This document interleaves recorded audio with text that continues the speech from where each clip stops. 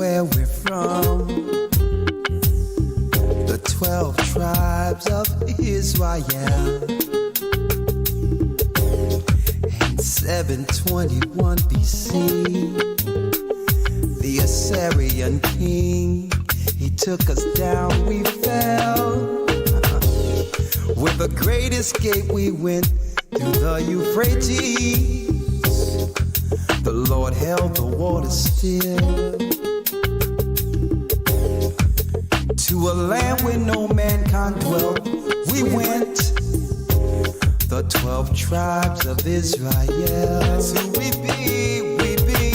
Manasseh, the Cubans, Ephraim from Puerto Rico, and Valley from the Isles of Hawaii. The Lord is calling back Israel. Babylon from Panama, Gad, the North American Indians, Simeon, the Dominicans. Our highest gathering is Israel. The Arabs and Africans told us to gather our wives and children and sold us. In the belly of these great ships we traveled and fed. By the rivers of Babylon we found our brothers here. In Colombia, Reuben from Australia, Issachar, the Mexicans. A highest gathering is right. Judah, the Negroes, Benjamin, the West Indians, Levi, the Haitians. A highest gathering is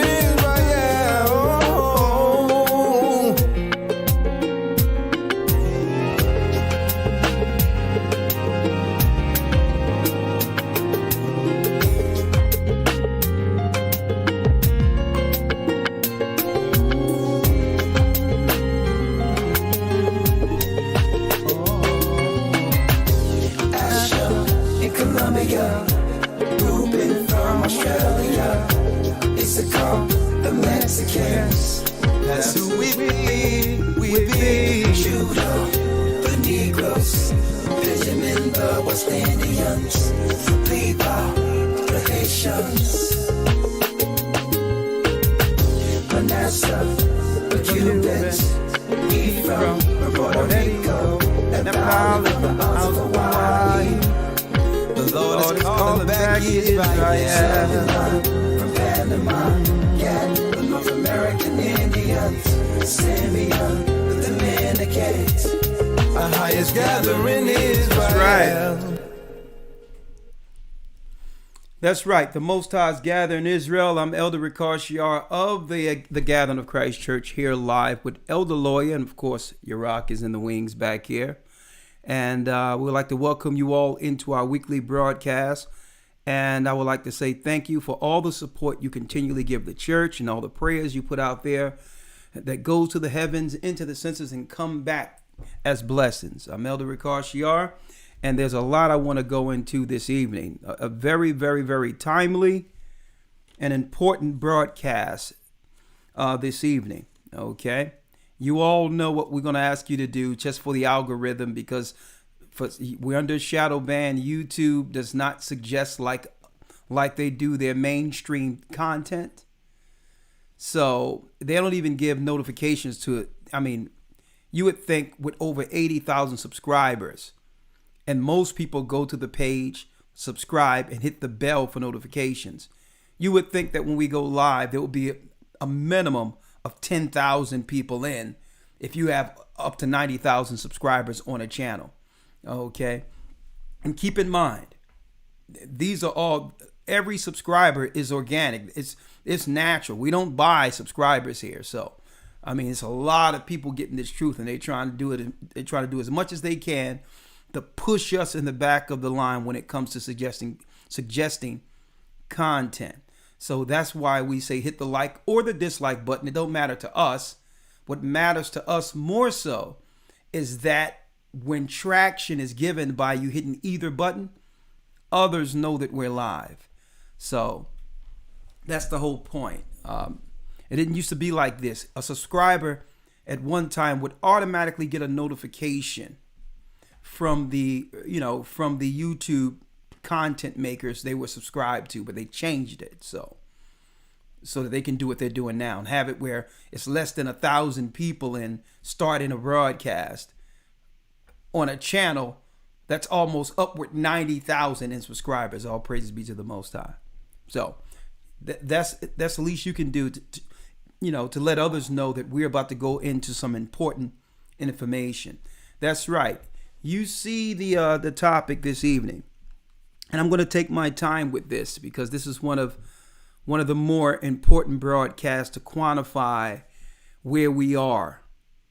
Okay, one of the most poignant, more important broadcasts we've had to date. Now, I usually say that from week to week because as the Most High give us more understanding, the light gets brighter, and it becomes more concentrated and into understanding the case we're in as a people. Okay. Now, jumping right in, as you can see, our broadcast is titled "The Fall of the Great Ones." Okay. And that's on the back of a lot of information coming out all at once concerning civil rights leaders. Okay. From the Black Panther era in the 60s and from the time of Malcolm X, Martin Luther King, one of the most, I would say, more important political times since the making of America was in that time period between the early 60s up until the 70s. Out of all the years we were in this country as a people, at one point it seemed like we were unified. It doesn't matter the religion, the ideology or mindset. We were unified against the enemy to a degree that the government, the world government led by the Roman Catholic Church. Let's make this clear. When you talk about what you would call clandestine type of agencies, all of these agencies are really nothing different than the ancient Jesuit orders of secret societies. Okay, what they call CIA, FBI, Mossad, no matter what it is, it's Jesuit at the helm, Catholic. Okay, it's Roman control over the children of Israel, but I digress. But I wanted to go into today the fall of the great ones to show you that the assassination, the assassinating of the righteous was prophesied out of the Bible. Okay? But there's a piece that most ignore. And that's why you must use Christ as the go-to in understanding what's happening in these landscapes when it comes to the government needing to assassinate a leader. Christ is really the go-to. And I'm going to show you. Because you have to realize we're the same people. So Satan isn't creating new tricks. What worked against Christ and the disciples, they just repackage it from generation to generation when our people began to, unify against satanic oppression. And you know what? It succeeds every time. So today I'm not just going to just point to the coming against the righteous. We're going to highlight the steps that are taken and the participation that happens from amongst our own people by studying what happened during the civil rights movement and comparing it with what? That's right. What led to the death of a black man by the name of whom the world calls Jesus Christ.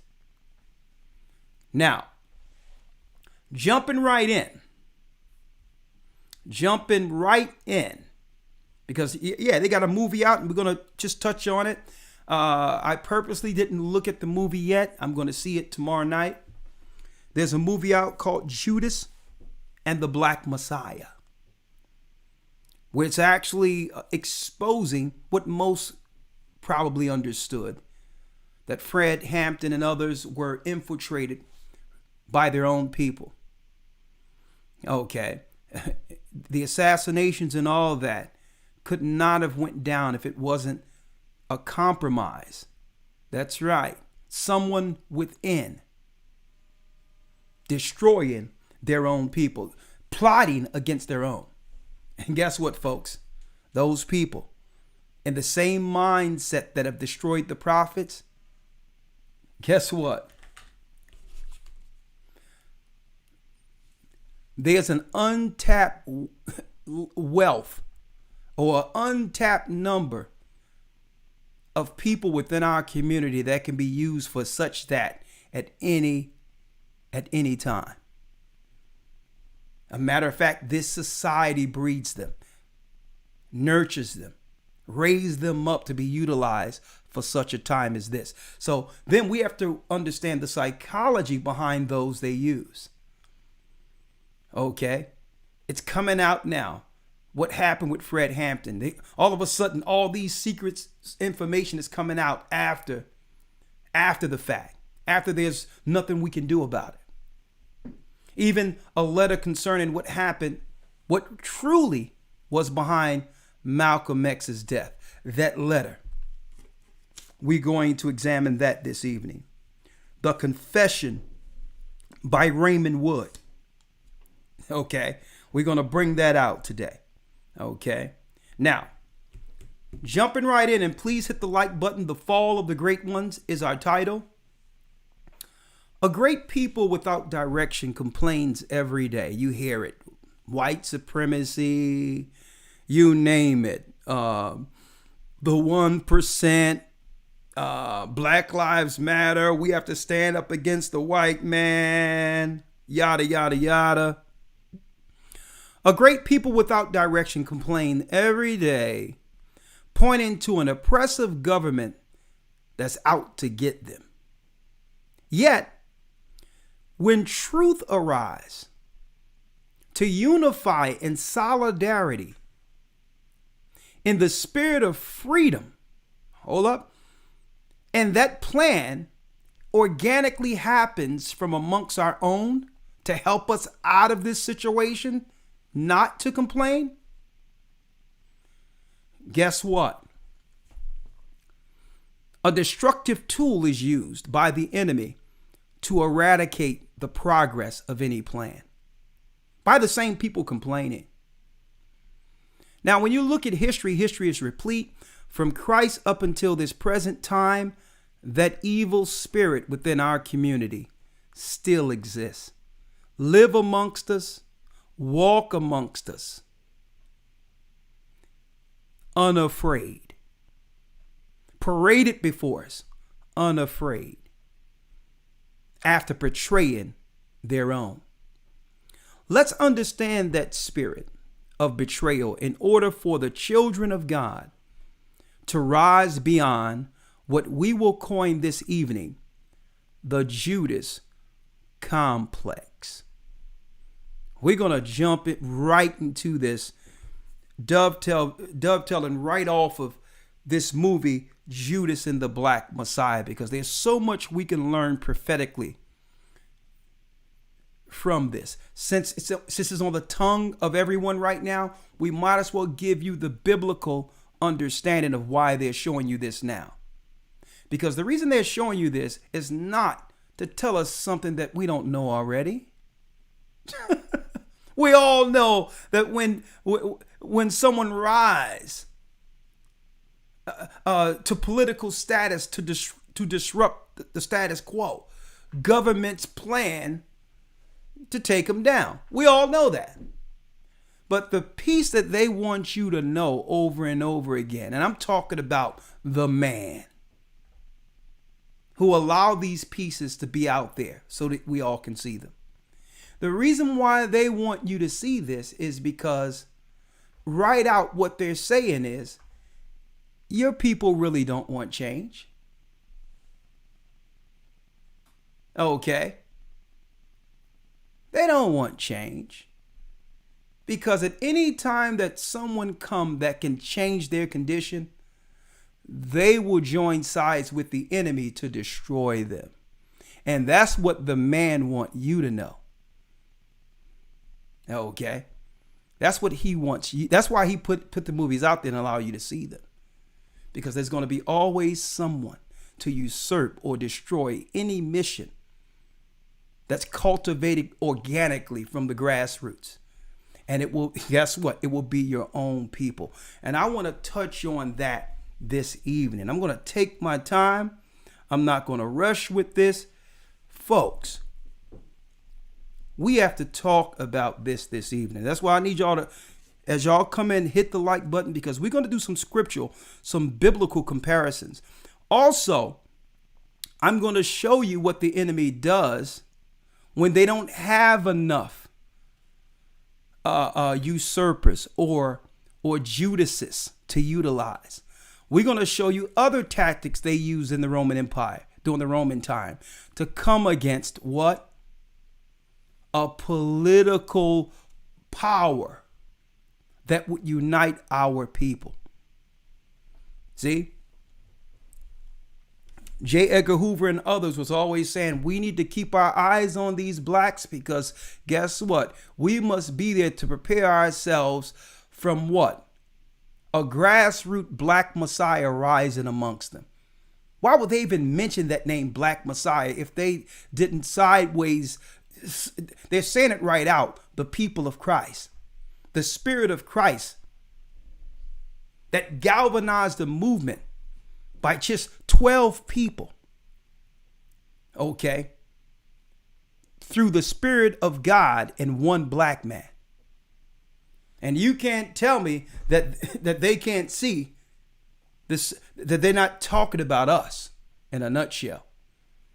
Think about it. Think how powerful Christ was. A black man with 12 guys. His ministry was so effective that the Roman Catholic Church did what? They totally skirted their paganism. Okay? And did what? Converted into a form of Christianity to infiltrate it. Because why? Christ's mission was so pure, potent, that even pagans, Romans, were converting. So understand the power of the black Messiah, who's Christ. And when they see any, guess what? They have these journals. I have records of the Roman Empire, the fall of Rome. They've been studying us since the fall, folks. They know we're the children of Israel. So keep in mind what they're doing here. When they see similarities in their journals and atlases organically in the community rising up from the grassroots, they begin to compare that to when Christ began to teach with his disciples. Okay? We're going to go in today, right? So I need y'all to hold tight. How many people we have in before I really start diving in? Okay, right now we're almost up to 2,000. Y'all doing a great job with the like button. We really appreciate it. So I'm going to start showing some of the videos that I have in tow and all that. Starting with Judas and the Black Messiah and the letter I want to read concerning Malcolm X's death. Okay. And also it's no coincidence that we're going into the Passover next month. It's the same spirit. Dovetailing, highlighting, okay, not only the height of our Lord and Savior's mission leading up to his crucifixion, speaking of Christ, a black man, but also it highlights what we as a people should never, ever forget when reading and going into the Passover. The descriptive understanding of Christ's teachings. You cannot teach the Passover without highlighting Judas. And I think that's another reason why the pagans wanted us to more so celebrate Easter. Because really, you concentrate on that Passover lamb. There's one, you can't have one without the other. You can't have the Messiah without highlighting what's wrong with us. The Judases. Right? And we're going to talk about that. It's going to shock some of you this evening with some of the details that I prepared before this broadcast. Yes, I went way in with this one. Now, before I go in, let me make an announcement while brothers and sisters are coming in. We've been receiving email concerning, hey, I pre-ordered my calendar. Where's my calendar? That's right. They were all sent out today. Salvation, hear, O Israel, the Lord our God is one. Your 2021 GOCC Hebrew and Bible Academy, or the calendar, is here. Look at this. First page give you the breakdown of how to calculate things according to the Almighty in the scriptures. The scriptures to break down the correct Sabbath calendar. Okay? It breaks it down right here. There's no such thing as a 365 point something days. That's stupid. 365 days. It doesn't make any sense. Okay, that was Esau. Esau had to correct his calendar over and over and over again. Why? Because Esau refused. He refused to follow the Sabbath. Okay. There's 52 weeks in a calendar year. Okay. 52 weeks. 364 days. 52 Sabbaths. 5 and 2 is 7. Doesn't matter what the Esau does. Leap year. Daylight saving time. Switch this and switch that. As long as we follow this, we're on point according to seasons. Period. When a new season comes in, when winter ends, 2 weeks from that winter, that's the second Sabbath. What is it? Passover. When you hear about new moons or read about new moons in scriptures, you know new moons means a change of season. It's an intercalary days. It's 4 of those a year, changes of season. So this is really an education 101 on how to understand an annual Sabbath. Okay? And we've done all the research. It's right on point from sundown to sundown. Any holy day you see in here, you start from sundown, you're good. Look at this. Passover. This due in remembrance of me. Look at this. And the quality is A1. That's right. When our church does something, we're going to make sure the quality is A1. Okay? And that's why even though, and I thank the Most High for those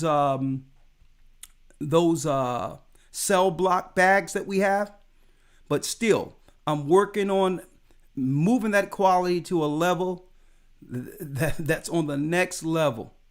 All right, when it comes in comparison of our competitors. So I know a lot of you are saying, well, hold up, this doesn't seem as sleek as what the industries and others put out there, but don't worry about it. I'm going to work on that. But we started here with the calendars, and guess what? It's A1. I mean, the quality, you can see the paper. It's nice. This is April, and here it is. You can put your schedules in here, and in the regular boxes, it'll show you what days your holy days fall on. You can plan everything with this.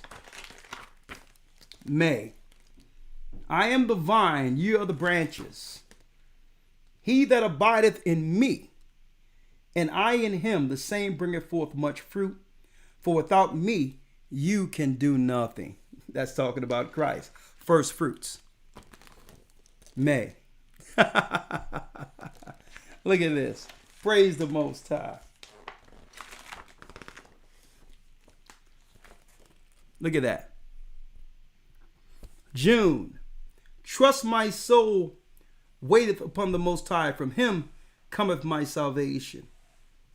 He only is my rock and my salvation. He is my defense. I shall not be greatly moved. Look at that. Praise the Most High. July. And thou shalt love the Lord thy God with all thy heart and all thy soul and with all thy mind and with all thy strength. This is the first commandment. And you know, we strategically, as you can see, made sure that all of the chairs are a different color of the rainbow. Why? Because we are taking the rainbow back. The bow is the agreement between the Most High and man, Noah, after destroying the evil ones who was working perversions and doing evil perversions before the flood. So to mock God, they have taken the Most High's rainbow in mockery. And so I'm like, no, that bow belongs to us. It doesn't represent them. So we're taking it back. Mark 12:30, thou shalt love the God, our God, with all our heart and all our might. That's July. That now is high time to awake out of sleep. For now is our salvation nearer than when we believed. Romans 13:11, August.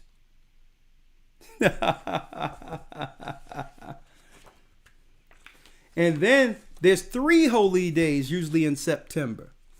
The memorial blowing of the trumpets, the Day of Atonement, and the Feast of Tabernacle. September. When the leaves fall down, fall. Be glad, people of Zion, rejoice in the Lord your God, for he has given you the autumn rains in righteousness. Joel 2:23. October. November. Heal me, O Lord, and I will be healed. Save me, and I will be saved. For you are the one I praise. Jeremiah 17:14.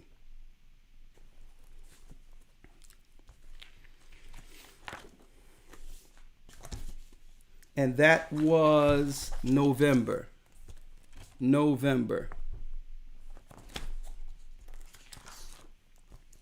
December. And not only that, the calendar is actually bigger in width. We made it bigger in width than last one. So I love these calendars. December. Restore unto me the joy of thy salvation and uphold me with thy free spirit. Psalms 51.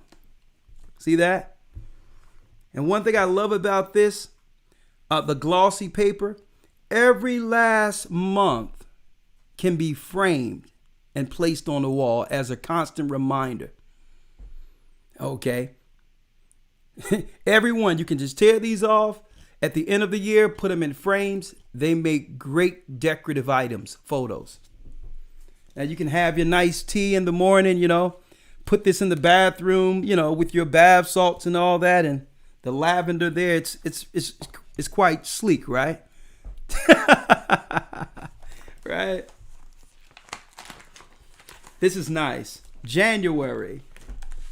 Humble yourselves, therefore, under the mighty hand of the Most High, that he may exalt you in due time, casting all your care upon him, for he careth for you.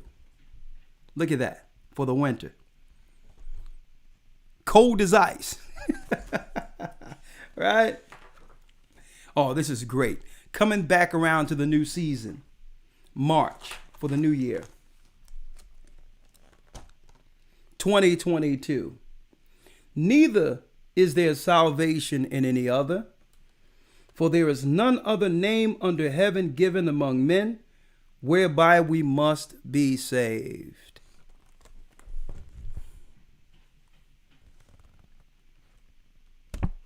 I'm so excited about these calendars. And don't worry about it. What I can do real quick, because I know a lot of you would like to order it, I'll put the link up there for you in the chat for you real quick. This way you can order it on your own time. But I've been getting inundated with email. Where's my calendar? I ordered my calendar. We pre-ordered. Just went out. So if you ordered, don't worry about it. It just went out. Okay. Let me get it for you here. I'm gonna give you the link. This way, those who are interested can order it. Okay. Let me get it here. 1 second. I'll just pull it up for you.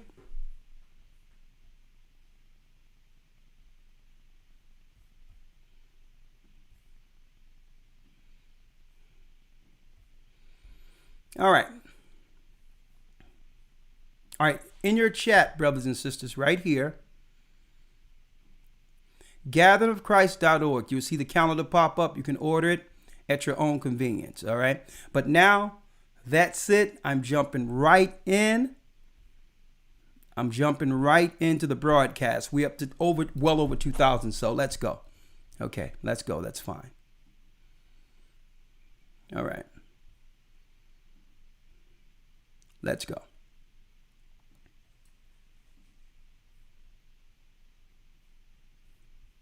All right, jumping right in.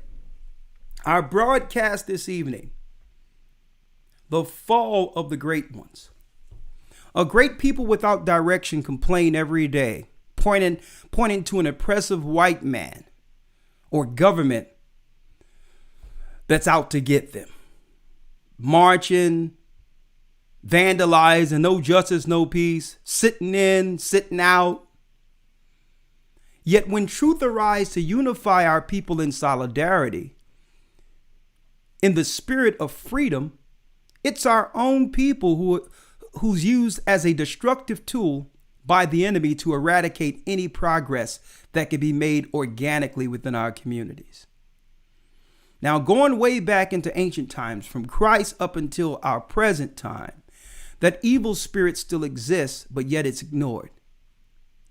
Let's understand that spirit of betrayal in order for the children of God to rise beyond what we coined this evening, the Judas complex. The Judas complex. Now let me show you, let me put this on the screen first for you. Okay. I'm going to put this on the screen. And let's hear about what was going on during that time. I'm speaking of the civil rights movement, where it seemed like we were somewhat unified against the enemy. Okay. We're going to go back. We're going to go there, and we're going to go way back to Christ's time and show you there's some eerie similarities within the political landscape, where during Christ's time, you had our own people running to Caesar, claiming that, well, Caesar, there's a man who's claiming to be more powerful than you. When we only know one king, but you, Caesar. This man say he can destroy your kingdom and raise it up in 3 days. Dude, Christ was talking about building our kingdom. Why run to Caesar? You're going to find some eerie comparisons. You're going to see this evening, folks. It's eerie. So when you see Judas and the Black Messiah, what came out about Malcolm X and all these things, you don't even understand what they're telling you in a nutshell. What they're telling you is, guess what? The death of your great ones has always been at the hand of your own people. Of course, the enemies want them out, but they cannot do it unless one of our people are complicit in it. See? Or they would just do it. But it's an extra satisfaction in knowing that they can always find someone from amongst us. And what in our society breeds or make such a being, such a Judas? We're going to go into that this evening. But let's deal with the landscape of what was happening during the 60s altogether. Look at your screen real quick, if we may. I need y'all to hear this. This is a word from JFK. Listen to this.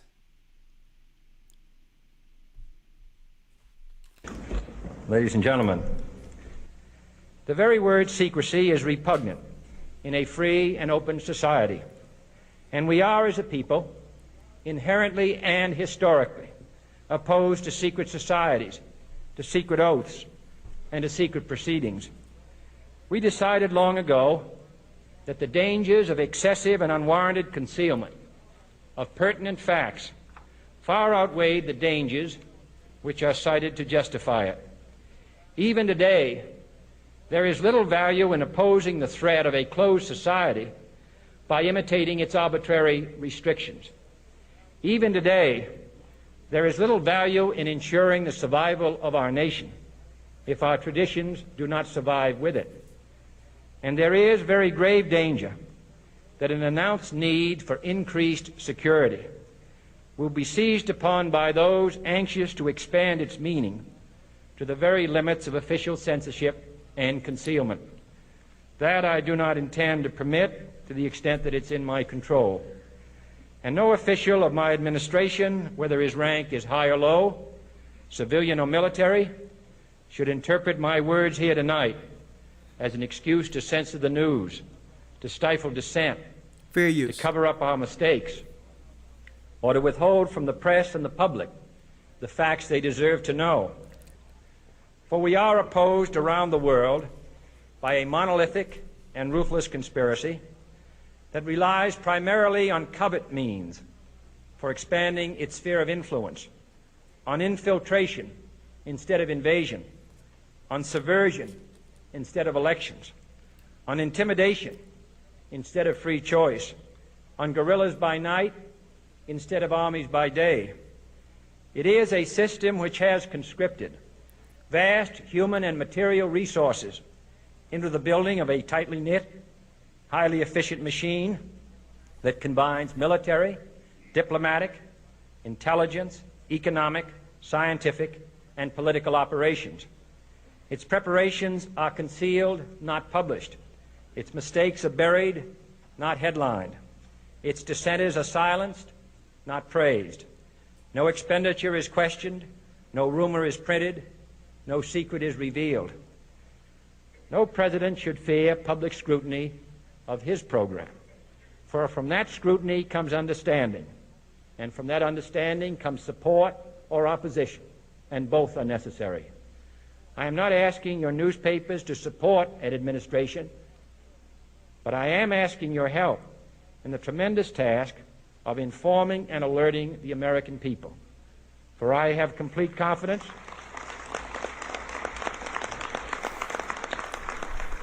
in the response and dedication of our citizens whenever they are fully informed. I not only could not stifle controversy among your readers, I welcome it. This administration intends to be candid about its errors. For as a wise man once said, an error doesn't become a mistake until you refuse to correct it. We intend to accept full responsibility for our errors, and we expect you to point them out when we miss them. Without debate, without criticism, no administration and no country can succeed, and no republic can survive. That is why the Athenian lawmaker Solon decreed it a crime for any citizen to shrink from controversy. And that is why our press was protected by the First Amendment, the only business in America specifically protected by the Constitution, not primarily to amuse and entertain, not to emphasize the trivial and the sentimental, not to simply give the public what it wants, but to inform, to arouse, to reflect, to state our dangers and our opportunities, to indicate our crises and our choices, to lead, mold, educate, and sometimes even anger public opinion. This means greater coverage and analysis of international news, for it is no longer far away and foreign, but close at hand and local. It means greater attention to improved understanding of the news, as well as improved transmission. And it means, finally, that government at all levels must meet its obligation to provide you with the fullest possible information, outside the narrowest limits of national security. And so it is to the printing press, to the recorder of man's deeds, the keeper of his conscience, the courier of his news, that we look for strength and assistance, confident that with your help, man will be what he was born to be, free and independent.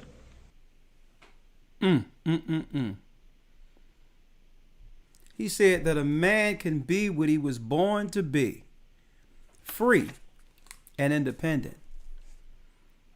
Subsequent to this, that's right, assassinated. Assassinated. Why? Notice he said that media should be used more so to uphold the First Amendment than entertainment. And you notice that entertainment has been our greatest distraction. When really, if you have access or a pulpit to influence thousands of people, it comes with a responsibility to bring truth. And they switch that all the way around, where the media be more of a distraction than an informative tool to galvanize a people. Right? Subsequent to this, right after this, because usually it's the vice president. He's the guy that the elite powers have in place, just in case the president grows a conscience. That's why they had old Slick Joe behind Barack Obama, the same way they had Lyndon B. Johnson behind JFK. And the same reason they have Kamala right now behind Joe. But what I want to highlight is the fall of the great ones. Because there were never greater men as far as for a movement that galvanized the earth like our leaders in the 60s. Who I believe that the Most High God galvanized in the spirit of freedom to awaken our people, regardless of their faults. Now, because I didn't see this, and I don't want to be a spoiler, I'm just going to read right here. I'm just going to read the IMBD for Judas and the Black Messiah. I'll look at this tomorrow. Bill O'Neill infiltrates the Black Panther Party per FBI agent Mitchell and J. Edgar Hoover. Now we know J. Edgar Hoover was just an outward gay guy at a time in which that wasn't fashionable. Cross-dressing and all of that. But this guy was maniacal. It tell you FBI agent Mitchell and J. Edgar Hoover as party chairman Fred Hampton ascends, falling for a fellow revolutionary en route, a battle wages for O'Neill's soul.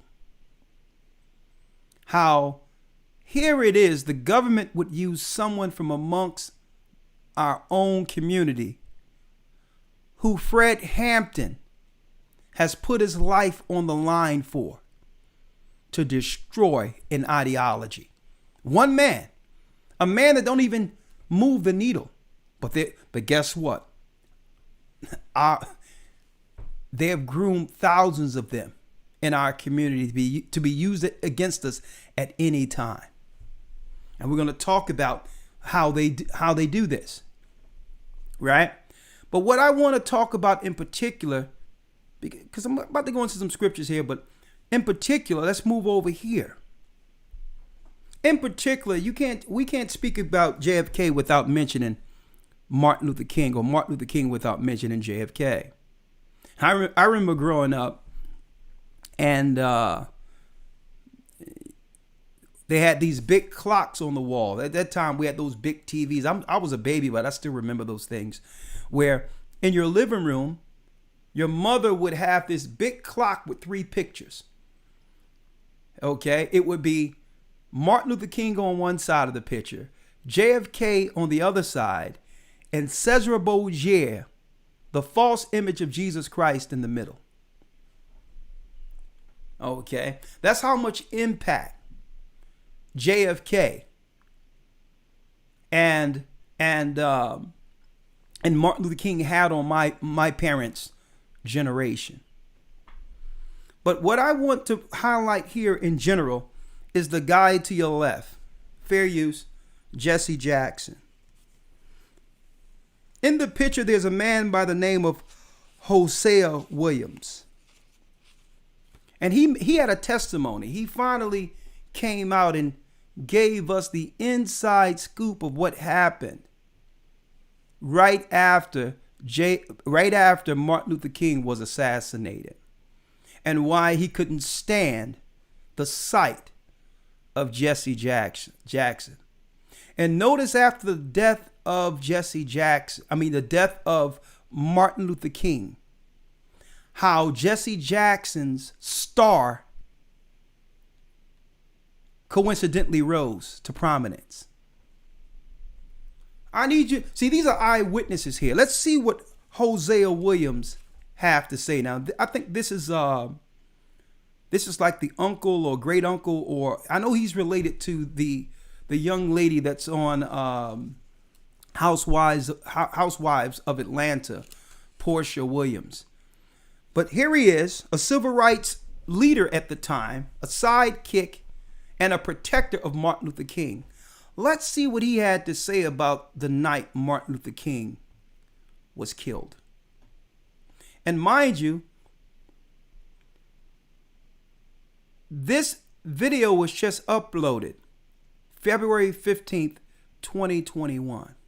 All of a sudden, all this information is coming out all at once, as if they want us to know what's amongst us. Listen to Hosea Williams. We were discussing the Washington movement, poor people campaign in Washington. And that afternoon, we were in the meeting, and someone said, Reverend Billy Kyles is outside and he's upset. And Dr. King said, oh my God, I forgot to tell you all. I promised his wife, who's supposed to be a great soul food cooker, we'd have our feet on her table at 5:30. Now it's 5:45, and we sit at the meeting. Dr. King said, everybody rush. And get ready in a hurry, let's go. So I ran down and got to my room. My key wouldn't open my door for some strange reason. The limousine that had been loaned to us, I opened my door, I could touch the limousine. And finally I heard the driver tell Dr. King, Dr. King, I advise you get your top coat, because even though I have the car on, it's still chilly. Fair use. The last words he said in this world, okay, Jonesy, I'll get my top coat. And I heard this thing say, bow. And I honestly thought someone had thrown a firecracker into the air. And I looked around to rebuke whoever was that stupid. And I heard something, pookaloo, fell up above my head. And I looked up, and his leg was sticking through the rail. Dr. King only wore one type of sock and one type of shoe. And I knew that was him. I said, oh my God, they got it. And then I had to run about 50 feet down and back up, and I got to him. And Ralph was holding his head, and Andy was there. And a guy from Africa who had been traveling with us as a newsman from Africa. We found out later on he was working for the CIA. No, the FBI, working for the FBI. And he had taken a lot of pictures of Dr. King. And I grabbed him in the throat and started choking him, because the bullet hit Dr. King right here. And it went round and cut his medulla oblongata. And I didn't want people to remember Dr. King with half his face shut off. So Andy ran and got a towel. And somehow or another they took one more picture after I made him empty that camera. And it shows Dr. King down with a towel on his face. But I'm going to tell you, I was an expert gunner in World War II. When I ran up on that balcony, and I looked from whence that bullet had to come, the distance of that bullet, and just could feel the wind blowing that day, I said, whoever shot that rifle was one of the best in the world. He shot one bullet. And I believe that Dr. King hadn't moved to go back and get his top coat, the bullet would have hit him between the eyes. The bullet hit him right here. But what happened, and then Ralph said, we'll go in and take him on to the hospital. Jose, you get all the staff together. 3 of us saw it, Dr. after he was shot. 3 SLC executive staff members. Andy, Abernathy, and Jose Williams. Those are the 3 that saw that body. Now listen to that. So I got in the yard, and I was about to lose my cool, because I was thinking if I could take some molecules out there and make me some guns and kill me some white folks. And one man said, now be cool. You're doing the same thing you promised me you never do. And I started crying, and then I heard Jesse Jackson say, he told me, Jesse, take our people onto the mountaintop. And that didn't bother me, even though I know Jesse got nowhere near him. And then Jesse said, I held his head in my hand while he died. And that didn't get to me. And then Jesse said, look at my shirt. And I looked around, sure enough, and Jesse Jackson's shirt was drenched in blood. And I realized the only way Jesse could have gotten that blood was stoop down on that floor at the Lorraine Motel and rake that blood off that floor and put that blood on him. And I went crazy. I really tried to kill Jesse. They grabbed us and all that, but that hurt me so bad. The other thing was, when Abernathy came back, says, no need of prayer, no need of crying, no need of nothing. He is gone. It's over with. He's gone to glory. And we called the meeting, the staff meeting, and Jesse claimed to have been ill. And Abernathy told him, Jesse, go ahead to the room and relax. Jesse had to have run like hell that room into that airport, because he got out of Memphis to Chicago. All us feet and everybody was still in the motel. Cut the televisions on the next morning. That was Jesse Jackson in Chicago with that same bloody shirt on, telling that same lie. I've never respected Jesse since that moment. When they shot Dr. King, a black guy come running around that corner saying, he went that way, he went that way. James Earl Ray no more killed Dr. King, and I killed him. And everybody knew it. He was a Patsy set up. And the guy said, went that way, went that way. I said, who went that way? He said, that man ran out that building and dropped the rifle on the sidewalk and jumped in a white Mustang, had a red Alabama tag, and took off. Well, hell, I wasn't worried. That's no car in America look like a Mustang, but a Mustang, a white with red Alabama tag. Where's he going? The police have him like that. And I asked that rifle was left on that sidewalk. That was the rifle that James Earl Ray had purchased, but that was not the bullet that killed Dr. King. See, it's best to hear it from eyewitnesses, brothers and sisters. He was there and said, listen, Jesse was nowhere near him. I know. He said the only way blood could have gotten on his shirt unless Jesse went and took that blood and put it on his shirt. And then he told me, whispered to me, that Jesse, take my people to the mountaintop. Huh? And who was it a few weeks ago standing in front of the cameras on a photo op to get the shot taken to show our people it's okay to take? But I digress. All right. One other thing I need to show before I bring Elder Lawya in. One last thing, if we may, is this particular letter. This particular letter, it's a confession. It's a confession. Okay? Let me pull it up. It was a confession concerning what really happened in the assassination of Malcolm X.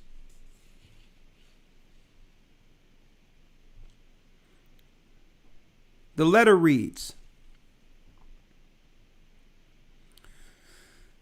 and this letter is by Raymond Wood, a government informant that was paid to do a specific mission that led up to the death of Malcolm X. This is his own letter. He wanted a bedside or death confession to give his soul peace before passing over, being gravely ill.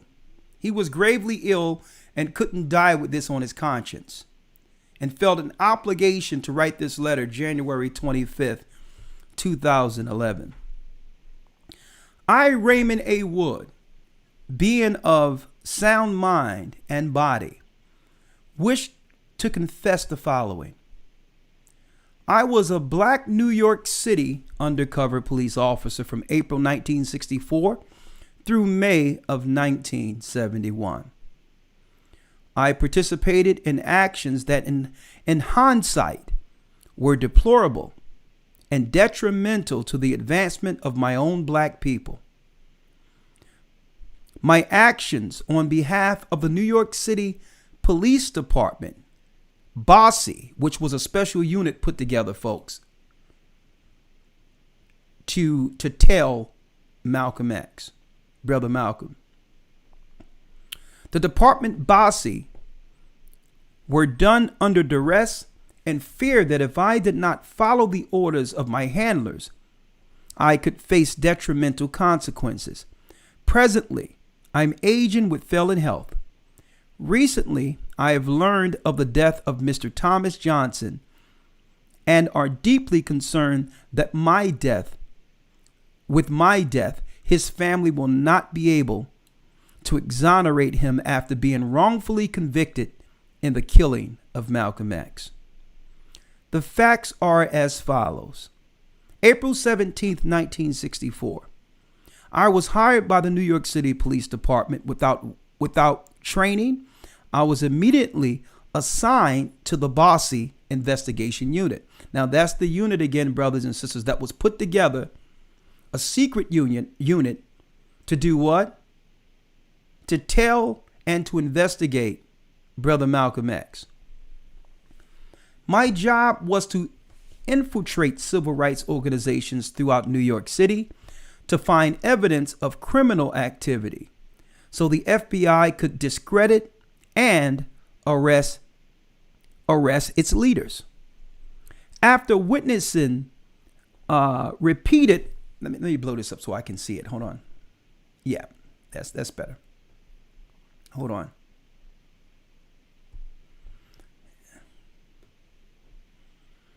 One sec. Yeah, that's better. All right. Yeah, that's better. My job was to infiltrate civil rights organizations throughout New York City to find evidence of criminal activity so that the FBI could discredit or arrest leaders. After witnessing repeated brutality at the hands of my co-workers, the police, I tried to resign.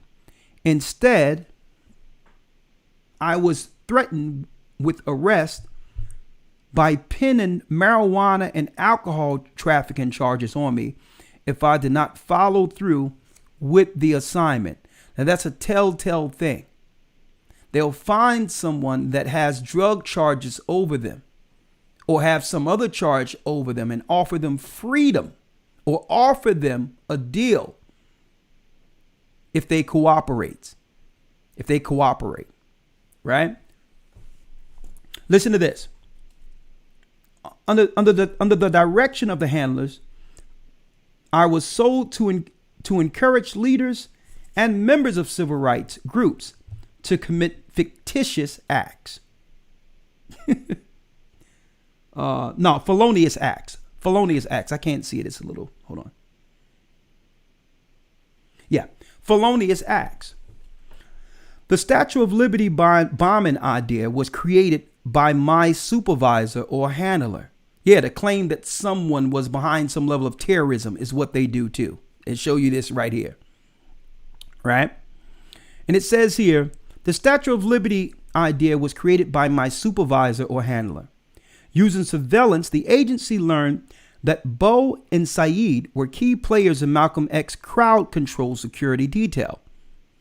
It was my assignment to draw the two men into a felonious federal crime so that they could be arrested by the FBI and kept away from managing Malcolm X's Autobahn ballroom door security on February 21st, 1965. So they created a scenario to do what? To get Malcolm's head security out of the way using this unit.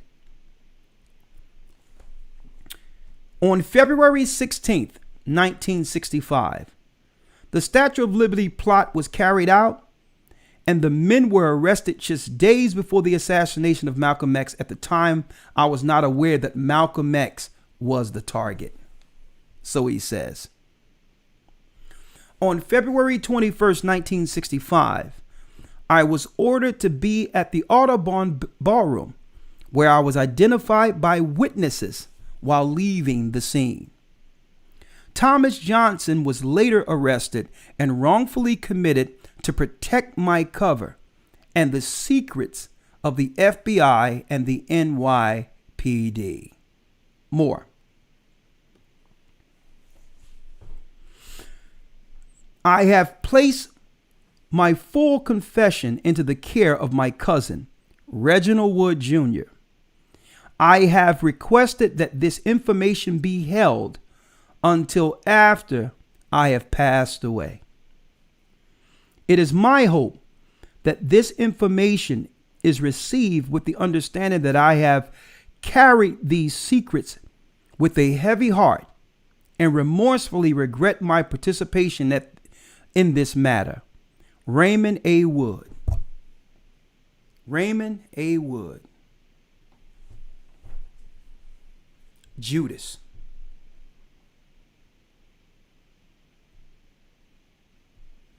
Now, why am I going here, brothers and sisters? Malcolm X, a family man, dedicated to the liberation of his people. The feds tapped his phone and couldn't believe how loyal he was, not just to his movement, but to his wife and children.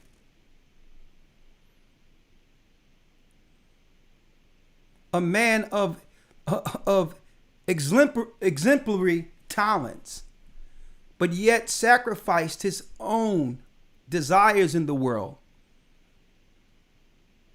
and dedicated himself both feet in for the what? For the embetterment of our race. Not to say that the Nation of Islam wasn't complicit in it either. But altogether, folks, it could not have happened if it wasn't for our own. What is this within our communities that Esau know exists, that he could always use against us? Can we highlight that? Which brings us to this particular topic. And Elder Lawya, I'm going to let you say what you have to say, and then we can dive in. The fall of the great ones. A great people we are, but without direction. You hear us continually complain, pointing out the oppressive government and the so-called white man that's out to get us. Yet when truth arises to unify us inside solidarity, when truth arises by a leader who would sacrifice his life for us, in the efforts for freedom, it's our own who are used as a destructive tool by the enemy to eradicate any idea that would help our people as a whole. From Christ up until our present time, that evil still exists and it walks amongst us unthreatened. Let's understand that spirit of betrayal in order for our people, the children of God, to rise beyond what I coined this evening, for those who've just come in, the Judas complex. What is it in our community that developed these type of people that Esau know exists and can be used at any time to throw a bump in the road or eradicate altogether a movement that could free our people?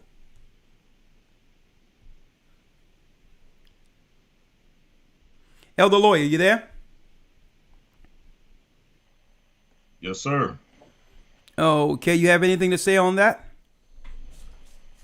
Yes, sir. Just one scripture I wanted to read, and you can elaborate on the point you made earlier concerning the, I guess you would call the perpetual cry that our people would cry out and state that we desire to be free, we desire to have leadership, we desire to have people to guide us out of this state of continual darkness and oppression, and all of the things you hear our people crying for. We want someone to guide us and lead us to a state of justice and peace and equality.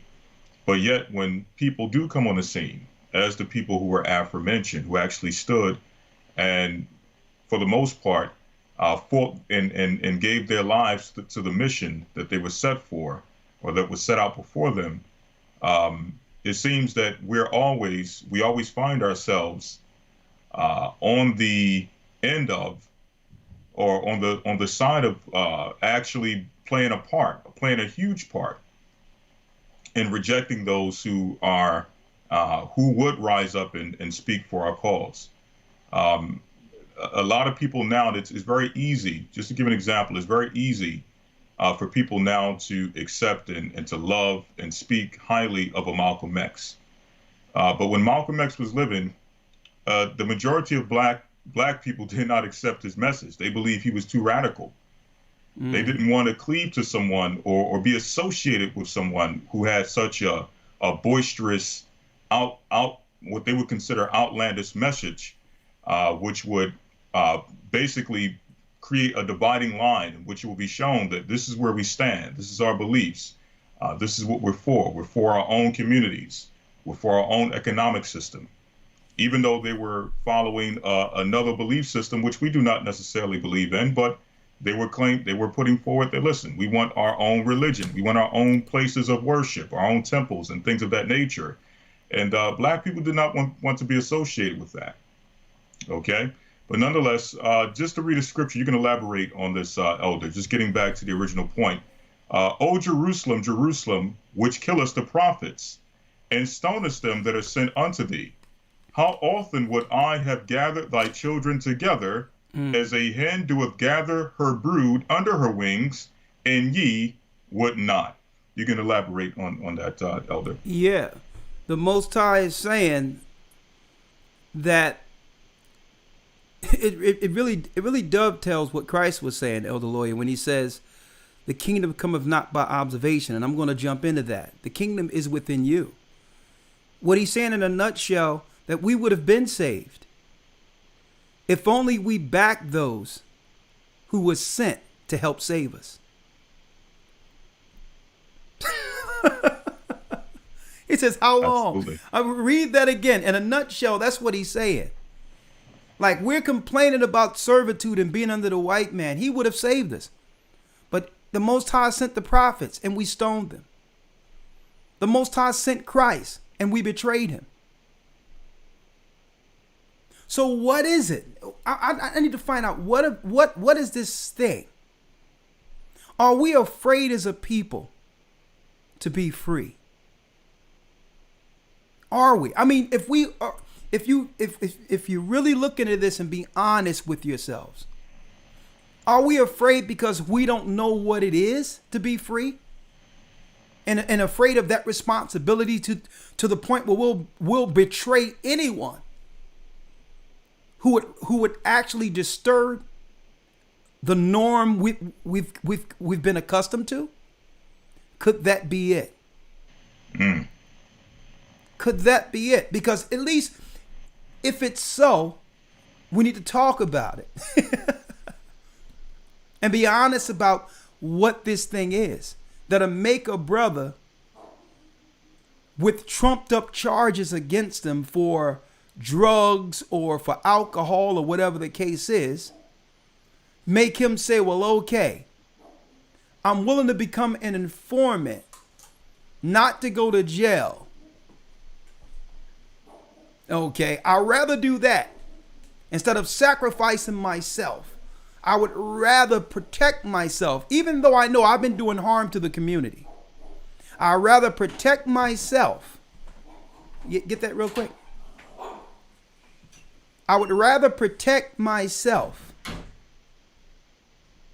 and allow a leader to die and compromising with the enemy. Who's more at fault here? When it comes to Jesse Jackson, who's more at fault? Him or the enemy we know? The one we trust in our community? Or the enemy we know who's against our community? Read that again, Elder Lawya. Yes, sir. This is the book of St. Luke, chapter 13, verse 34. Yeah. O Jerusalem, Jerusalem, which killest the prophets, and stonest them that are sent unto thee. How often would I have gathered thy children together as a hen? How often I would have gathered my children together. The Most High is saying, listen, I would have saved you a long time ago if you wanted saving. I would have saved. Don't forget, we had the political and moral high ground in the 60s. We were at a serious position. Our families were together. Even those who were dealing in what you would call drugs and the dark life, they knew to keep that away from good people. There was a code amongst us as a people. An example. I mean, no way they wanted us as a people to build off of that foundation that was made in the 60s, where we were united together against an enemy. So what did Satan do? What did the powers that be do? They opened up the Bible and read the Judas script.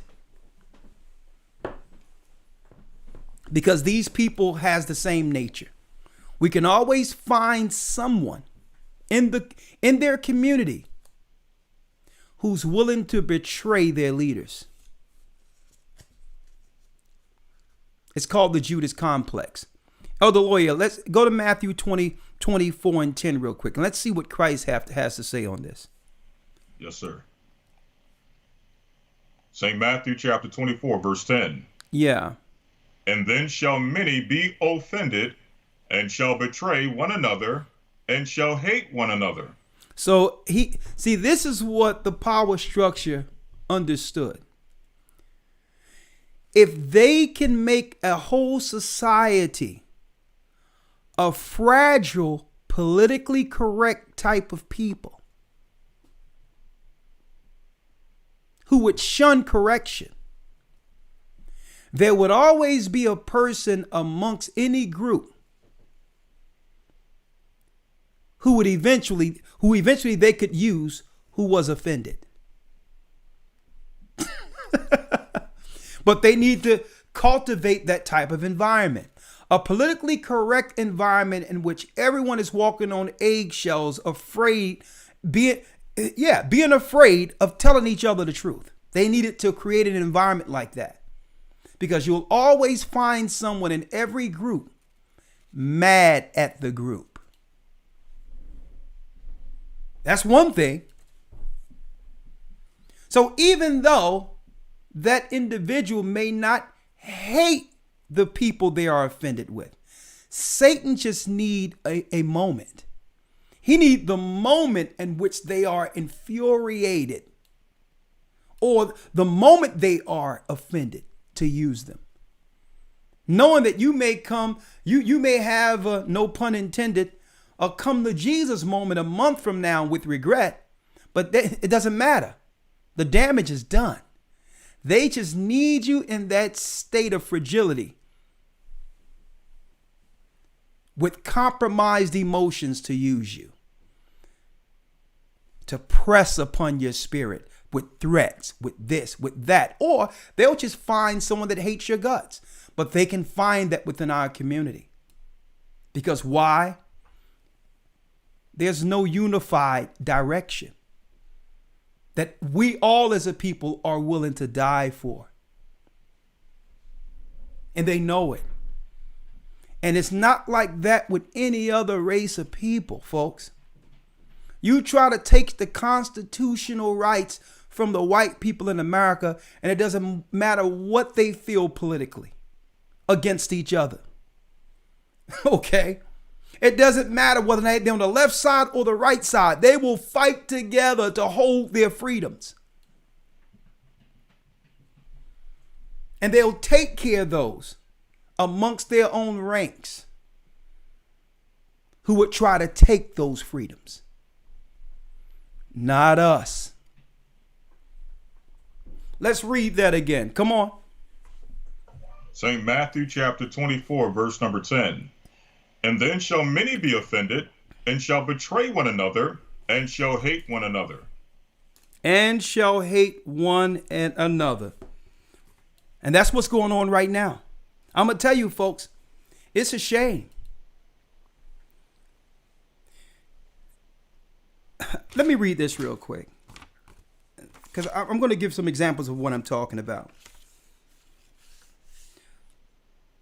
We have to, folks, we have to stop this thing in which we're easily offended over everything. We really need to get over that. Because the Bible tells us a wise man loveth reproof. I don't want to digress down this road, but I want to talk about it just a little.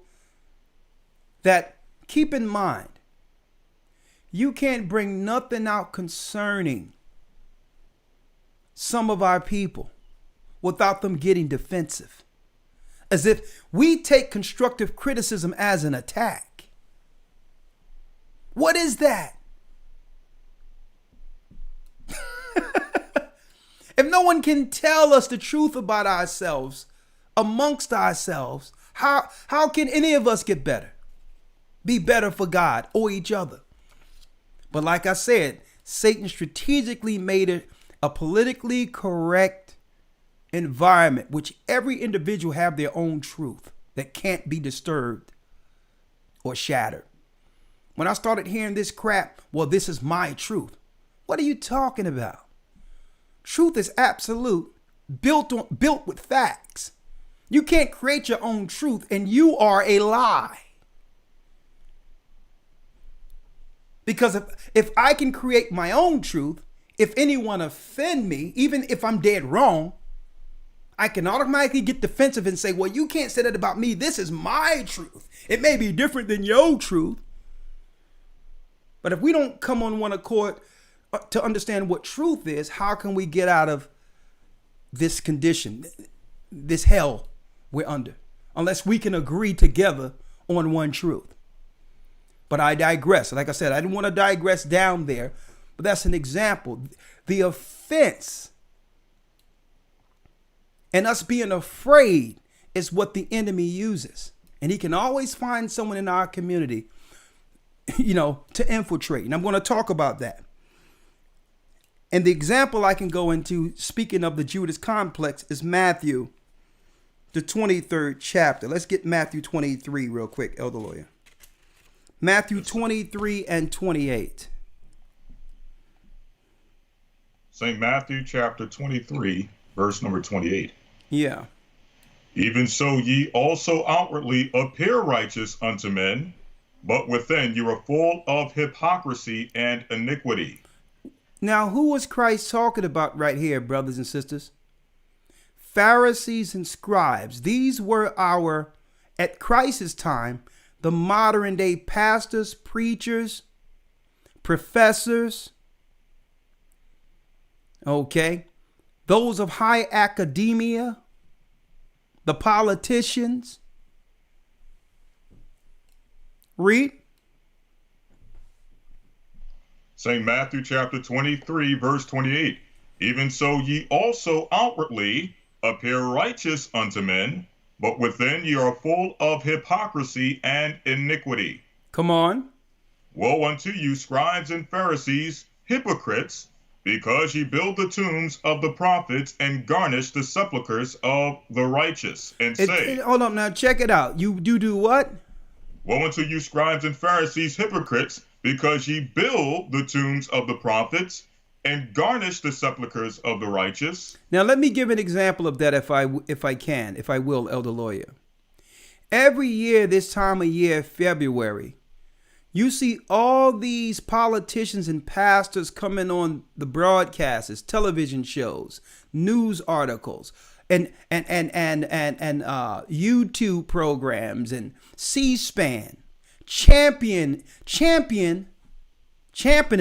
or highlighting or upholding or honoring our dead, the greats within our ranks, within the black ranks. You would see them get on news articles and get on TV and interviews and CNN and talk about how great Martin Luther King was, Jesse Jackson, and how honorable Malcolm X was. They'll all get on now. And this is what Christ is talking about here. You will address the graves. You will celebrate the prophets. You'll make everyone believe that you were down with those who died for our causes. Read.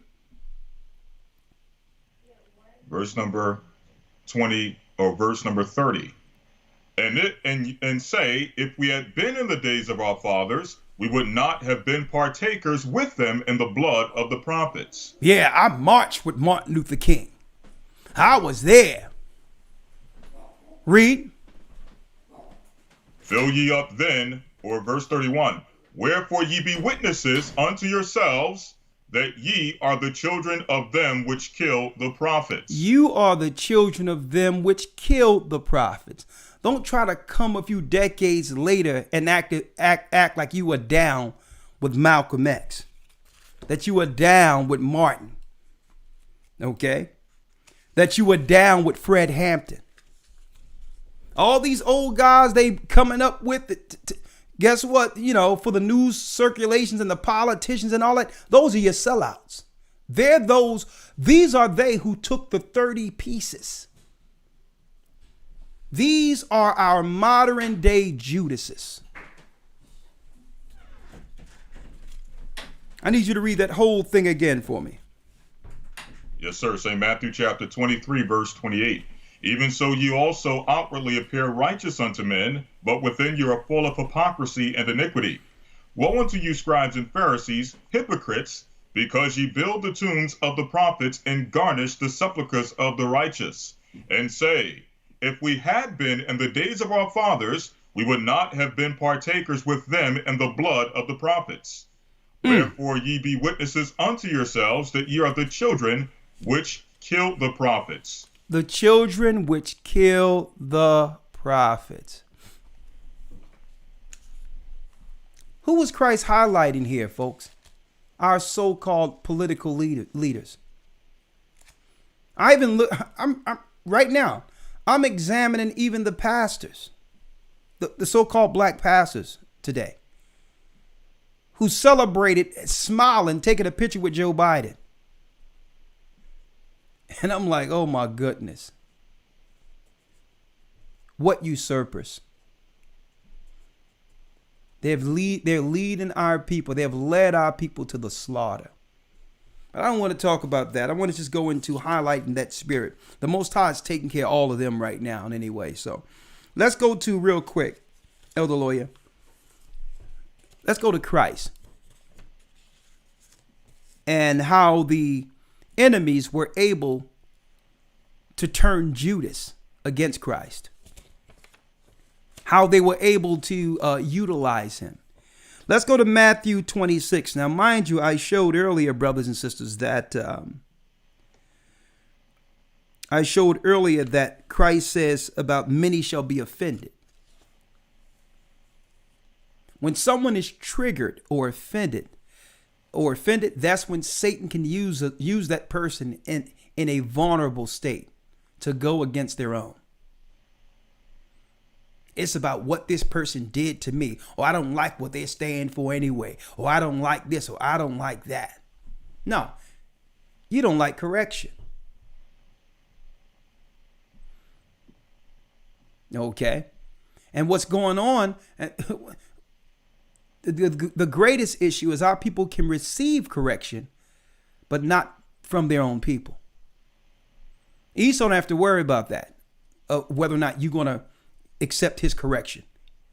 He got correction facilities. That's what he has. So he's not trying to go through this thing of trying to make you see what's right for your embetterment. He'll take your criminality and use it for good. He'll use you as a resource. That's why he don't have this thing of see it my way. Please come to the knowledge of some understanding to help yourself. Nah, Esau don't roll like that. Because when you cross the line, you're corrected. So we don't have no issue in getting correction or receiving correction from those who've oppressed us.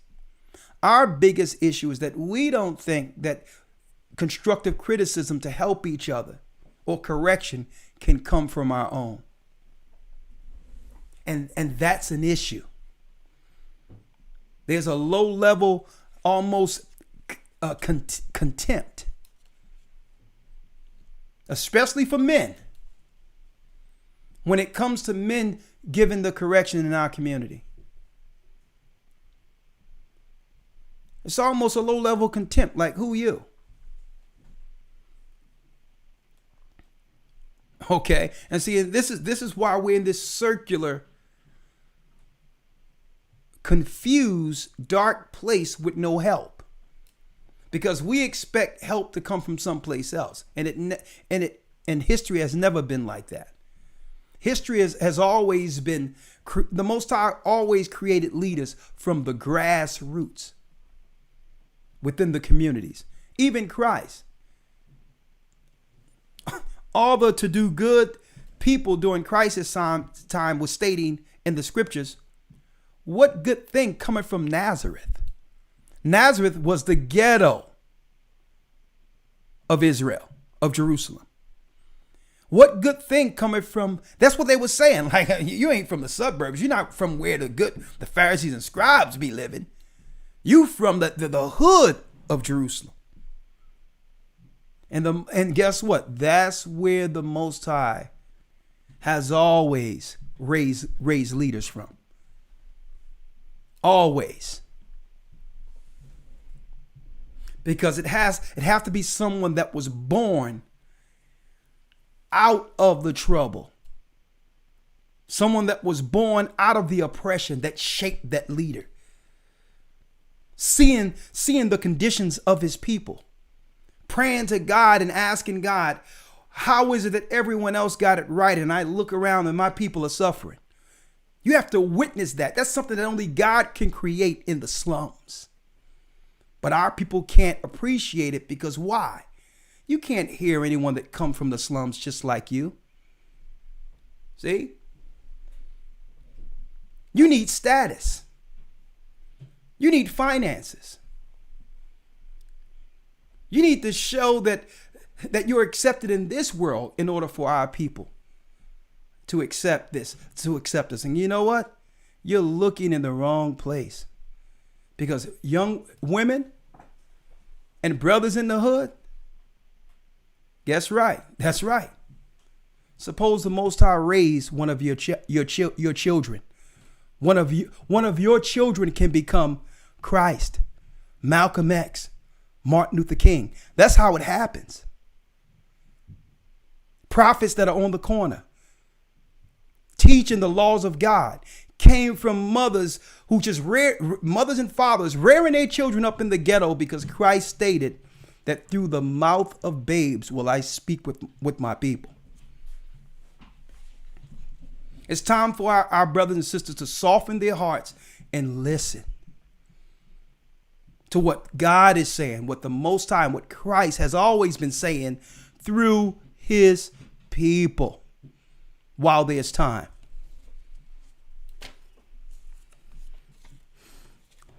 Let's go into it. Matthew 26 and 3. Read it, Elder Lawya. Yes, sir. St. Matthew chapter 26, verse number 3.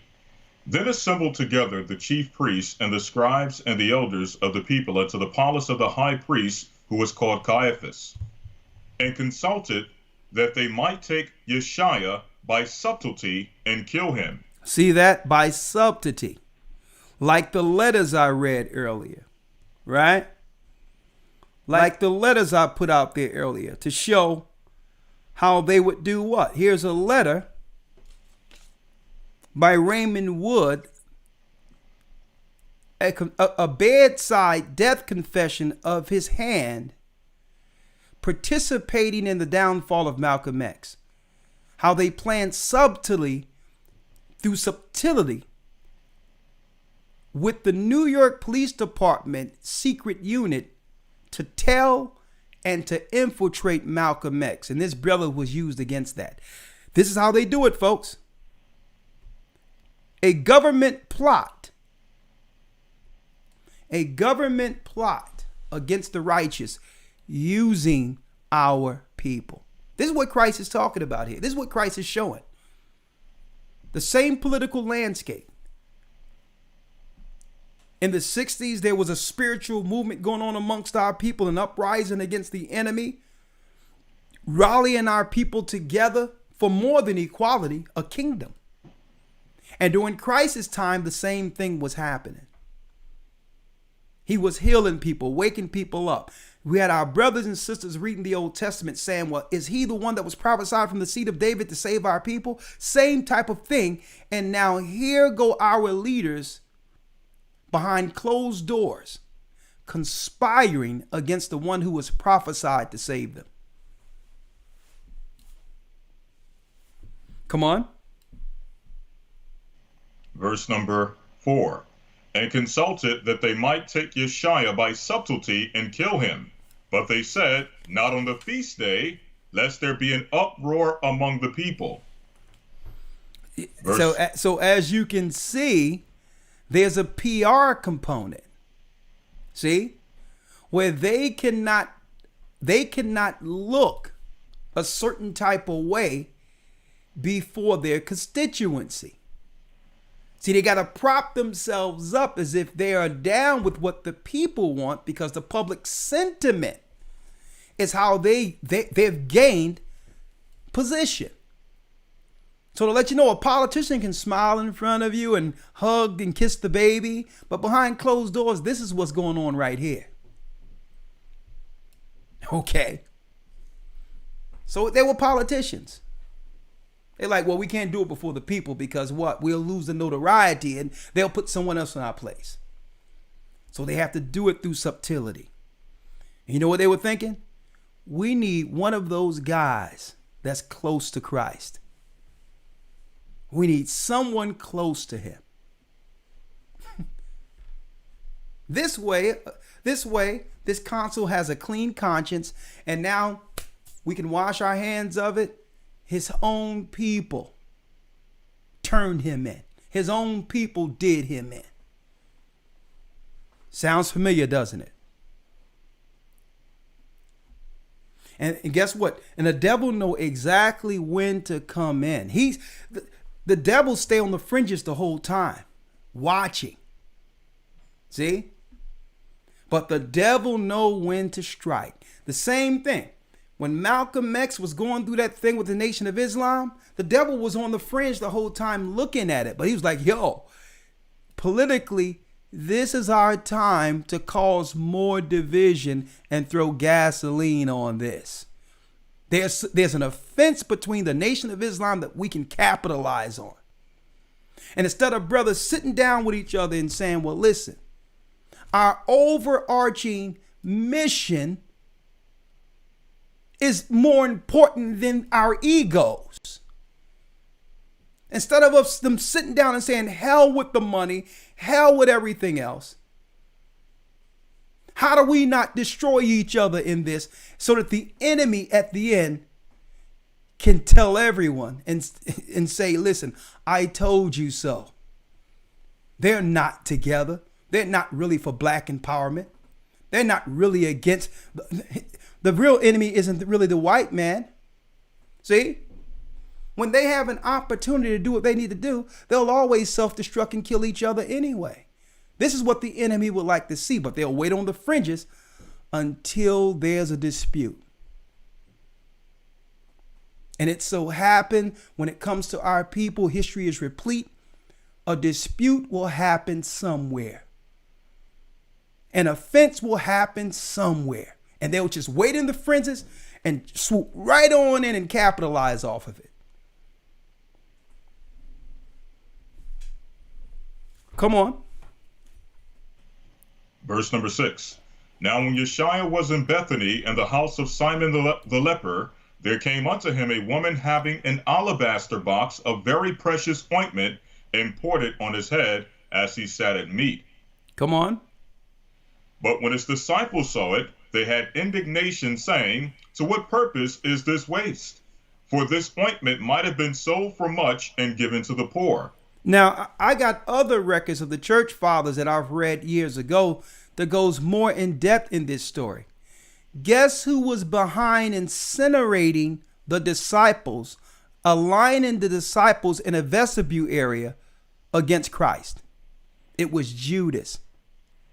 Because Judas was over the treasury. He already had a plan to sell this rare oil. He already had a plan, but he made the disciples believe that it was for the poor.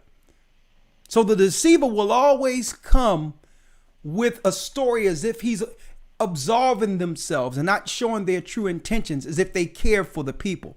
Be very careful when people were saying, well, listen, I just care about the people. That's all I'm saying. Be very careful with that. They'll never tell you their true intentions. That's the spirit of a usurper.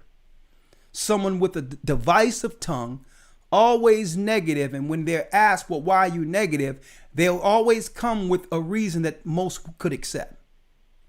I'm just looking out. I'm just telling you, I'm just looking out for you. And that's the spirit of Judas. It's not about uniting together. It's about what? Someone, a skeptic. Always have by themselves doing nothing, looking to divide. So the opportunity for Judas was to do what? Right here. Listen, man, we got poor people out there, and here it is, this alabaster box, man. I mean, that's selfish. Now, Christ did everything for these guys. Right? And Judas is offended. I'm going to show you it was Judas. Because when you read the details, you can see it was Judas who was really behind this alabaster box to sell and get the money for what? This rare oil that was worth its weight in silver. Read. If you don't mind, I'll just read real quick. St. John chapter 12, verse 4. Then said one of his disciples, Judas Iscariot, Simon's son, which should betray him, why was not this ointment sold for 300 pence and given to the poor? Then he said, not that he cared for the people, or this he said, not that he cared for the poor, but because he was a thief and had the bag and bare what was put therein. Exactly. He was the treasurer. So he had the bag. He had a plan on taking the bag. See that? Our people, bribery, taking the bag. Even Christ says it would have been better if Judas wasn't born. And now I understand why a brother like Raymond Wood, he was tormented in his mind, living with the fact that he had a hand in the death of a man who sacrificed his life for his people, Malcolm X. He couldn't sleep at night. The enemy just went on. They were like, job well done, Negro. Go back to what you're dealing with. A whole movement is shattered. Okay. When it comes to the awakening and consciousness of a people, because Malcolm X was finished with the Nation of Islam, and that made him a greater threat. That made him a greater threat. He was looking to open up trade with Africa and other diplomats in the Middle East well before the Honorable Louis Farrakhan made a deal with Gaddafi to get some help for black people. Yes, yeah. So first of all, Malcolm was talking about the valley of the dry bones and all those things. And at the same time, you didn't think Malcolm seen Israelites on the corner? You didn't see that? You didn't know that? Folks. So this guy grew a conscience. He was like, listen, I can't die like this without the people knowing what really happened. And let me tell you, sometimes it doesn't hit people until later. Why? Because the life of a testator isn't honored. You don't really understand the impact of a leader until he's no longer with you. And it tells us in the scriptures about the death of the testator. I need you to get that for me, Elder Lawya. It's only when the prophet or that person is no longer with you. Only then when you realize that that person was God sent. Okay? Because now you'll never hear from that person again. So now everything they said holds much more weight. And you begin to go back and say, well, let me listen to the things I didn't hear before. Because God was with that man. See? I need you to get that for me real quick, Elder Lawya. Yes, sir. This is the book of Hebrews, chapter 9, verse 16. Read it. For where a testament is, there must also of necessity be the death of the testator. Read that again. For where a testament is, there must also of necessity be the death of the testator. It must be to a degree for our people the death of a testator. Why? Read. For a testament is of force after men are dead. It's more of force after a man is dead. That's when the people look back and like, oh, hold up. This wasn't a regular person. God sent him. When you realize the way this person articulated and thought, it was different. The way they were able to quantify and see things were different. He was sent to help us. See? But only when someone died that you look back and understand how much they meant. And it goes back to this brother, Raymond Wood.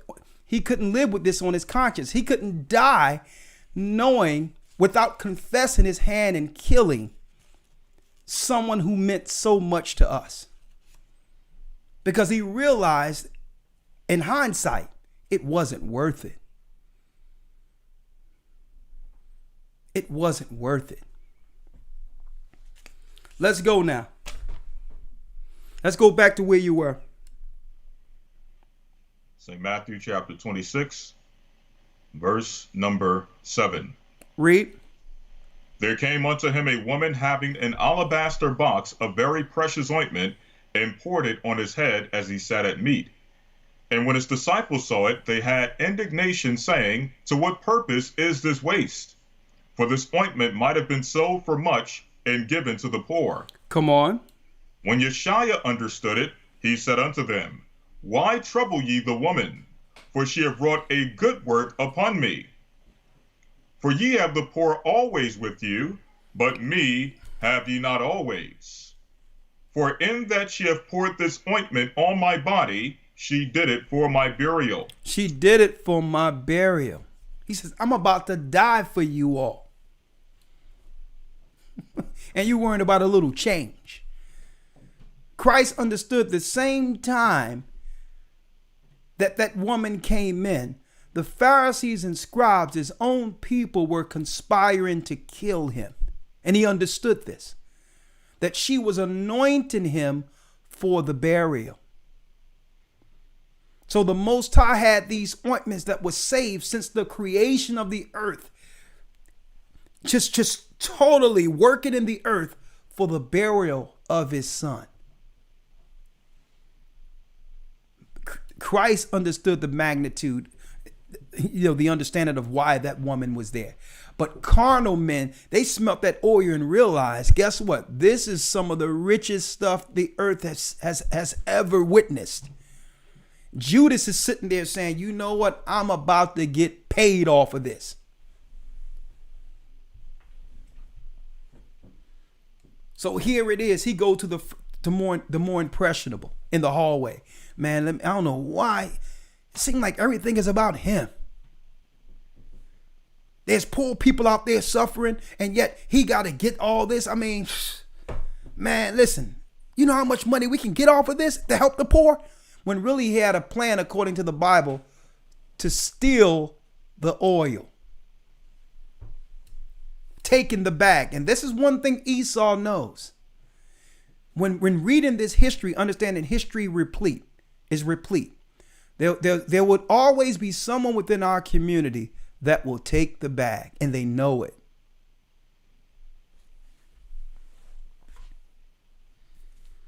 Come on. Verse number 13. Verily I say unto you, wheresoever this gospel is preached in the whole world, or wheresoever this gospel shall be preached in the whole world, there shall also this that this woman have done be told for a memorial of her. A memorial of her. That's why every Passover we mention her. The Most High sent her to anoint our Savior before the burial. She had honor in Christ's house. At the same time, betrayal was there by brothers, by the men closest to him.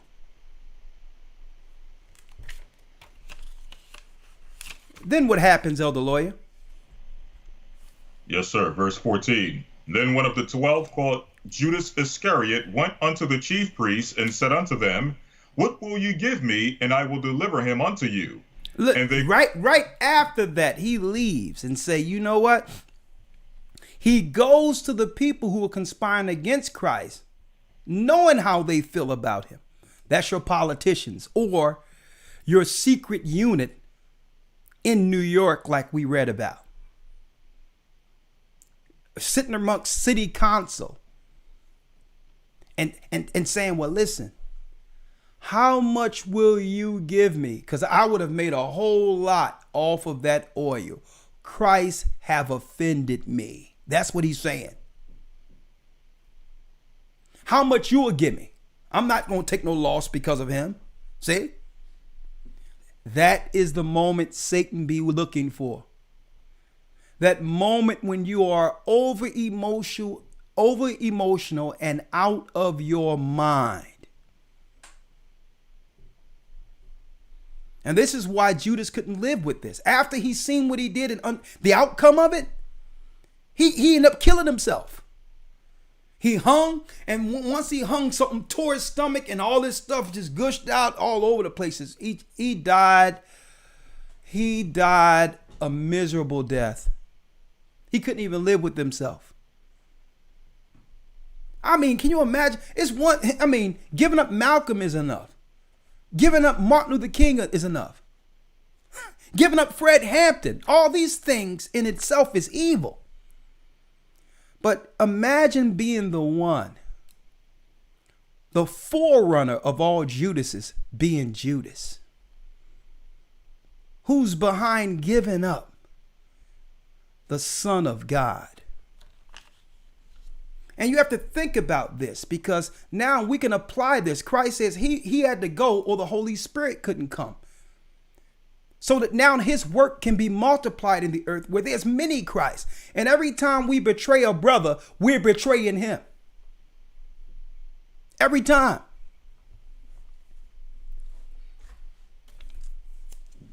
But that's a code that we have to begin to really uphold and protect amongst us and understand the depths of our decisions when it comes to what we say and what we do against a brother or a sister.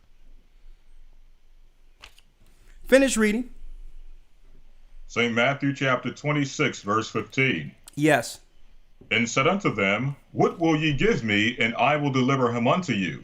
And they covenanted with him for 30 pieces of silver. And they said they negotiated.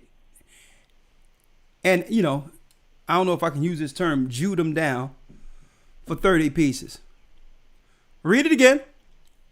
St. Matthew chapter 26, verse 15. And said unto them, What will ye give me, and I will deliver him unto you? And they covenanted with him for 30 pieces of silver. For 30 pieces of silver, he betrayed the Son of God, being emotional, greedy.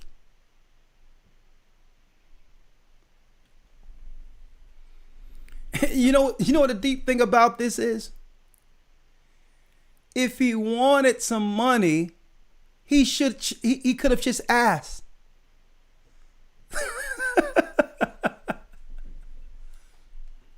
When you read certain records and all that, what different records, it breaks down the fact that Judas would have been blessed. When you look at the church fathers' informations, he would have been blessed well beyond measure if he would have just humbled himself. If he wanted the money, he could have just said, been truthful and say, listen, I'm falling on some hard times, whatever the case is. Christ, can I get something? Finish reading. Come on. Verse number 16. And from that time, he sought opportunity to betray him.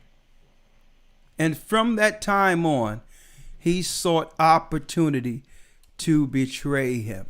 Brothers and sisters, for those who missed it, our broadcast today, I'm going to open up the lines in a minute. We're talking about it. The fall of the great ones. We're always complaining as a people about, what the white man doing and what the other nations are doing against us and all this, that, and the other. Right? All the time we complain about what's going on with our people and what the nations are doing. Okay? But in a nutshell, the greatest enemy, like I've mentioned, is the enemy within. Our people having a Judas complex that the enemy can use at any time to circumvent any movement that would benefit us. From what happened with Fred Hampton being infiltrated by his own. Malcolm X being infiltrated by his own. We even have a testimony by Hosea Williams of the betrayal of Jesse Jackson, of how he ended up smearing blood on him, claiming that Martin Luther King told him to lead the people to the mountaintop, and how he almost broke out in a fight knowing that Jesse wasn't right in that whole matter and could have had his hand in it.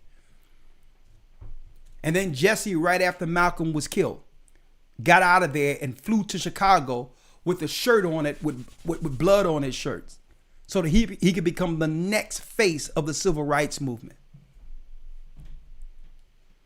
And even down to Christ. What is it about our people that allow this complex, this Judas complex, to fester to a degree that if there's any leader that will organically come up amongst our people, Esau, no, he has nothing to fear, because betrayal is always in the midst of the children of God. What can we do about that when it comes to protecting ourselves or shielding ourselves from that? And what in our society cultivates such a one? A person who would actually betray his own people.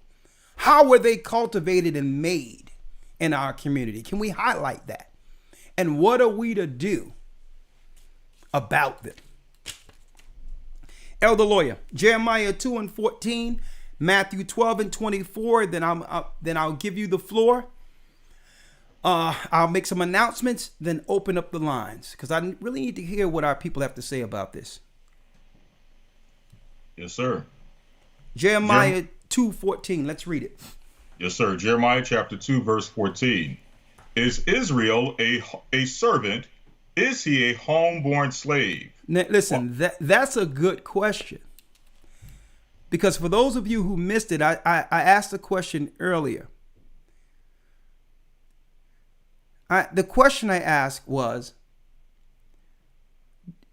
do Esau know, or the powers that be understand, that there'll always be someone who'll take the bag and betraying our people, because he know our people really don't want to be free, that they'll fight to stay slaves? Does he know this? That you have more people that'll fight to uphold this system, not knowing what's to come in the future for them? That they'd rather deal with this, what they would call comforts, than be out there on their own to build a world for themselves and their children? What is it? And this is what our God is asking. Read that again. Jeremiah chapter 2, verse number 14. Is Israel a servant? Were we born to just serve other nations forever? Read. Is he a homeborn slave? Is that what you're fighting to uphold? Not because maybe you don't want the responsibility that comes with leading. And that's what God is asking. Are you skirting responsibility as God's people? Do you want to really lead? Read. Why is he spoiled? Why is God's people so spoiled? Why? That first scripture you went to, Elder Lawya, let's double back there, and then I'm going to open it up, because I need to hear what the people have to say about this, because over and over again, that's why I say, guess what? I'm numb when it comes to the media every couple of years or every couple of weeks. I'm numb to the fact of them politically using isolated incidents of black injustice, or white cop against a black guy, and all this crap for their own will, as if our people will get stirred up to actually do something constructive for a change for their people. I'm numb to it all. Okay, that's why you can't. That's why no longer can you trigger me concerning a shooting or whatever the case is anymore, because in reality, our people really don't want to be free. You're only triggered when the media triggers you. But when it comes to what? Homegrown leadership within your own community that'll help you out, our people will turn on those particular people every time. That's why I need to dovetail. We need to go back to that last script, that first scripture you pulled out of the Lawya. I need to go back there. Yes, sir. And I'll add one in conjunction with it. You can elaborate on as well. Yes. St. Luke chapter 13, verse 34. O Jerusalem, Jerusalem, which killest the prophets and stonest them that are sent unto thee. How often would I have gathered thy children together as a hen doeth gather her brood under her wings? He says, how often I would have gathered you all together. The Most High God of Israel said he would have saved us already. But we kill our own prophets. We come against anyone the Most High sent to save us, even his son. Read. O Jerusalem, Jerusalem, which killest the prophets and stonest them that are sent unto thee, how often would I have gathered thy children together as a hen doeth gather her brood under her wings, and ye would not. And ye would not. He says, I would have protected you all together. But anytime I send people to talk to you, to correct you, you turn them into an enemy. You work with the enemy against them. It's crazy to me. It's insane to me. It's crazy. But these same people are complaining day and night about what the white man is doing. You said you had one more, Elder Lawya. What's that? And when the white man just wait, He just wait on the fringes until one of us is offended, then use us against one another. That's all. Mm-hmm. He'll just wait on the fringes. He says these people, they'll always turn on each other. Let's just wait. It happened with Judas. And we'll use that same script whenever something arises beyond our power, beyond anything that we can do something against. When something organically grow that's spiritual, that's too overpowering to the degree in which our people can't, even a white man can't stop it. What we'll do is wait. They always fall out, and there's always one who's willing to betray the whole movement for the bag. We'll just wait. There's always one. We just need one. And you know what? Our people never fails them. We never fail them. We deliver every time. Let's read it. Yes, sir. 2 more and we can go straight to the calls. All right.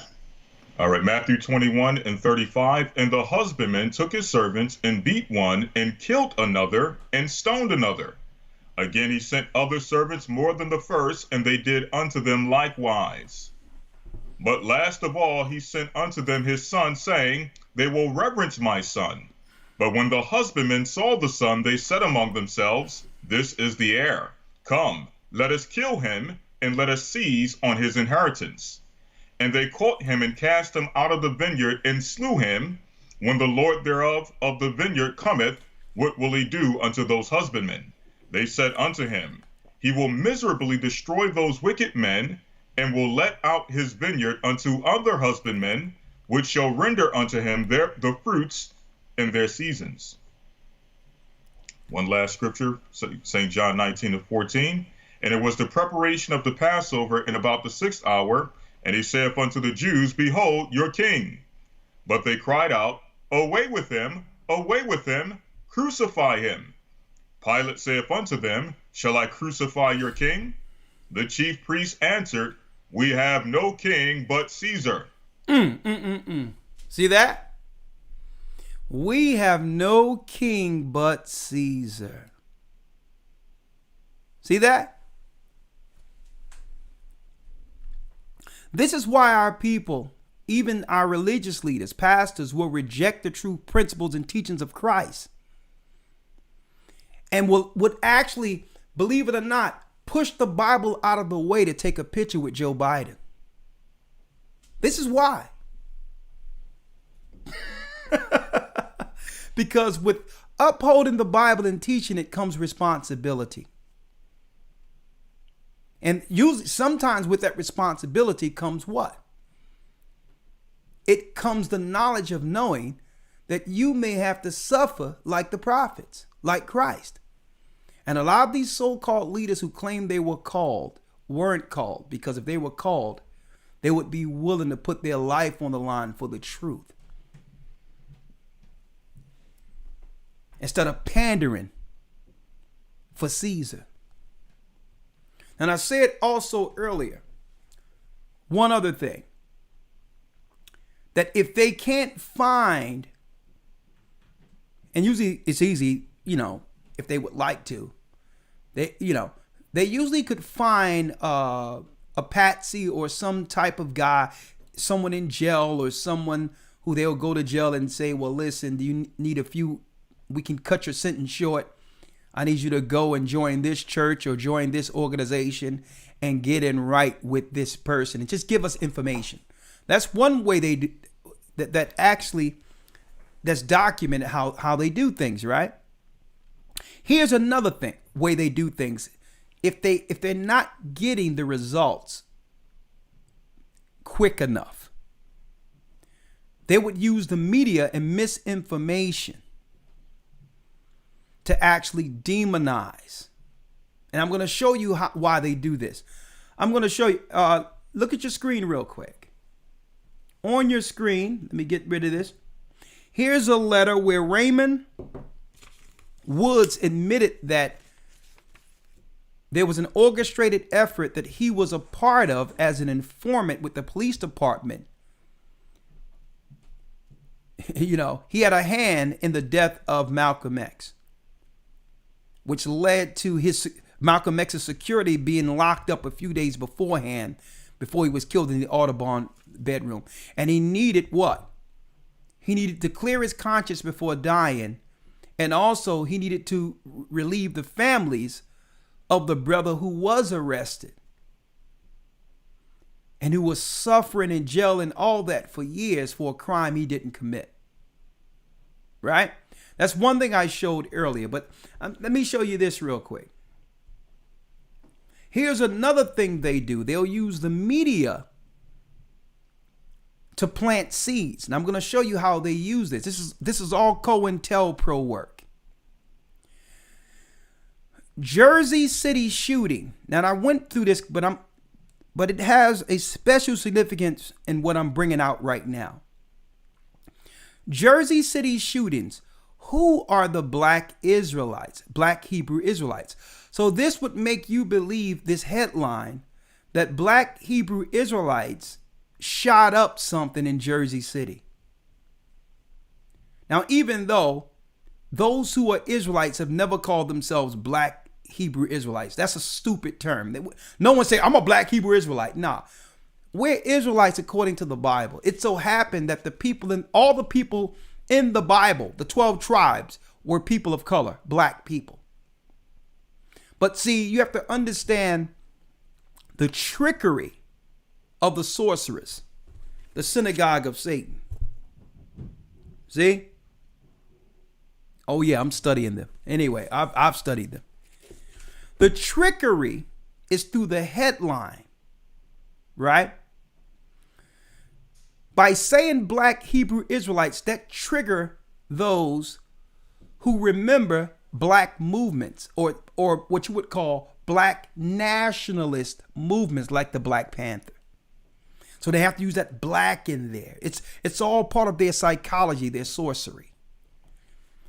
And this article would make one believe that black Hebrew Israelites or Hebrew Israelites who teach, the only people in our neighborhoods teaching the truth according to the Bible when it comes to who we are in the law, would make you believe that there's some Israelites thinking about shooting up something.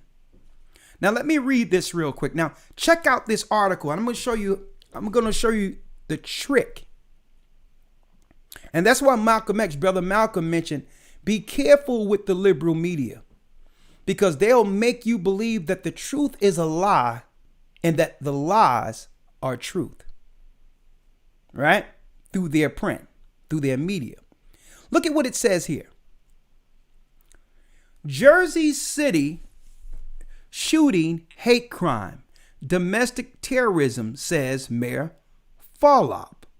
So let's go into the details, because most people don't read the details. We do. The two suspects in a deadly shooting at a cemetery and kosher supermarket in Jersey City held anti-Semitic views and had expressed interest in the black Hebrew Israelite group. Now, is that saying that Hebrew Israelites did this? Or is this saying that they know that these people express interest in a black Hebrew Israelite group?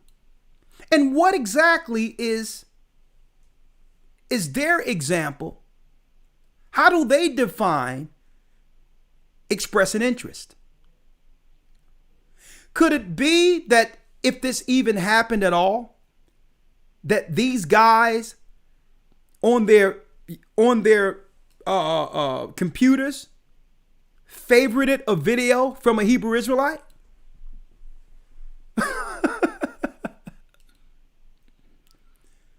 And could it be also that they favorited, a video from their favorite rap group or their favorite singer? Does any of these three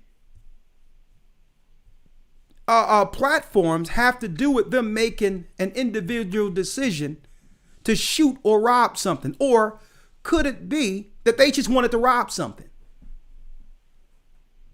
But I'm showing you the tricks of the devil when they can't get the traction they want, when they can't get a usurper from the inside. They'll do stuff like this. Let me read it again. The two suspects in a deadly shooting at a cemetery and kosher supermarket in Jersey City held anti-Semitic views and had expressed interest in the Black Hebrew Israelite group. New Jersey Attorney General Gilbert Gruel said at a press conference. What do you mean express? Because this headline make me believe that Black Hebrew Israelites are behind a Jersey shooting. That's what you have to watch, because this is how they plant seeds. When you look at the article, this is not saying that Black Hebrew Israelites did anything. It's planting seeds. Okay? Now, this coming Saturday, what I'm going to be going into is the history. I'm going to be going into the history of what was going on right after Christ, where there were certain groups, revolutionary groups, who were Israelites that rebelled against Rome, where there was a leader claiming to be a high leader and revolted against Rome. An Israelite movement, 400 men were killed. Israelites going against the government. This is history. So I've read the history. I've read it in the Josephus, and I've also read it in the Bible. And I know the synagogue of Satan know these stories. So what they're trying to do is they trying to put it out there in hopes of a copycat, some fringe person acting like an Israelite to do something organically. So they'll wait for a copycat first. If they can't get a copycat, they'll orchestrate an event themselves. I'm dropping some stuff on y'all right now. I'm dropping some real stuff on y'all right now, right? I need y'all to see this. The two suspects, just two black people, in a deadly shooting at a cemetery and kosher supermarket in New Jersey, had anti-Semitic views and had expressed interest in the Black Hebrew Israelite group. So they weren't Israelites. So now we have to understand what defines expressing interest. Did they see them on YouTube? Did they favorite them on Instagram? See that, folks? History is replete. They do the same thing over and over again. They have studied us politically. And when the truth is out there and Christ's truth is out there, there's always going to be the fringe, other groups out there that would be zealots whom they would even plan to go against stuff. And this happened right after Christ's death. I'm going to be going into that, how they're going to swing the media from this Judas the Messiah thing. And you are about to see them go full board demonization of Israelites. And I'm putting it out there so that you'll know I told you first where this is going.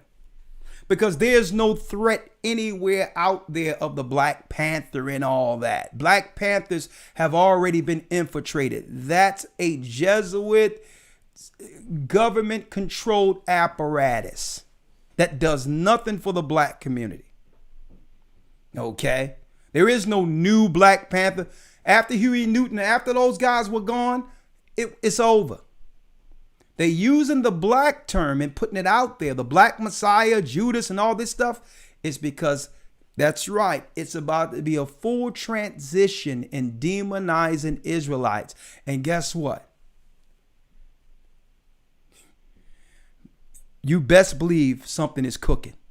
You best believe they have something. And that's why I'm putting it out there right now to show you the tactics of the devil. When you read the Bible, history is replete. And guess what? Satan Satan doesn't have to use new tricks because his old tricks work on our people every time. Either it be someone get offended, either it be someone want a bag. They can always get someone to lie or infiltrate. Because sometimes our people are short-sighted. They don't see the damage they're doing in the moment until they reflect backward in hindsight. Outside of that, folks, I'm going to tell you right now, and I'm segueing from Saturday's class into the Hebrew and Bible Academy on what? The Jesuits, the truth of the Roman Catholic Church. And that's right, I'm going into the virgin birth and the ideology behind it. And then I'm going to segue from that into Israelite doctrines. Israelites who claim to believe on Christ. I'm dealing with Christianity from both angles. Esau's angle and Israelites' angle. And I'm going to show you what the truth is according to Christ and what? The apostles' doctrine, so that brothers and sisters can measure it all and understand the truth. Folks, they're going to do a homegrown zone. And I didn't mean to rhyme there. A homegrown zone targeting Israelites. Watch it. Elder Lawya, you got anything you need to say on this? No, sir. No, sir. We can get straight to the calls and see what some of the brothers and sisters have to say out there concerning tonight's discussion. Okay, here we go. And I have a few more things I wanted to bring out, but I'll do that after the calls. We're nice and early. Let me put it out there again that the calendars are done. The calendars are done. Salvation. That's right. Your 2021 calendars are finished. That's right. The scripture breakdown on how to understand how to break down your 52 Sabbath year. There's no 365 and a quarter and all that crap they're saying. No. A calendar year is 364 days, 52 Sabbaths. If you follow this on point, you're on point with the holy days from earth to the heavens, as it was intended according to God. This is what God gave Moses. The true understanding of time according to Sabbaths, so that we're not thrown off for holy days, celebrating a holy day on a day that's not holy to God at all. You cannot follow holy days by the moon only. The moon follows the sun. You have to use the sun and the moon together to understand and declare the 364-day calendar, and the Most High have given it to us. We have it right here. How to break it down, how to understand it, and look at this. Nice. You look at this glass. Look like you can drink out of this glass because the paper is so well, and you can see the gloss on this thing. Look at the gloss on this thing. We made it bigger than our other calendars because we want it to be more massive so that you can put this in frames. And they have all your feast days. On the sundown on these days is when the holy days are. Sundown. As long as you look at the day that I show you on here, that we have here, and do it from sundown, you're right on. Look at this. Beautiful. Beautiful first fruits. Beautiful images. So if you already ordered, don't worry about it. They went out in the mail today, so you should get them any day now. We're gonna be shipping some overseas because we know UK and all them want them, so we're gonna ship them out in bulk there. But if you ordered, don't worry about it. You will get it. And at the very end, we done something nice, right? When you got a snapshot of all of the months. A snapshot of all the months of the pictures, some of the pictures. Very, very, very nice. And the contact information if you'd like to contact us. So go to gatheringofchrist.org to get your calendar to get on time. And keep in mind that Jewish people are not following it this way because they're only dealing with the Babylonian way of following the time. And the Bible says that the Romans, Daniel 7:25, that they should think to change times and laws. So it was when the Romans came on the scene that they began to mess around to throw off our Sabbaths using the moon only. But I resolved it all with this church, with fervent study. We did a lesson years ago called The Secrets of the Times and revealed it to the world that we can get back on time with the holy days by following the Sabbaths according to how it was set up in creation. You have it here. And guess what? It's a very resourceful tool, not just for Israelites, for Jews and Gentiles to understand how to get on course with the God of Israel's holy days. Okay? With that, hold tight. We're going to be right back. Open up the lines. Let's talk. Let's talk about it. That's right. We're going to talk about it. And what is it? You got it. The fall of the great ones. We've been infiltrated. How to avoid that going forward, and what in our system cultivates such betrayers. What is it? How do we recognize it? And how do we fix this? Hold tight and we'll be right back. We'll be right back with your calls. Elder Lawya, you can hang up. I'm going to call you right back with the line open, okay? Yes, sir. All right. Hold tight. We'll be right back.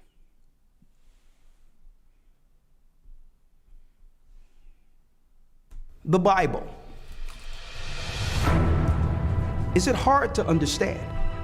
When it comes to reading the Bible, the first thing that comes to mind is the fact that this is the Word of God. The seals have been broken, and the truth is here. And when we go throughout the scriptures, when we go throughout extra biblical records, we find that the language that God employed, that He used to create the heavens and the earth, was the Hebrew language. Christ said, I came for the lost sheep of the house of Israel. But yet no one, no religious leader, no religious church out there anywhere can now identify the 12 tribes of Israel. Can we? God is quite simple, but it seems as if man makes understanding Him hard. What are those mysteries? The truth of your book and the truth will make you free. The Hebrew and Bible Academy. You're invited.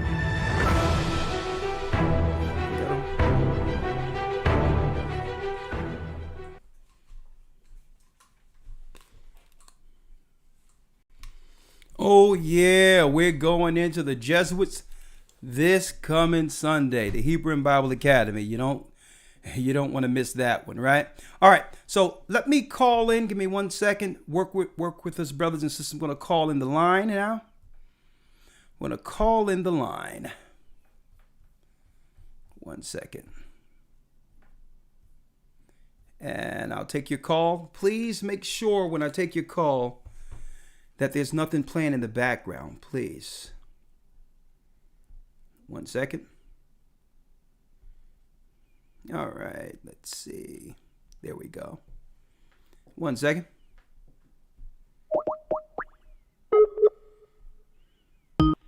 Welcome to Blog Talk Radio.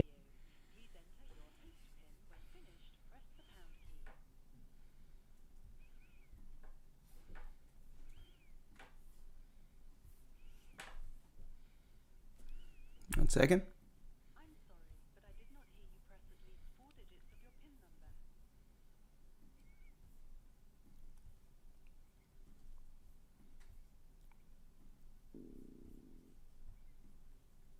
I'm sorry, but I did not hear you press at least 4 digits of your PIN number.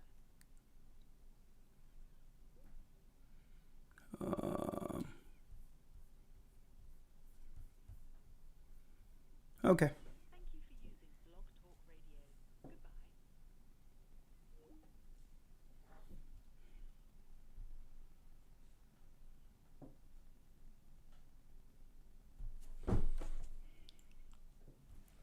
One second, folks.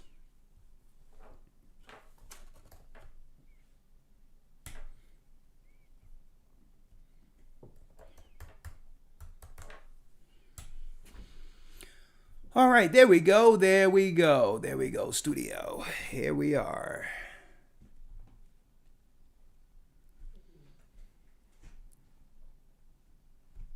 Okay. Thank you for holding. One moment. All right.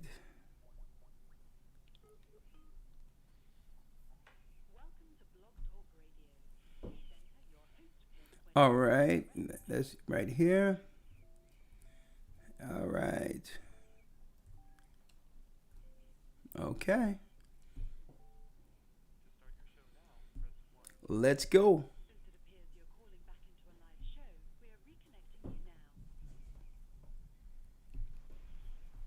Your show will go live in 5 seconds. 4, 3, 2, 1. Blog Talk Radio.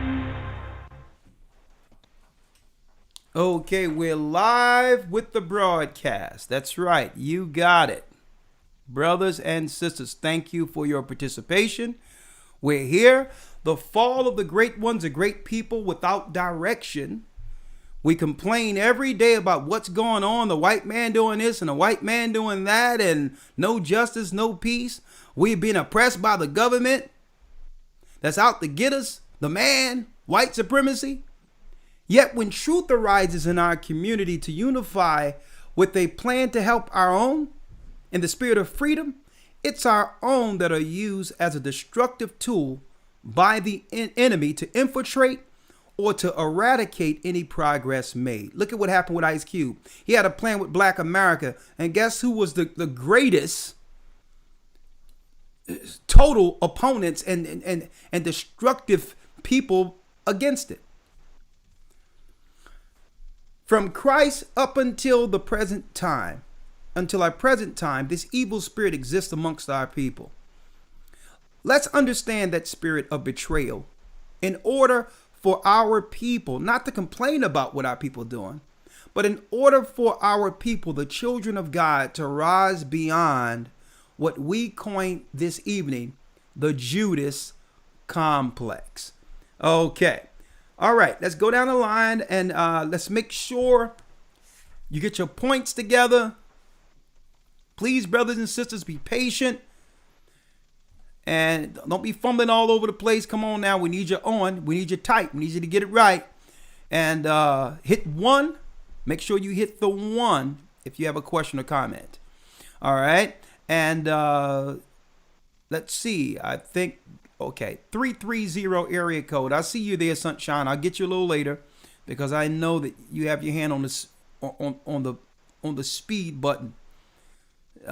You probably called in 3 o'clock, so you get in there before everyone else. But I got you. I know she's sitting there laughing. 205 area code. Let's go. 330 then 205. Let's go. The Judas complex. Shalom. Yes, hello. Shalom, Elder. This is my first time getting in. My name is Kazak from the Cleveland body. Okay. And all I wanted to say, I didn't want to be too long. I wanted to say I did time in prison, and I studied all the Black Panther Party books and all that, read them. And the movie that was about Judas, the Black Betrayer, I seen that it had a lot of propaganda in it. Okay. But anyway, I was just getting to and I wanted to say thank y'all, brothers, for sharing that truth that y'all bring, man. My brother, I never got a chance to talk to none of y'all, but in Deacon Enya is a brother that's a strong deacon and everything, and I've been learning a lot there, and I got offended, but now I'm back to the body. So I just wanted to make a statement about how it seemed like everything that our people did, it seemed like they like our people betrayed each other all through whatever it was that meant something for our people. And that's the only thing I wanted to say. I didn't want to be too long because, like I said, I'm nervous on here, and that's all it was. Okay. Elder Rawchaa. Okay. Well, thanks for calling, brother. And thank you. And it's good you're back with the body. Thank you. Man. Thank you for having me. Yeah. Thank you. Yeah. You know, and it takes a real man to say, you know what, I was offended, but you know what? Christ came to do what? He came to show us the spirit of forgiveness. Okay, how many times? I'm gonna tell you. Let me use this as an example real quick. It's amazing of how much stress or offenses we'll actually endure working at a job.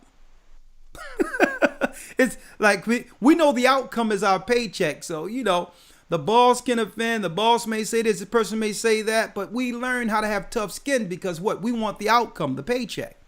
But it seems like when we leave the job, we lose that structure or that I would say that being able to bear one another for the greater good. Like the kingdom is our paycheck. So, okay, you may offend me. I may say something you don't like, but it still don't make me, you know, I'm not your enemy. So it seems like we have more what you would call on the job, just on the job, and I'm using that as an example.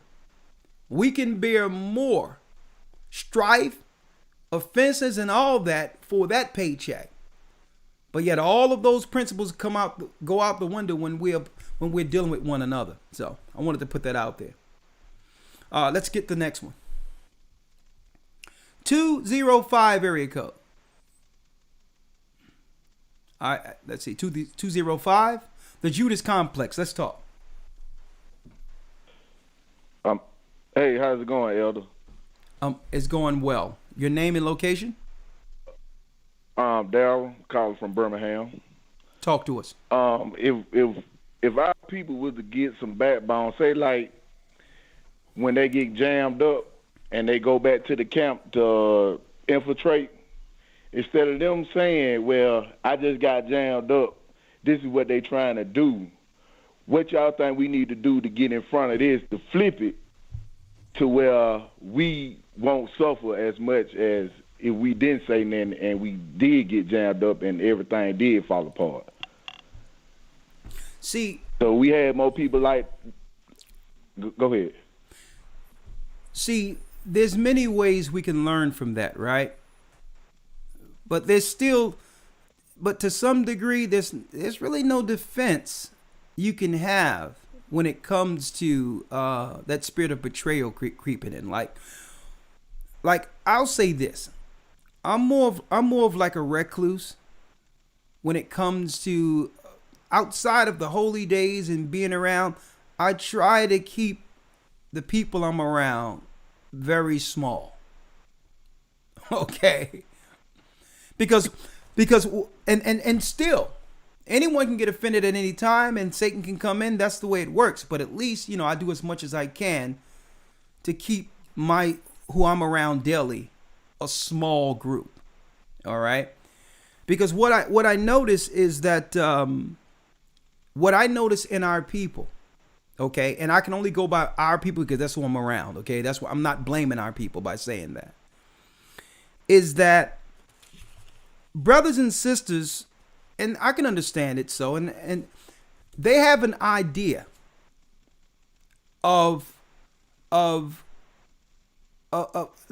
they have an idea of what they want us to be or what they expect us to be.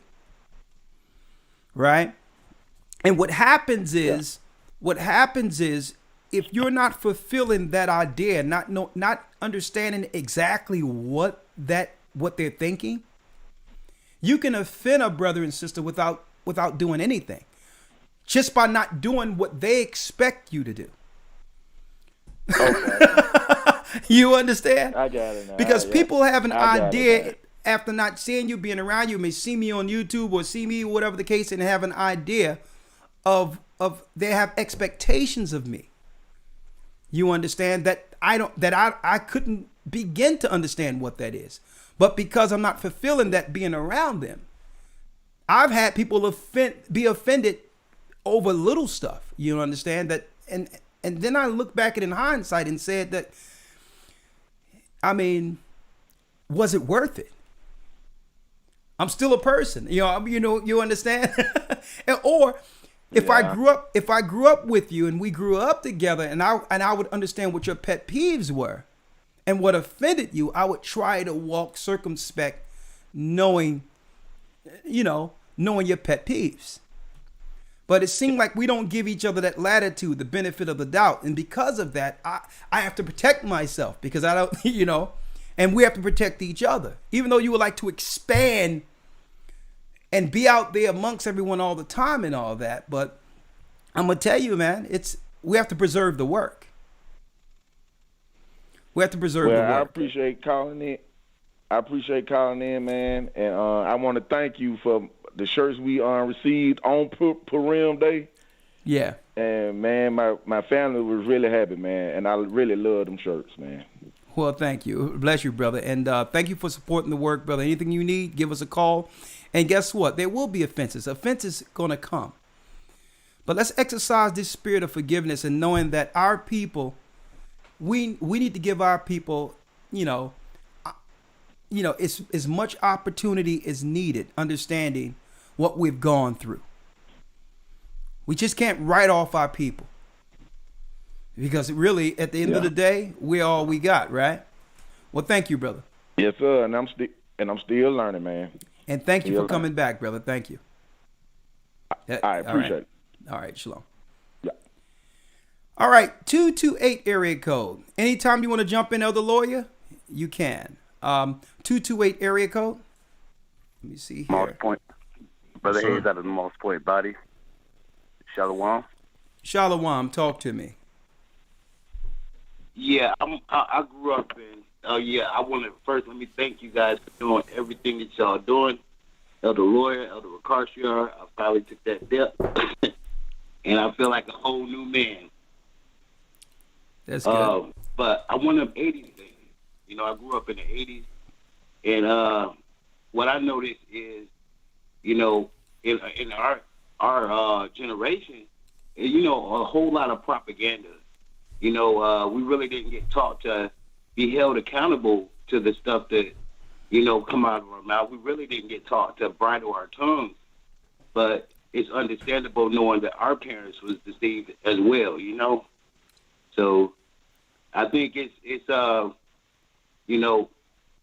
got a whole lot to do with the deceptions that we learned, and we have to unlearn a whole lot of stuff that we thought was to be right, and finding out that it ain't right, and learning to bridle our tongues, learning to forgive, and it's not just what we learned in school, but what we see on TV as normal.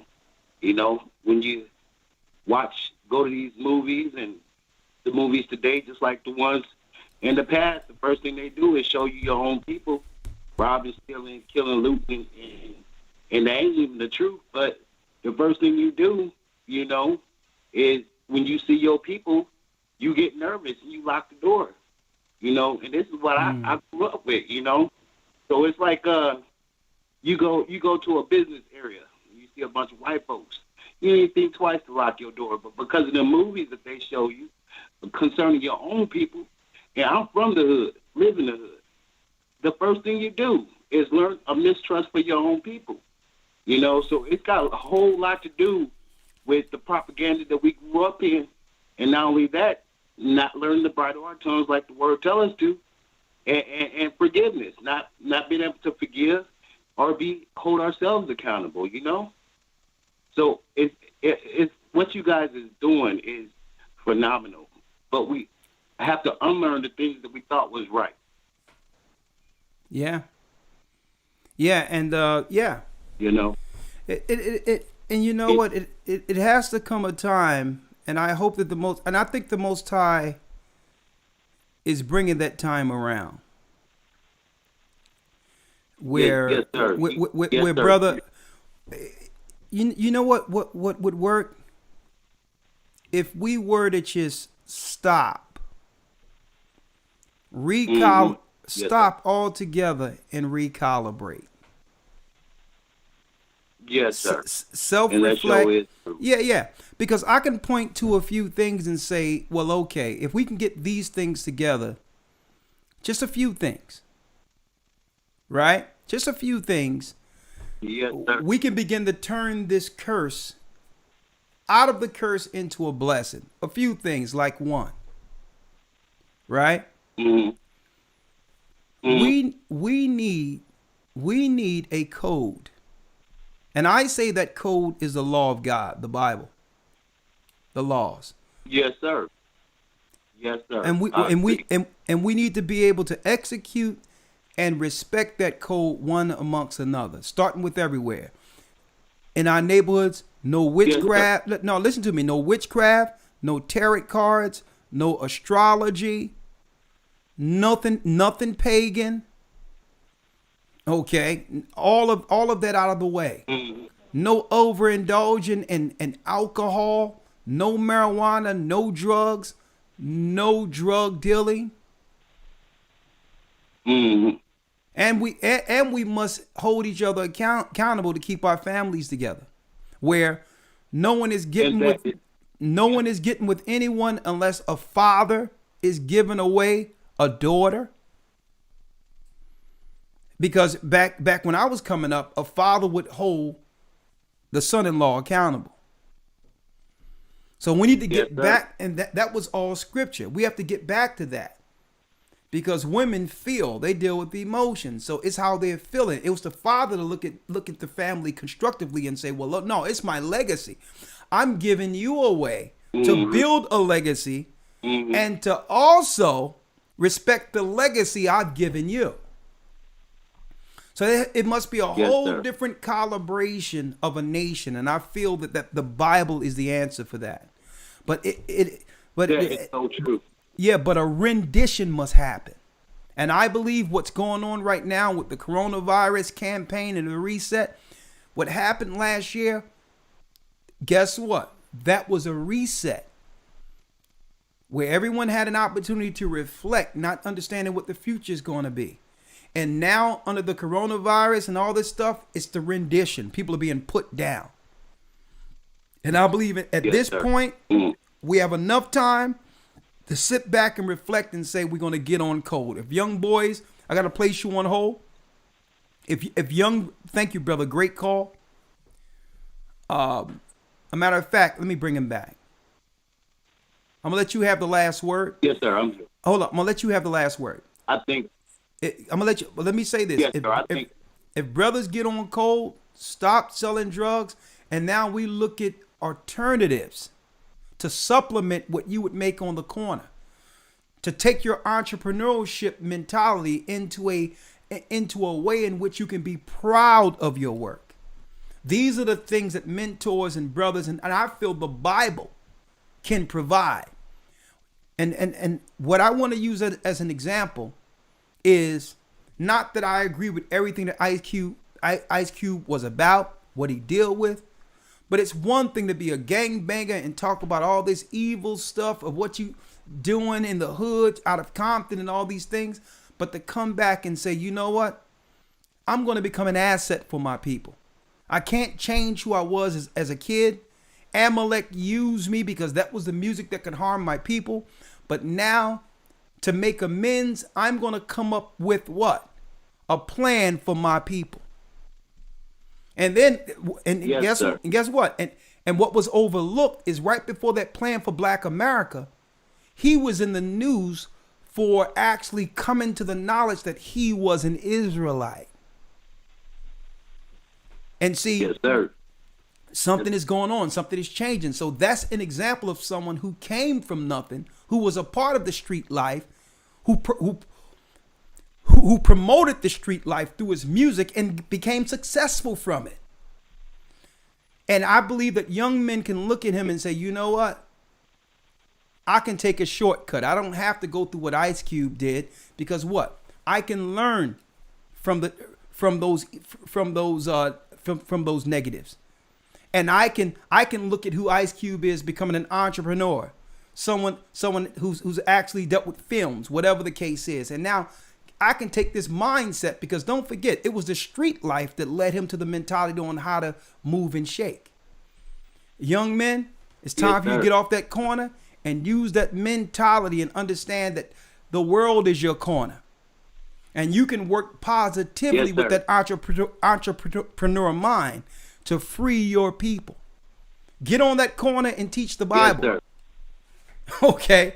Use that corner. sir. The same Yes, people you sir. kill with drugs, teach the Bible on that corner. And what you do is you allow Yes, the sir. Most High to use that skill of interacting and that salesmanship, because that's all an entrepreneur is. Someone who can sell and someone who can actually produce something and flip whatever they have to make more. That's business, brothers. And Yes, you sir. have the mindset, but you have to get Yes. off the corner and use your life for good. Go ahead. Let me hear what you have to say, young man. Oh yeah. Father's always kept me. I was one of those who even though I went through and endured bad situations, Father's always kept me. You know, I wasn't those who run the corners and run the street and stuff like that. You know, he's kept me. I graduated welding. I mean, he has really kept me. He's led me to you all. You know, right now, I grow vegetables. I have gardens in my house. Praise the You know, Most from High. food preparing because other videos, what y'all doing. So I am so grateful for that. And yeah, like you said, it's his word that it not only keeps you, it leads you, it guides you, and it directs you. You know, and as far as us as brothers, we have to cast that light on ourselves. You know, before we go to bed, what can I do to change myself for you, Most High? What can I do to better myself for you, to better myself for you, for everybody that's around me? Who can I help? You know, I look at what Yeshua did for us. He gave his life. What we going to do for him? Mm-hmm. You know, it's time. He's been going hard for us. It's time for us to go hard for him. You know? There it is. Yeah, and all praises to the Most High. Thank you, my All praises brother. to the Most High. And the water, y'all keep on doing what y'all doing. You opening up the eyes of y'all people, and I am so grateful. Well said, brother. And all praises be to the Most High and Ahaya Bashim Yeshaya, the Most High in the name of Christ. Thank you, brother. You good, lawyer? You back, right? Yes, sir. Okay. Anytime you want to come in, you can. All right. Absolutely. 832 area code, then 347.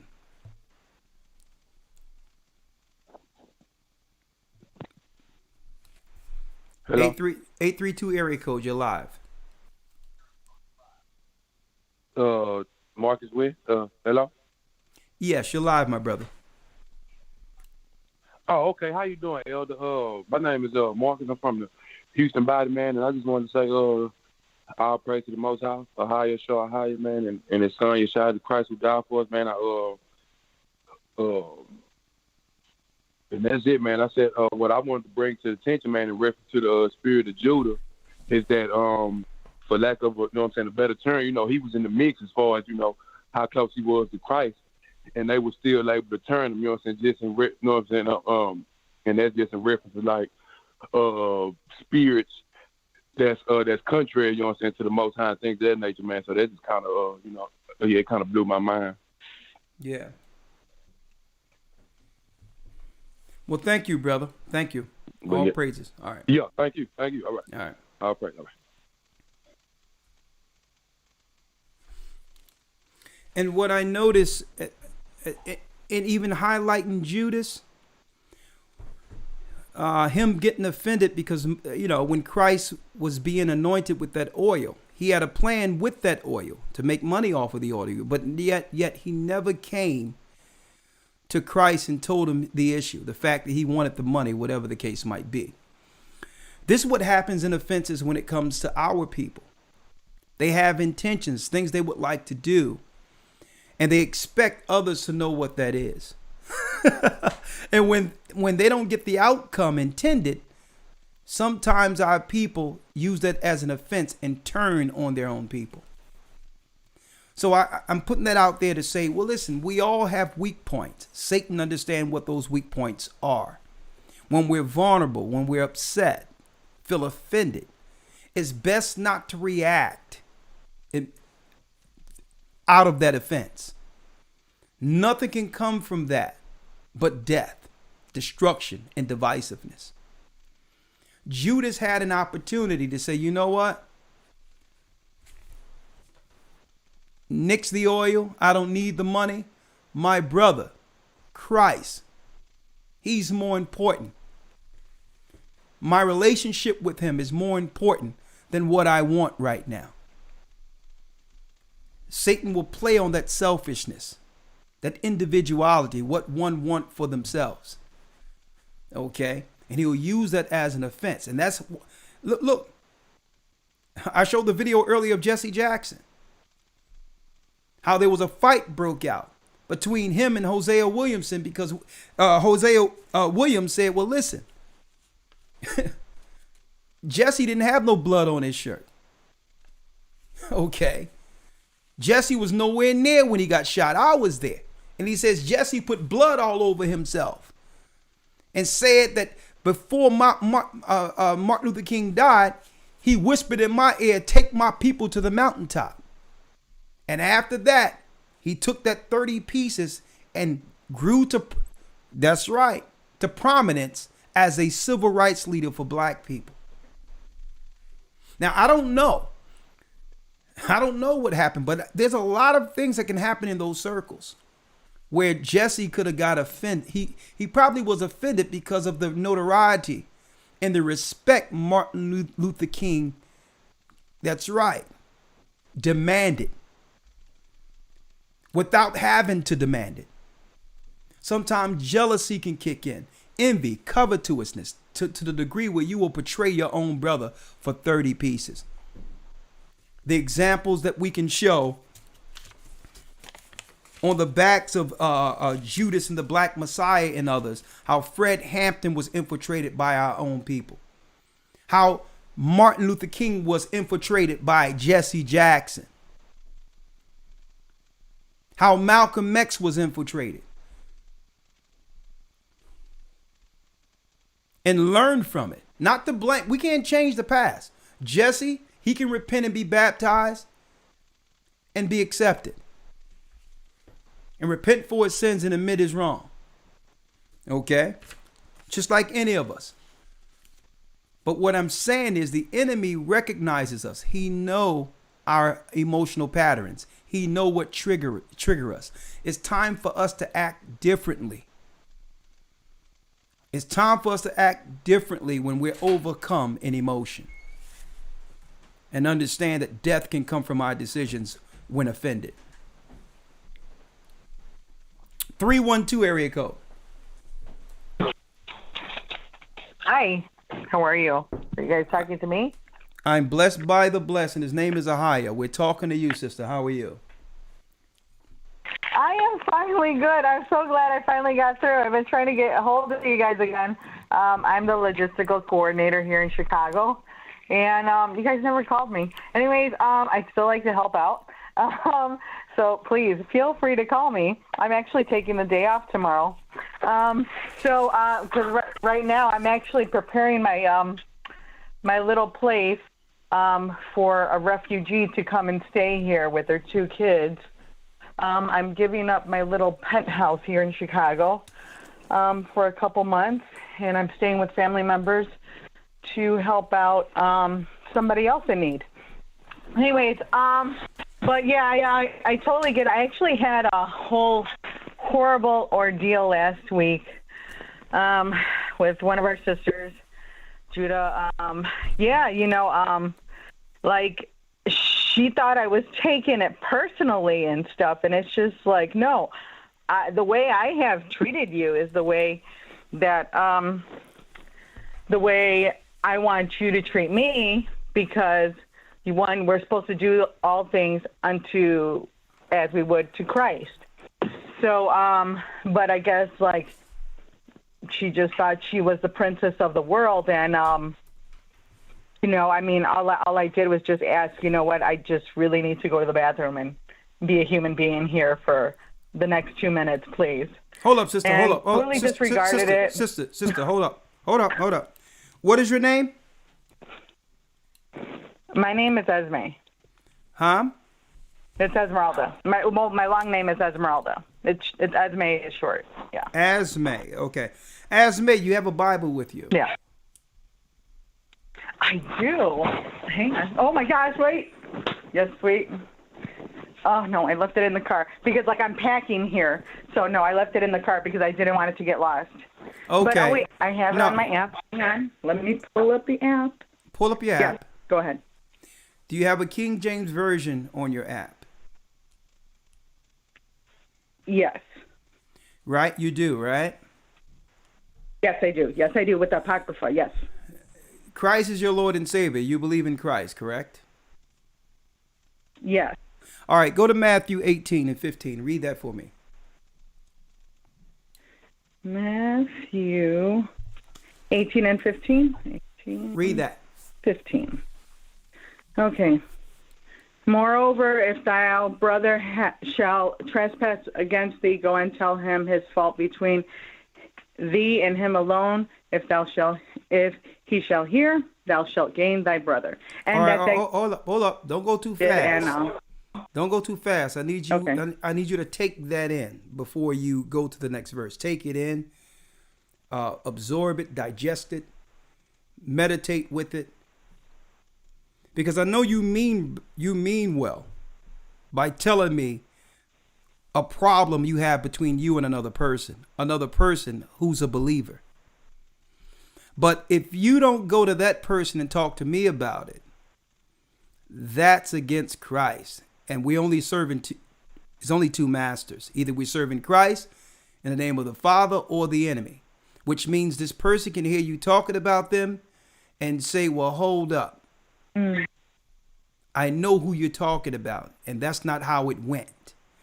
And now you have moved your sister or your brother, whoever that is, further from you, even though that's not your intentions. So please, if you're going to call a radio show, you don't got to tell me a problem you got between a person. You have to go to that person. Okay. All right? No, I did, and we resolved it, and it's amazing how it's just really amazing how. Well, okay, well, let's God talk about that. just- Let's talk about that. If you resolved it, then we shouldn't be talking about it. Oh. Right? No, I'm just showing you Okay. because what I'm saying is a lot of us haven't been taught in the church crisis etiquette, one with another. We don't know what crisis etiquette is. If it's forgiven, it's not to be talked about anymore. Right? Okay. Right? All right, let's go. What else you have? Yeah. Oh, I also kind of like to the brother that called earlier and said that he was offended at first at hearing the truth, and I could totally relate, because unfortunately, the way I grew up, like there was just so many bad things that I seen done in the name of a false god, to that other Christ, and I gotta tell you, it was really like a turnoff when I came into the truth. It was like almost like, no, you're not gonna tell me that the God of this Bible is the God. Are you serious? People have like fought wars and stuff, and it was really kind of offensive at first, but I think like when you humble yourself enough and just say, okay, you know what, if the God of the Bible is really the God, then I don't know how you're going to have to do this, but you're going to have to just show yourself to me in some way or another. And I just think it's just so miraculous things that I have witnessed. And to know, I have no doubt. But yeah, when you're in that much ignorance, truth is very offensive. And even like to my family members nowadays, with everything going on with that scorpion sting everyone wants to get, it's just kind of sad because some of my family members have opted to take that. And I don't know how to get through to them at all. Well, there's no And I need to was get just wondering, sister. there's no need to get through to them. Time and chance happen to all men. Okay, the disciples told the children of Israel what was going on. Okay, they set up a ministry, and when it was time to go into the wilderness, you had priests and others, our people, saying that we'll never lose Jerusalem. Don't worry about it. We'll stay here, and the Lord will deliver us here. And our people were taken into captivity and thrown into the arenas. So that's the whole thing. Is you have to realize their life is their life, and the choices for their life is theirs. It's not your responsibility to wonder what you're going to do about that. You did all you could do, and you can't do no more than the prophets, and that's warn the people. That's it. That's all you can do. That's their life. What you have to do is remember Lot's wife and remember those who disobeyed the word of God. They died, and it was their choice. Yeah. Okay? Yeah. All right, sister. And also, hold up. I got to go to the next call, sister. I can't. Okay. I'll call you back. We'll call you back, but I can't go to the next point because we have many people in tow. All right? Okay, that's fine. Bless you, sister. Yep, thank you. All right, you're welcome. 407 area code. Next call. Shalom. Shalom, shalom. My name is Lyra, and I'm calling from the Florida body. Hi. First time get through. I'm in my first academy. I'm really excited about it. I am new to the body. I was brought into the body from my daughter. Praise the Most High. She's a member in Atlanta, and I'm in Florida. And you know, just a couple of comments on some of the things that you talked about this evening. Yeah. The constructive criticism. That, for me personally, I think my biggest issue, or it caused me to have discord with my own mother. She was the number one person in my life that criticized me and the things that I was doing. But in the end, I always did what she suggested. I mean, it always worked out for my good. And I don't know, I guess I'm feeling some kind of way about it now. I mean, she's deceased now. What are you talking about in particular, sister? I see that. Well, it was. I just wanted to, make that little comment about the constructive criticism, because I noticed, I see it a lot. I see it a lot. I mean, I saw it with my kids. I see it with, just people in general, people in the church. Now, when you say you've seen it, what are you talking about? Constructive criticism. Give me an example of what you've seen. You mean people not willing to receive constructive criticism? Yeah, people don't want to receive it. They don't want to receive it. And it's just like I kind of didn't want to receive it from my mother as I got older. And I see, because like, I think you had said, people don't want to be told what to do, or people don't want to look like, they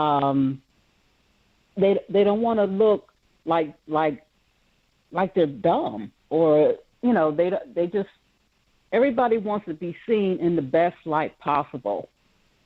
And I don't know, that's all I wanted to say on that point. Well, I'm gonna let you go ahead, but it's time that we allow ourselves to be vulnerable and be honest in that vulnerability and say, you know what, there's things I don't know. There's things that I'm open to learn. There's things that I know that's wrong about myself. And it is not wrong if others see it. It's clear. And I think that's that spirit of stubbornness. Yeah, it's stubbornness in us, like our God said. that we're stiff-necked, Yeah. hard-headed, rebellious. You understand? But still, Yes. the most Christ told us, listen, we're dealing with a stiff-necked people, but be patient with them, because believe it or not, that hard-headedness and stiff-neck type of mentality can work when it's directed, in righteousness. If you believe in the Most High and follow this law, and you're stubborn, concerned, and you're not being moved off of His truth in His Bible, that's when that stiff-headed and that hard-headedness works in your favor. But it's breaking that exterior, getting our people to that point to understand that it's okay. It's okay to be wrong. And when someone is giving you, That's true. When someone is giving you their, not their opinion, but what they see and what's evident, how it's destroying our nation, when that's being highlighted, we have to stop going into a shell as if we're not a part of this cesspool we're living amongst. We have to admit it. And our people, we don't want to admit it. So, but that's true. I can't say it didn't take me a while to get there. Yeah. It comes with time. I'm in my 60s now. I can definitely look back at my mistakes. Better late than never. And, yeah, that's true. That's true. I just, I wish I had the capability to impart that to somebody else, the each one teach one. Yeah. Because, it would just go so far for our people, in general. I just wish we could all accept that kind of philosophy. Well, you can. You can. There's people out there. I mean, look, I'm sitting here. I'm looking online, and hey, we have to look at the positive aspect of this. We had over 3,000 people up in here, so something is getting through, right? I remember doing I remember doing broadcasts where it was 80 people, 200 people.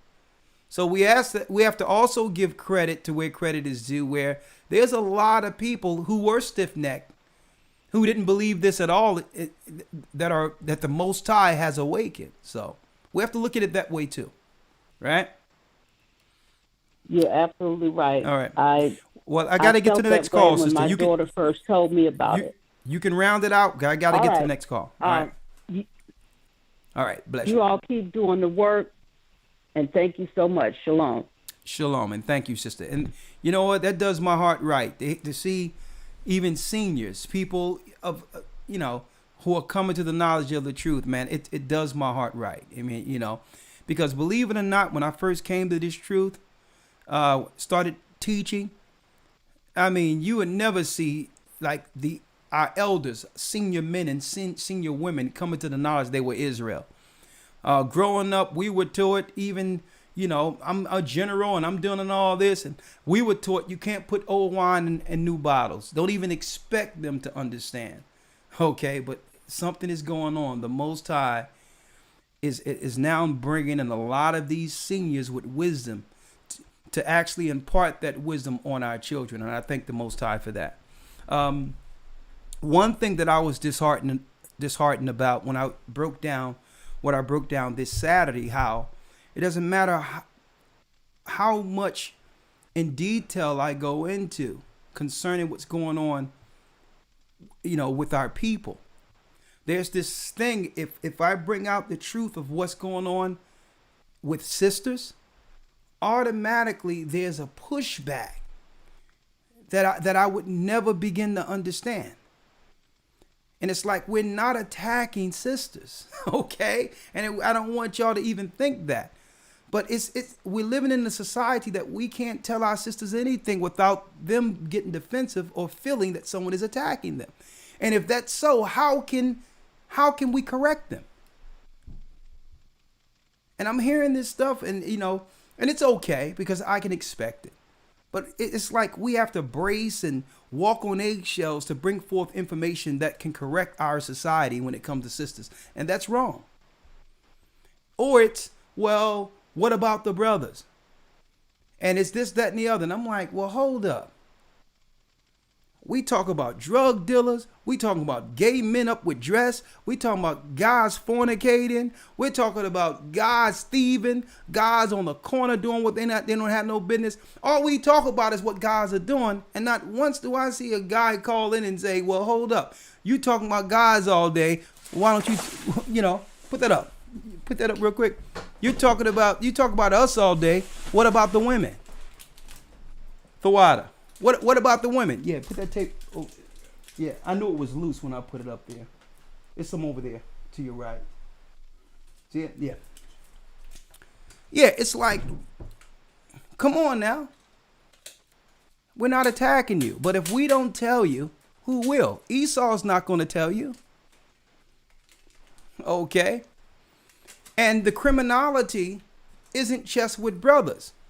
The correctional centers tell us otherwise. There's women in jail in our communities, okay? So it can't be defensive. And usually what happens is if it hits home, instead of us taking it in, digesting it, and applying it, we lash back. We feel a need to say, well, not to answer to whether or not what we're saying is true. Not that we're saying anything wrong, but it's who we're saying it to and who we're correcting. And it comes a time where sisters have to be able to hear correction from black men and not respond back. 512 area code. Shalom, Elder Rawchaa. It's Sister Diane from Killeen, Texas.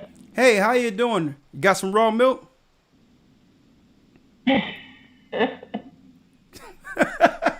I just my comment is that it's funny, raw milk. Yeah. My comment is that I think that Israel does want to take the lead, and they are coming out of servitude. I can only, of course, speak from the standpoint of health, because that's why people call me. And like for instance, one sister, she could barely walk without excruciating pain, and she went from that to not being able to plug in even a vacuum cleaner, all the way to she drives to the Sabbath now. She walks miles at a time. She's back to riding her bike, and she couldn't even walk without excruciating pain. So I think that, and she's just one example, but I think Israel, at least in the way of health, they are taking the lead and they are moving forward, and they're coming out of servitude. They're coming out of the hospitals. They're weary of medications and not getting anywhere with their health. And once Israel gains their health, they can really shine for all the other nations. Plus, without our health, we can't really do too much if we're weak, if we're tired, if we're medicated. And the other thing is the Gentiles, well, I definitely appear as a Gentile, so I'll label myself that. We count on you, Israel, to guide us, because, I have searched for so many years before I came across the GOCC. I was raised Catholic, came out of that, got caught up in modern day Christianity, everything from Assembly of God to Pentecostal to non-denominational. Then when I went to Baptist, then Seventh-day Adventist, then Church of God. I've been here, there, and everywhere. And it wasn't until Israel, you, Elder Rawchaa, and you, Elder Lawya, that when I came upon the GOCC as a higher led me, that's when all these questions that I had, I finally found answers. And I'm like, after asking so many preachers, this, that, the other thing, I only received answers from Israel. So So if you don't take the lead as a nation, as a royal nation that you are, what is going to happen to us, the Gentiles? We're going to remain lost. We're going to be lost. We're going to have no shepherd to guide us. I mean, we talk about Israel being lost, but what about the Gentiles? I was so lost for so many years, and I just craved the truth.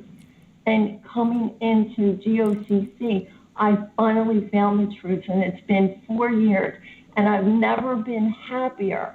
So Israel, they are taking the lead, but they really need to take the bull by the horns and get even stronger, and not just in their health, but in everything. Find their ministry, go out, and like you said, just speak the word, and it will spread, but I mean, without all of you, I don't know where I would be.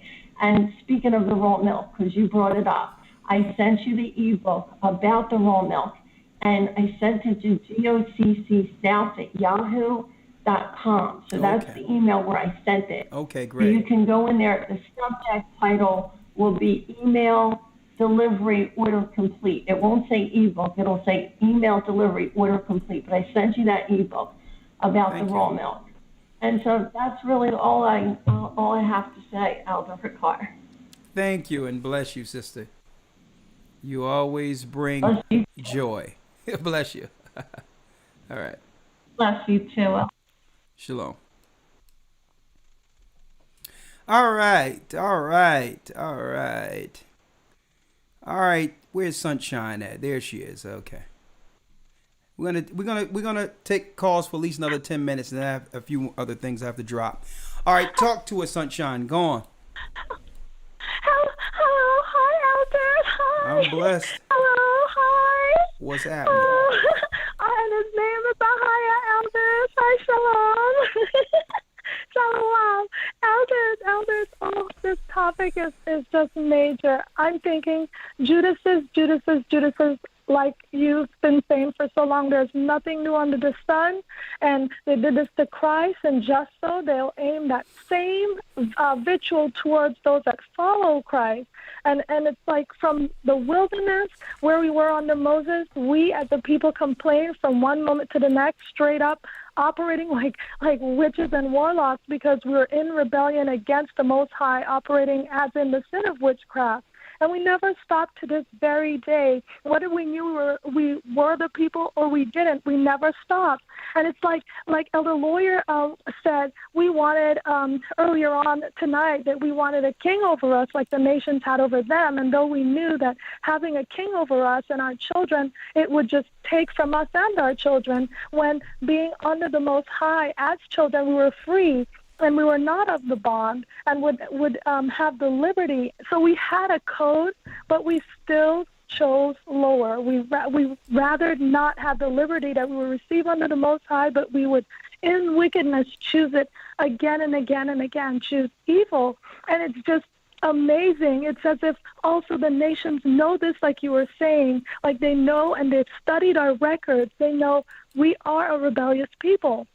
And they've seen our rebellion over and over, where we operated constantly needing judges to get back in line after backsliding as a nation over and over. They know that even though the world was given to us to rule righteously, we operate in ungratefulness again and again with everyone, and especially like crabs in a bucket. They know we will be most ungrateful with our own, but those that are offended the most easily are us, because of our track record against the Most High. And just now you were talking about reproof, that we don't like reproof, and especially us women. We don't want to humble ourselves and let go of the Master's power that he gave us, and just finally, once and for all, let the kings rule over us. It's that spirit of Jezebel pride, and we need to stifle it and kill it, and let that spirit be dead and eaten by the dogs once and for all, and not rise up in our quarters and in our households. And the nations know that we don't like reproof as a nation, but you know what, Elder?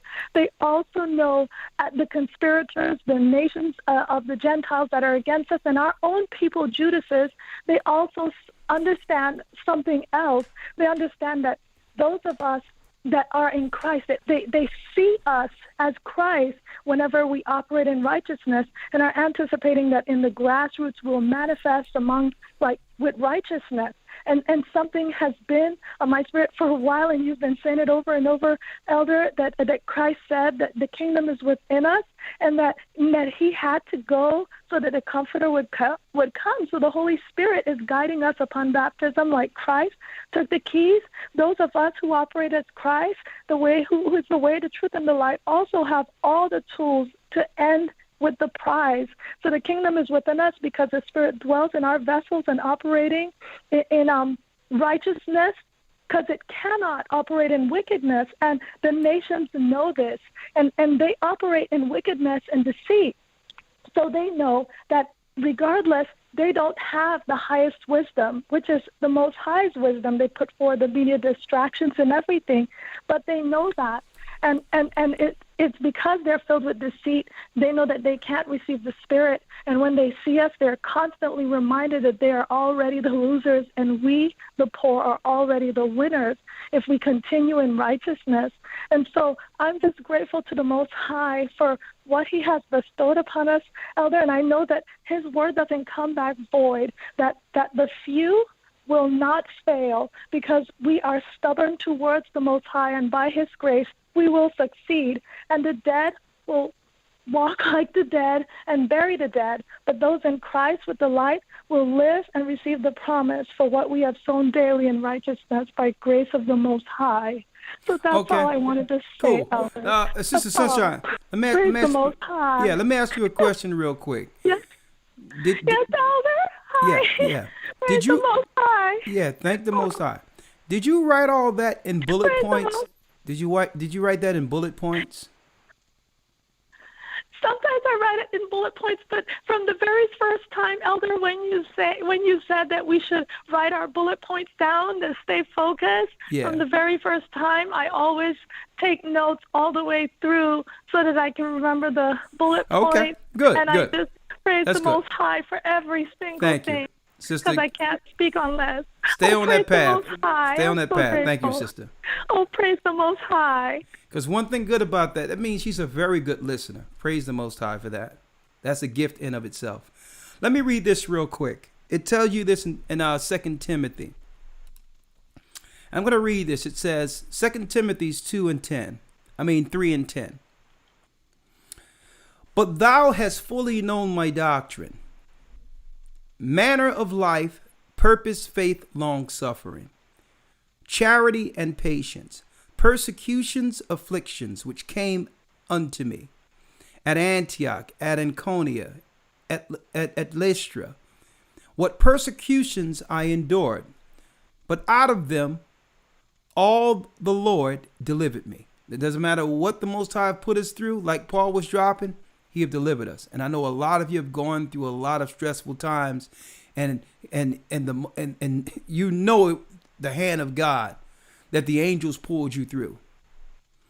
It says right here, yea, and all that will live godly in Christ, Yeshua, will suffer persecution. But evil men and seducers shall wax worse and worse, deceiving and being deceived. But continue thou in the things which thou hast learned and hast been assured of, knowing of whom thou hast learned them, and that from a child thou hast known the holy scriptures, which are able to make thee wise unto salvation through faith which is in Yeshua the Anointed.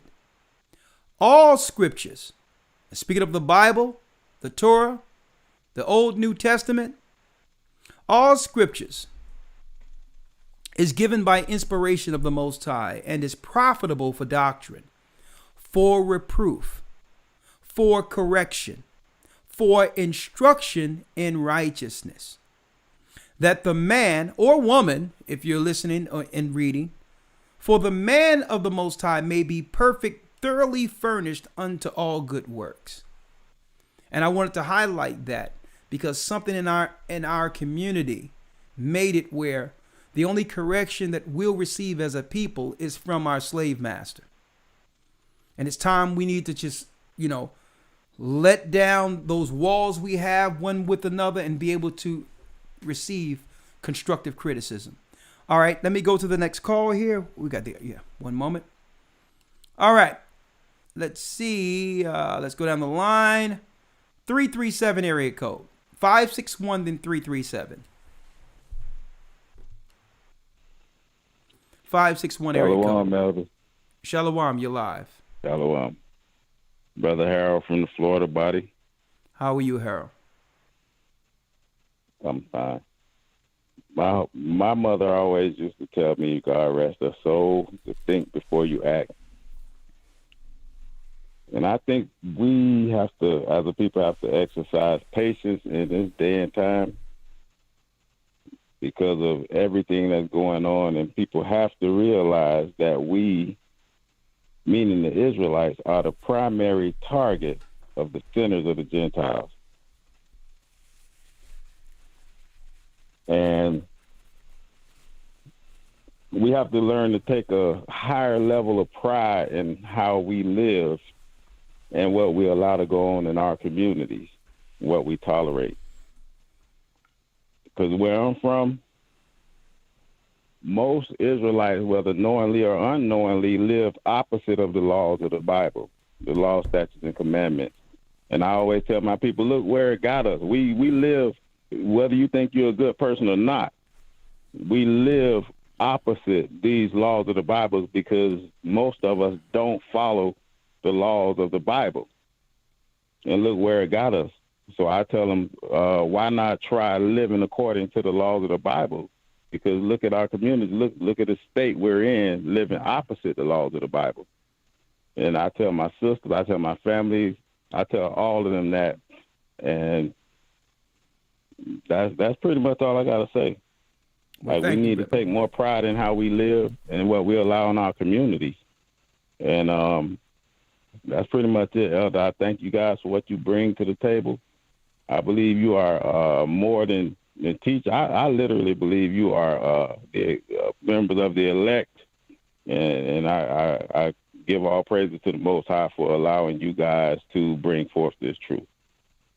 Well, brother, I'm working to get in, and that's what I am. I'm working to get in, and when Christ returns, and I know he'll be here soon. I just hope, and I pray that he can, as I'm looking down, if the Most High allow me to be there, that I'm looking up and he's saying, well, listen, you wasn't perfect, but job well done. Yeah, I'm just working for the kingdom, brother. I believe you will. Hey, brother, listen, that I pray that I'm working every day, and you will never see me not holding the plow. And when Christ come back, I'll be working, and that's what you and you do the same. I believe that, and you do the same, brother. And we Yes, need to sir. work together. Yes, all right, sir. all right, all right. Yes, I'm gonna sir. place you on hold. Shalom. Shalom. Very encouraging call. Thank you, brother. 337 area code.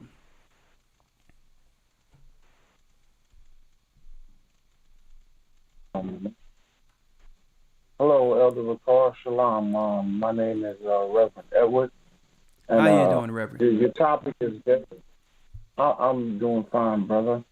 Your topic is very on point with all what's going on today. What they're portraying in the media, and actually what's going on with the brother, young fellow right now. It's quite interesting that all of this is taking place at this time right now.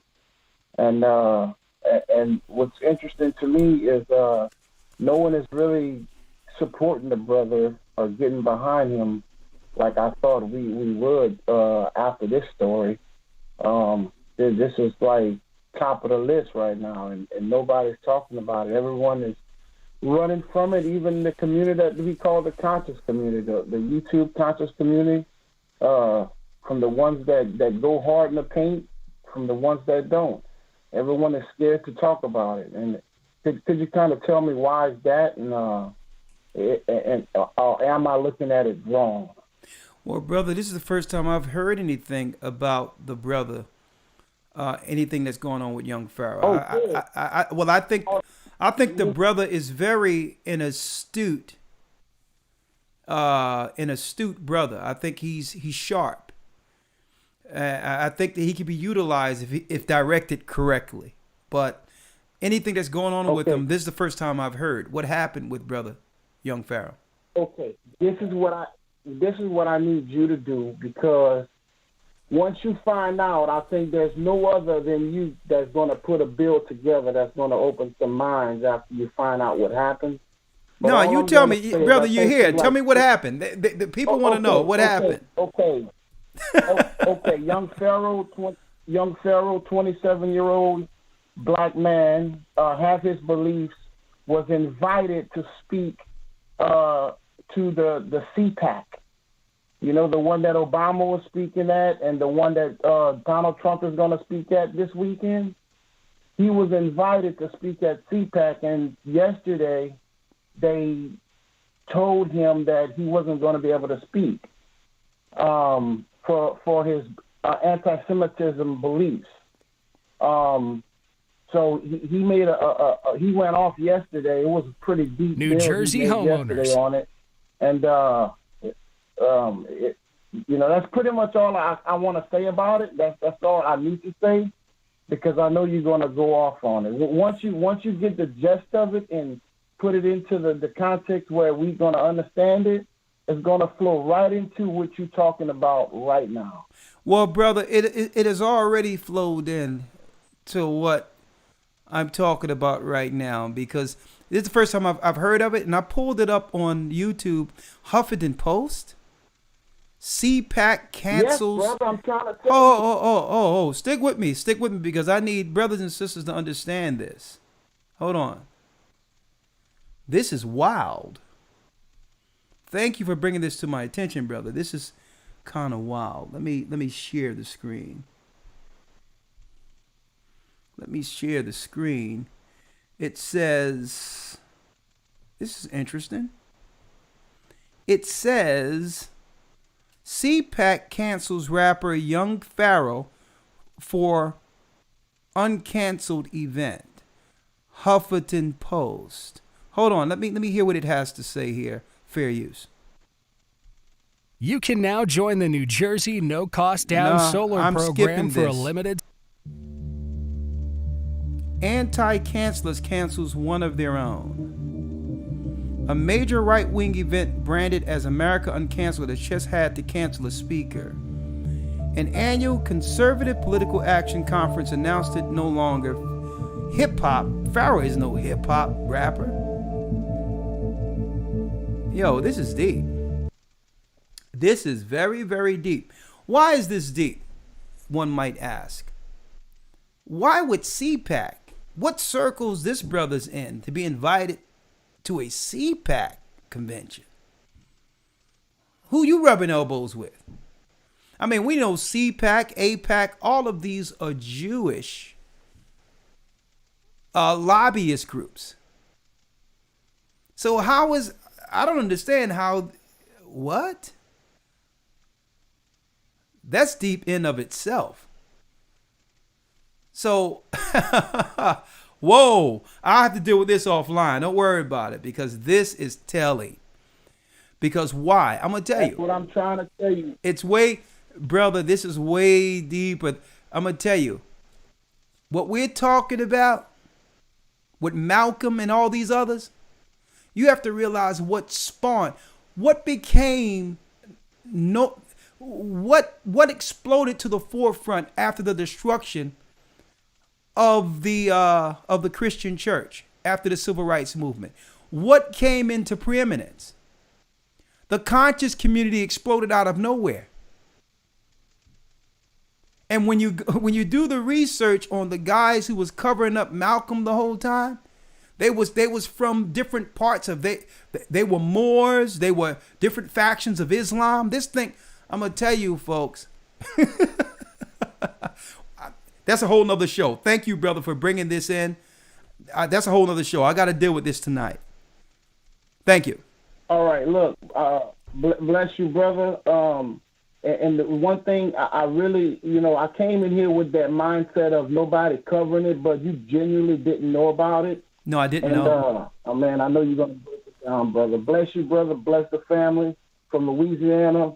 Reverend Edward, peace out, brother. Shalom. Bless you, Reverend Edward. And I know you teaching the truth, right? Over there. Hey, we got a reverend chiming in. Oh, hey, he gave me something. Yeah, we have a lot of reverends in a lot of ministers and all that in our Hebrew and Bible Academy. They are learning the doctrine. I'm going to tell you. And they're teaching it in their congregation. So, hey. 3, 2, 1. Hey, Lawya, we're going to have to talk on this one because, hey, it's all coming out. And you know what? I think on purpose, they are exposing everybody that was working behind closed doors on purpose. And it dovetails. It links directly into what I was talking about tonight. Why would they put this out there that this guy would speak with CPAC? How was that? What conversation that, like, anytime I was invited on radio shows or whatever the case is, that was usually through a third party. That means Azariah, may the Most High bless his soul, he would go out and set up different guests to come on the show and all that. And on top of that, someone would reach out to him and say, well, there's a debate or something that I would like Elder Rawchaa to be a part of. But I've never received a contact from APAC or CPAC. You know how high up those particular organizations are? These are lobbyist organizations that control the politics of America. What's up with them and young Pharaoh? Woo! Who's feeding who information here? Misinformation, whatever the case might be. And these are people who are against the Bible, leading the young people astray. But I digress. Lord, that's deep. I'm gonna talk to you about that later, Elder Lawya. We'll talk. 404 area code. Hi, Elder. How you doing? I'm blessed by the best, and his name is Ahia. Talk to us. Hey, so my name is Victoria. I'm from Atlanta, and I was listening to the examples that you were giving about the Judas factor in our community, and I can't help but think of the most current or up-to-date method that the enemy uses in our community to create the Judas factor between men and women, and I say it's like social media, where they I guess you guys were talking about people being easily offended, and I noticed that it's a lot of YouTube channels or like just social media people, social media activists, I guess, that like to speak on violence against women at the hands of men, but it's more specifically focused in the Black community. And you could tell that they're trying to turn Black women against Black men. And to me, I think that's another, it's COINTELPRO, modern day COINTELPRO to me. And it's another way to capitalize on the fact that the enemy knows that there's a Judas factor in our community, and they're using it in a way where they can turn the women against the men so that they can keep us separate and destroy our families. So that was just something I was thinking about. Yeah, I'm glad you brought that out. I mean, you think about this pair, Judas and Jezebel. I mean, you think about it on either side. The trigger is for those two dynamics. That's a match made in hell, right? So we have to understand the dynamics of what they're trying to get out of the men, and the dynamics that they're trying to get. Can you imagine Judas meet Jezebel? I mean, Lord, you talking about they be calling the cops every night. But no, what I'm saying is, sister, they're triggering. It's divide and conquer. It's COINTELPRO on the next level. So the whole thing is, it's time to reset, come back to the law, statutes, and commandments, and first start with, you know what? I'm only going to allow people in my circle that's on code. Because I can't control what's out there. This thing has spiraled out of control. It's total chaos and anarchy. Right? So what is it for us to do to protect ourselves in this time? Well, okay, we have control. You have control of your circle. So it's time to say, you know what? The only people I can care about everyone, but my immediate circle is for people who's on code. Right? And that will expect and that circle expands accordingly. And guess what? I have power to dictate that. Okay? I can care about you, but I'm not going to let you in this circle. I'm not going to be ready to hastily give you credit and bring you in to infiltrate. No. You must be on code. It's a privilege to be amongst the righteous, those who are trying to do right, because the wrong person come in and blow the whole thing up. So, and that starts with our immediate family, extended family, and friends. Okay, our immediate family, extended family, and friends. And see, the telltale thing for me is whoever go out and get that satanic shot, they've already told me what their decisions will be when the mark of the beast come on the scene. I don't need to wait for the mark of the beast. Okay, deuces. Okay, peace out. Nah. You're not going to spread your ignorance into this circle. Okay, so if anything, we should see these things as a sign. Okay, when you see people making certain decisions in pure ignorance with no education to what they're doing, understand that the Most High blessed us. He blessed us with the knowledge and insight, okay, on who to avoid. So in one point, we're looking at it like it's a shame, but we have to look at it from a different lens now. No, it's not a shame. It's a blessing. Now we know outright those who have chosen this world and the God of this world. Because someone asked me earlier, I'm going to place you on hold. You want have anything else to say before I put you on hold, sister? Oh, no, sir. I just wanted to bring that out. Okay, thank you. Let me say this. Someone asked me, well, what do I think about the jab? What do the elders of the Gathering Christ Church think about the jab? That's clear. I can answer that easily. I think the same thing about that Christ think about it. Okay, which means my answer to that is, would Christ do it? That answer is no, right? And see, if many Christians were to take stances like Christ, we wouldn't be here. Those who claim to believe in the Bible, only thing you have to just, it's an easy answer.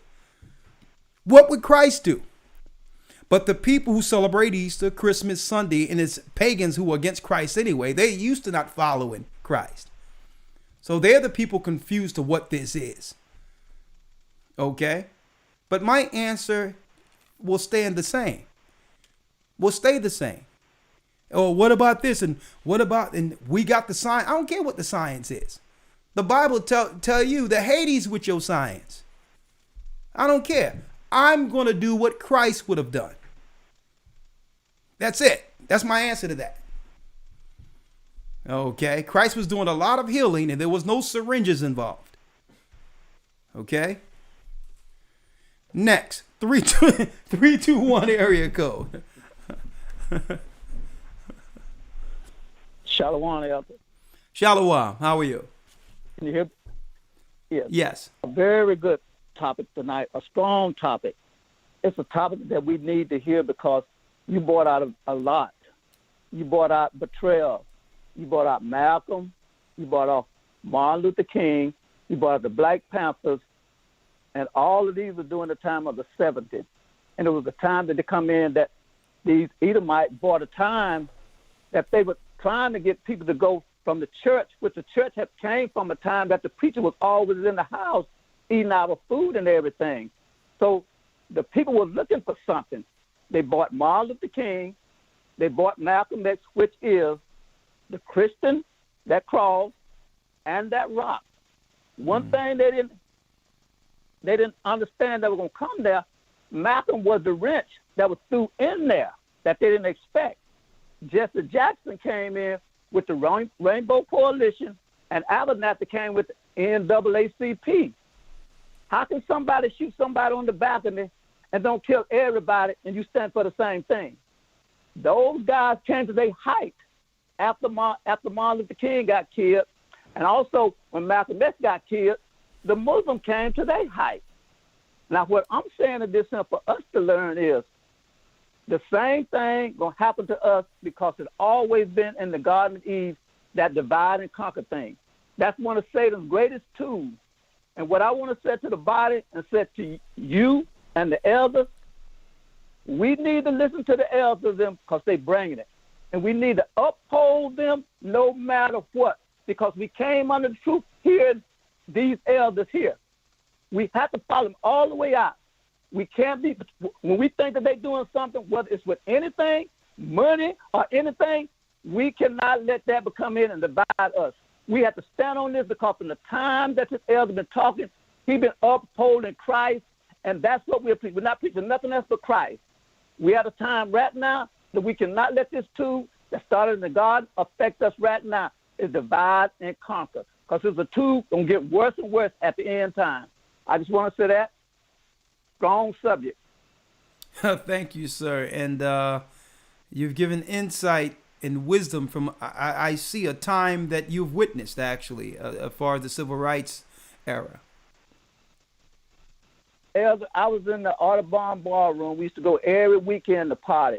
The night Malcolm X got killed, they canceled it out, and we wondered why we couldn't go there and party. And the next night, Malcolm was dead. I didn't really understand anything was going on to hear. They got a movie out. I think it's something called One Night in Miami with Jim Brown, with Sam Cooke, Malcolm X, and Muhammad Ali. Yeah. Two of those brothers didn't do anything. The two that got killed, they were speaking the truth. Jim Brown didn't do anything but put on a dashiki, and Muhammad Ali didn't even go into service. And he got the biggest parade than anybody ever lived. I just wanted to say that. And sir, I'm honored. I'm honored to be here doing the work, and I'm honored to speak to you, brother, who've been through those times. And you know what? It's the wisdom of the age that's going to help the next generations, brother. You being a part of this church and this work will chronologize that time. And guess what? The time you grew up in won't be forgotten. And we hope, as the generation under you, to make you proud, to make the generation and let you know that the work y'all put in during the civil rights movement, the Most High was in that awakening. And we're here to finish it. Okay? Bless you. Amen. Just keep on doing what y'all doing. Shalom. Shalom. Thank you, sir. Bless you. Bless you. And like I said, watch out. They priming the pump for a false Israelite terrorist thing. They already got the guy, Medea, the cross-dresser, coming up with all types of, Israelite types of movies and all that to demonize Israelites. That didn't work. They tried the thing over there that happened in the UK, may the Most High bless her soul, with the young girl that passed over there, to demonize Israelites, trying to shine a negative light on Nathan them and IUIC. That didn't gain any traction. On and on and on and on. They tried this claim that someone who follow Israelites, even though they titled it Israelites, shot up a store in New Jersey in a Hasidic area. That didn't gain any traction. Because really, what they're not telling people, brothers and sisters, is that their new definition of anti-Semitism is what? It's actually black people claiming to be Jews. They deem that anti-Semitic. But I'm going to be going into that more so this Saturday. Let's see, because I only have got a few more. 214 area code. You've been waiting a while. Shalom. Hello? You're live. Hello? Hello? You're live. Yes. This is HK from Dallas. Yes. Can you hear me?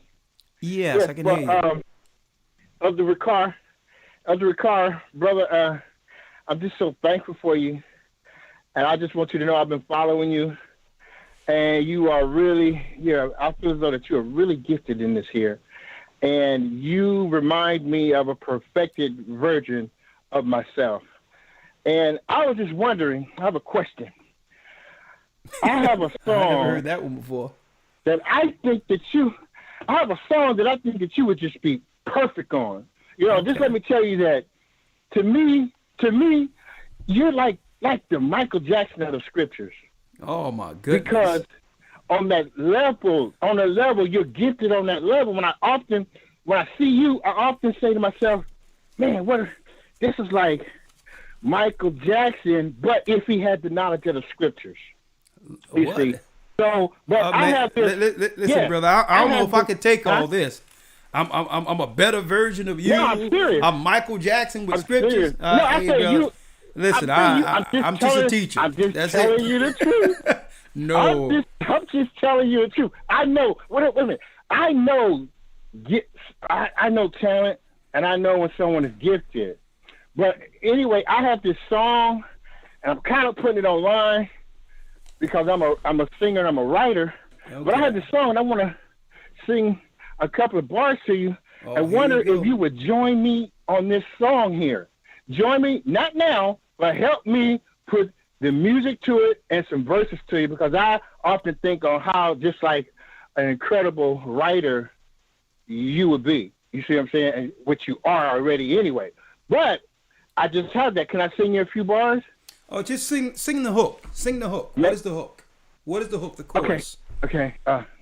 Okay. The hook is, without you, I wouldn't know it. Only you is able to show me your word.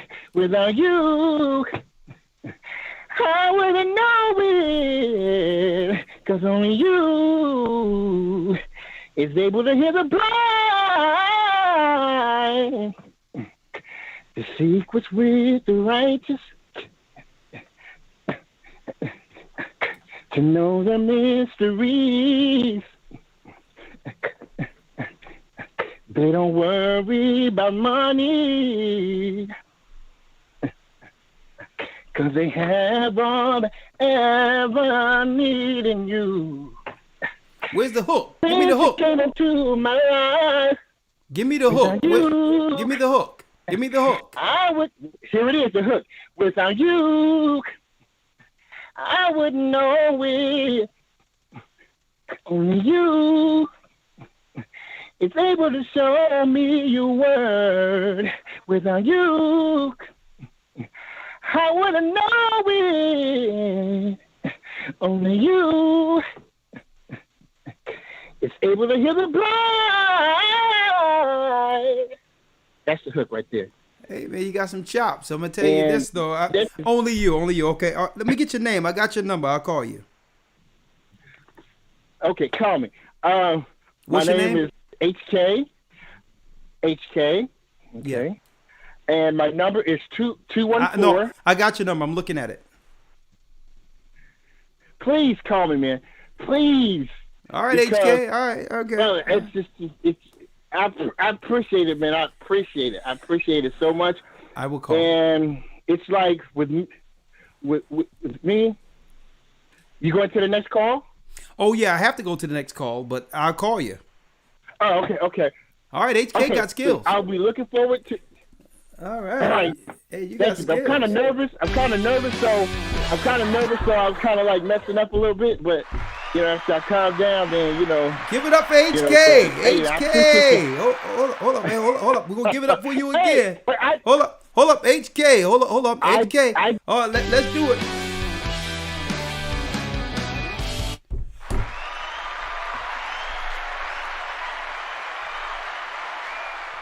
Only you. I'm going to call you up. Don't worry about it. Hey, these brothers got skills. But I'm going to tell you, boy, I'm glad I don't take stuff in. Hey, listen, I'm a servant. Y'all be ready for a head where I can't even fit out the door. Nah, I'm not. Nah. We all have talent, okay? The Most High gifted us with the work of our hands. Everyone has their gift. Oh, and guess what? HK, you have a great one. Okay. 312 area code. You have a great gift. 312, talk to us. After that, 313. 312. Okay, you're not there. 313. This looks like Detroit. 313 area code. Talk to us. Hi, Elder Rawchaa. My name is Jackie, and I'm from the Detroit body, and I am excited.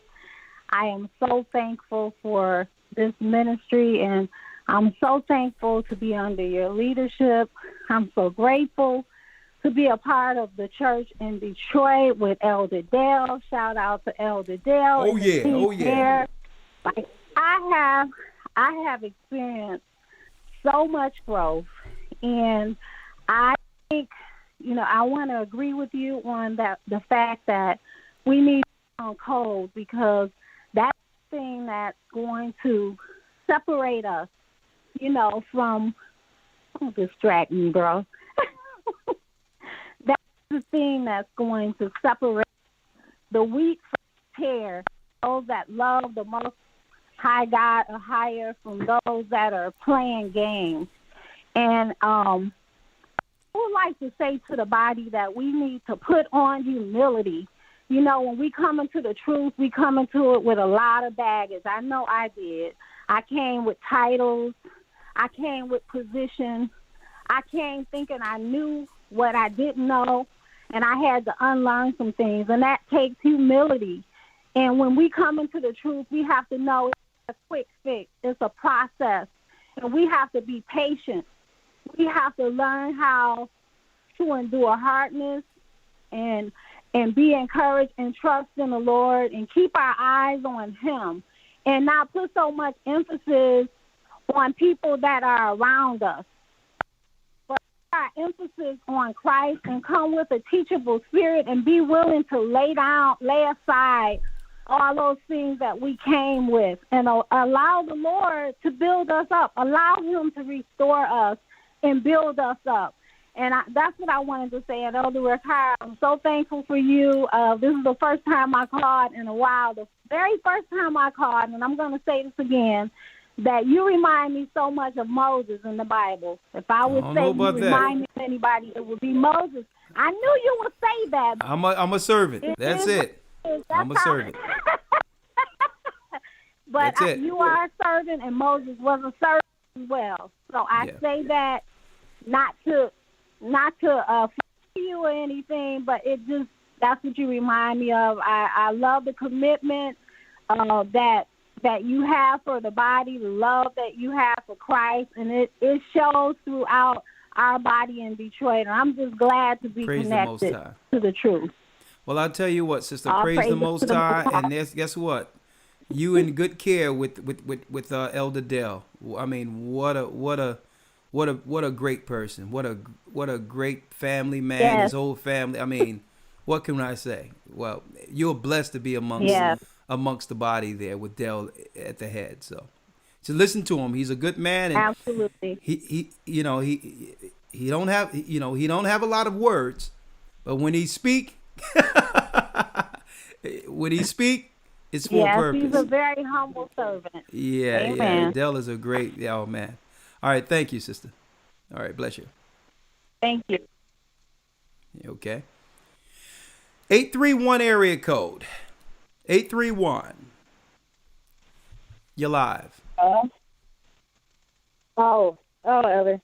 I wanted to talk to you about the Judas thing, and that it's in women a lot.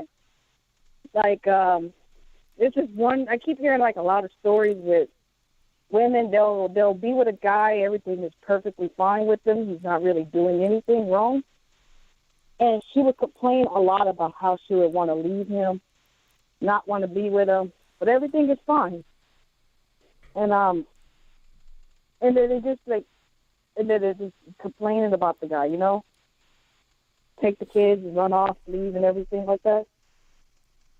Well, that's the time we're living in right now. And not only that, you know what I mean? Some things are subjective. Let's give sister some credit and to say that you don't really know the whole story living in the house. Like, it may seem rosy to you, but something may be going on in the relationship that maybe you and I don't know about.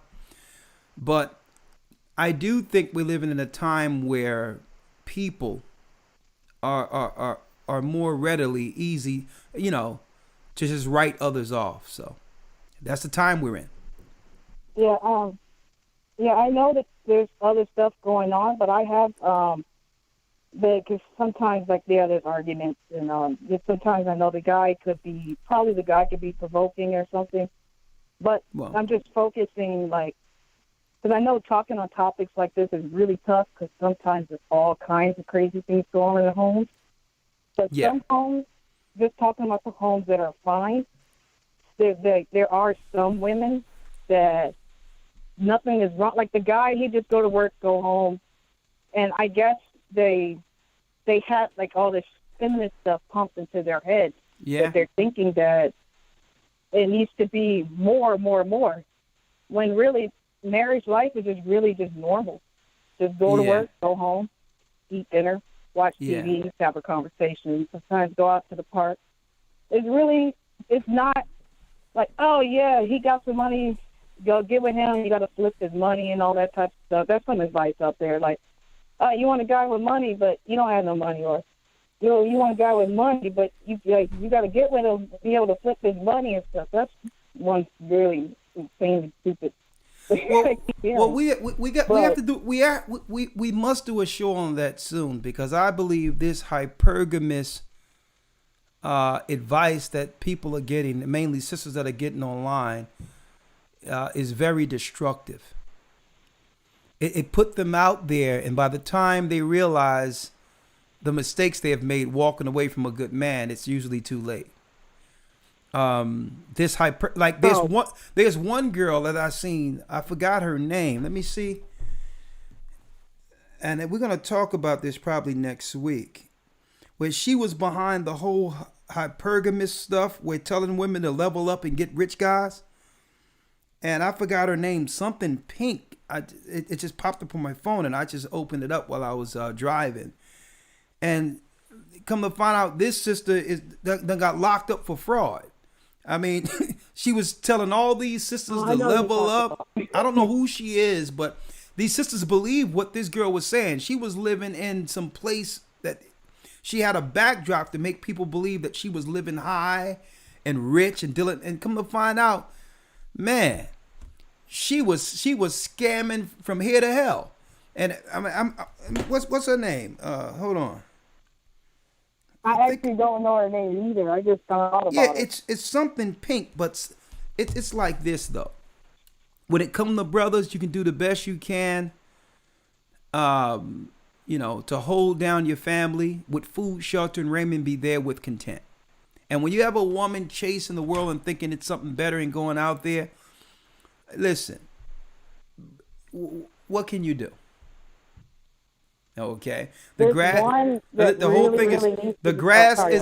grass isn't always greener on the other side, and I'm gonna just leave it there.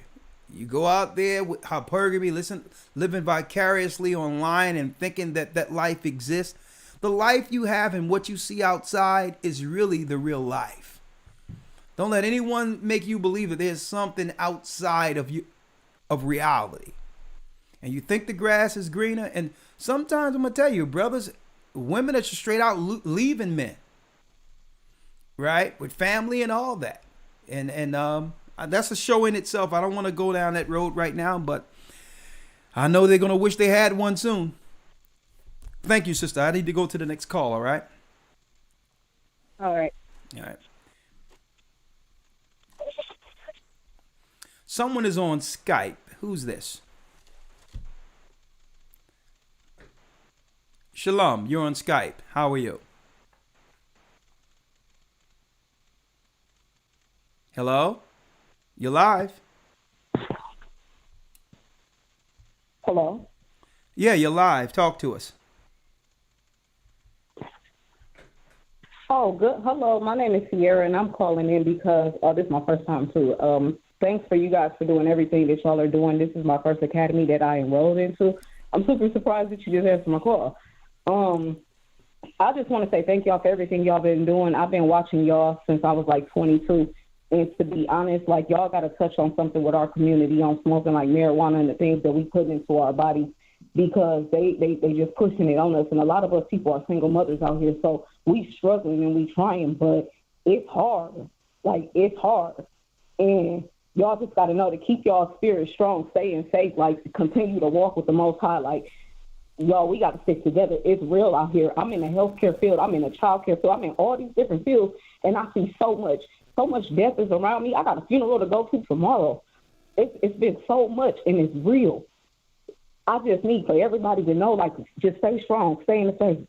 And I just thank you for answering my call today, and may the Most High be with everybody. Hey, sister, real quick, how old are you now? You say you've been following us since the age of 22? I'm 31. 22 and you're 31. So, man, you've been following us since the beginning of our ministry almost here. Yeah, that's it. That's never felt interesting. nothing like this. I'm gonna tell you this right here, Elder.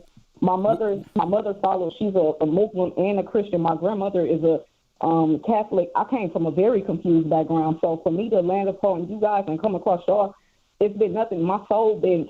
I wake up to this. I go to sleep to this. My children know the Hebrew Creole. Like, this is real. The little ones that's around me, it's in their souls. I don't have to tell them this. They get right to it when it comes down to this. So I know it's something there. It always pulls me. I wake up to this. I go to sleep to this. I never felt this in my life before about anything, but I know it's something there. Everywhere I go, the places get crowded. It can be completely empty. When I go there, it gets crowded. I know the Most High with me. I know for sure. He's blessed me all this time. Well, praise the Most High, sister. This is good to hear. You stay strong. You stay up in this work and continue to listen. What city and state you live again?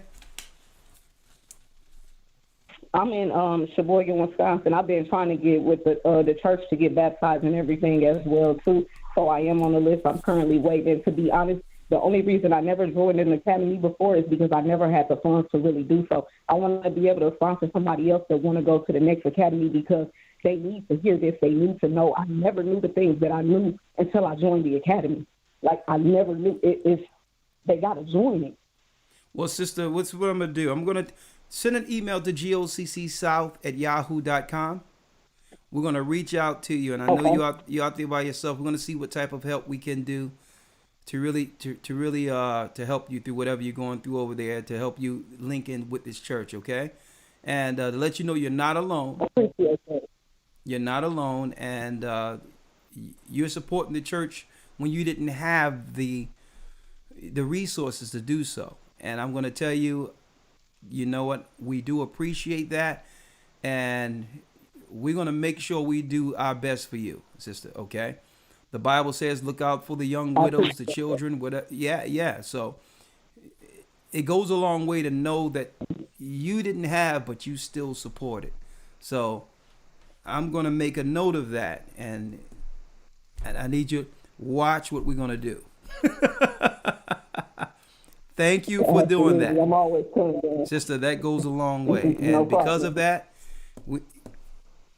watch what we're going to do, sister. So send an email to GOCCSouth@yahoo.com. And what we're going to do is, because we have a lot of stuff at I Am Apparel, and we have a lot of things. I'm going to send you, we're going to put together a nice package for you, your family, your children, and send it out to you. So, all right. So you're not alone, and thank you for your support and your never-ending support with this. All right. All right. Bless you. GOCCSouth@yahoo.com. Send us an email. All right. All right. Bless you. Yeah. Okay. All right. Ain't that something? And, and I'm gonna tell you, this work go a long way. I'm gonna tell you this. I praise the Most High for this ministry, because sometimes people don't realize where our people are at any specific time.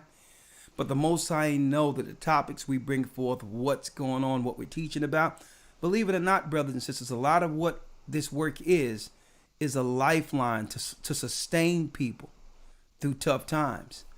And I thank the Most High, for allowing me to actually be a part of that, and to know that someone been holding on that long, since 21. And you can hear the trembling in her voice, and how, life isn't easy, but she never gave up. And that's what this truth is about. And that's what we're here for. So, sister, hold on. We're going to reach out to you and see what we can send to you. 347 area code. Hello? Hello, you're live. Hello? Oh, hey, what's up, Elder Rawchaa? Heaven.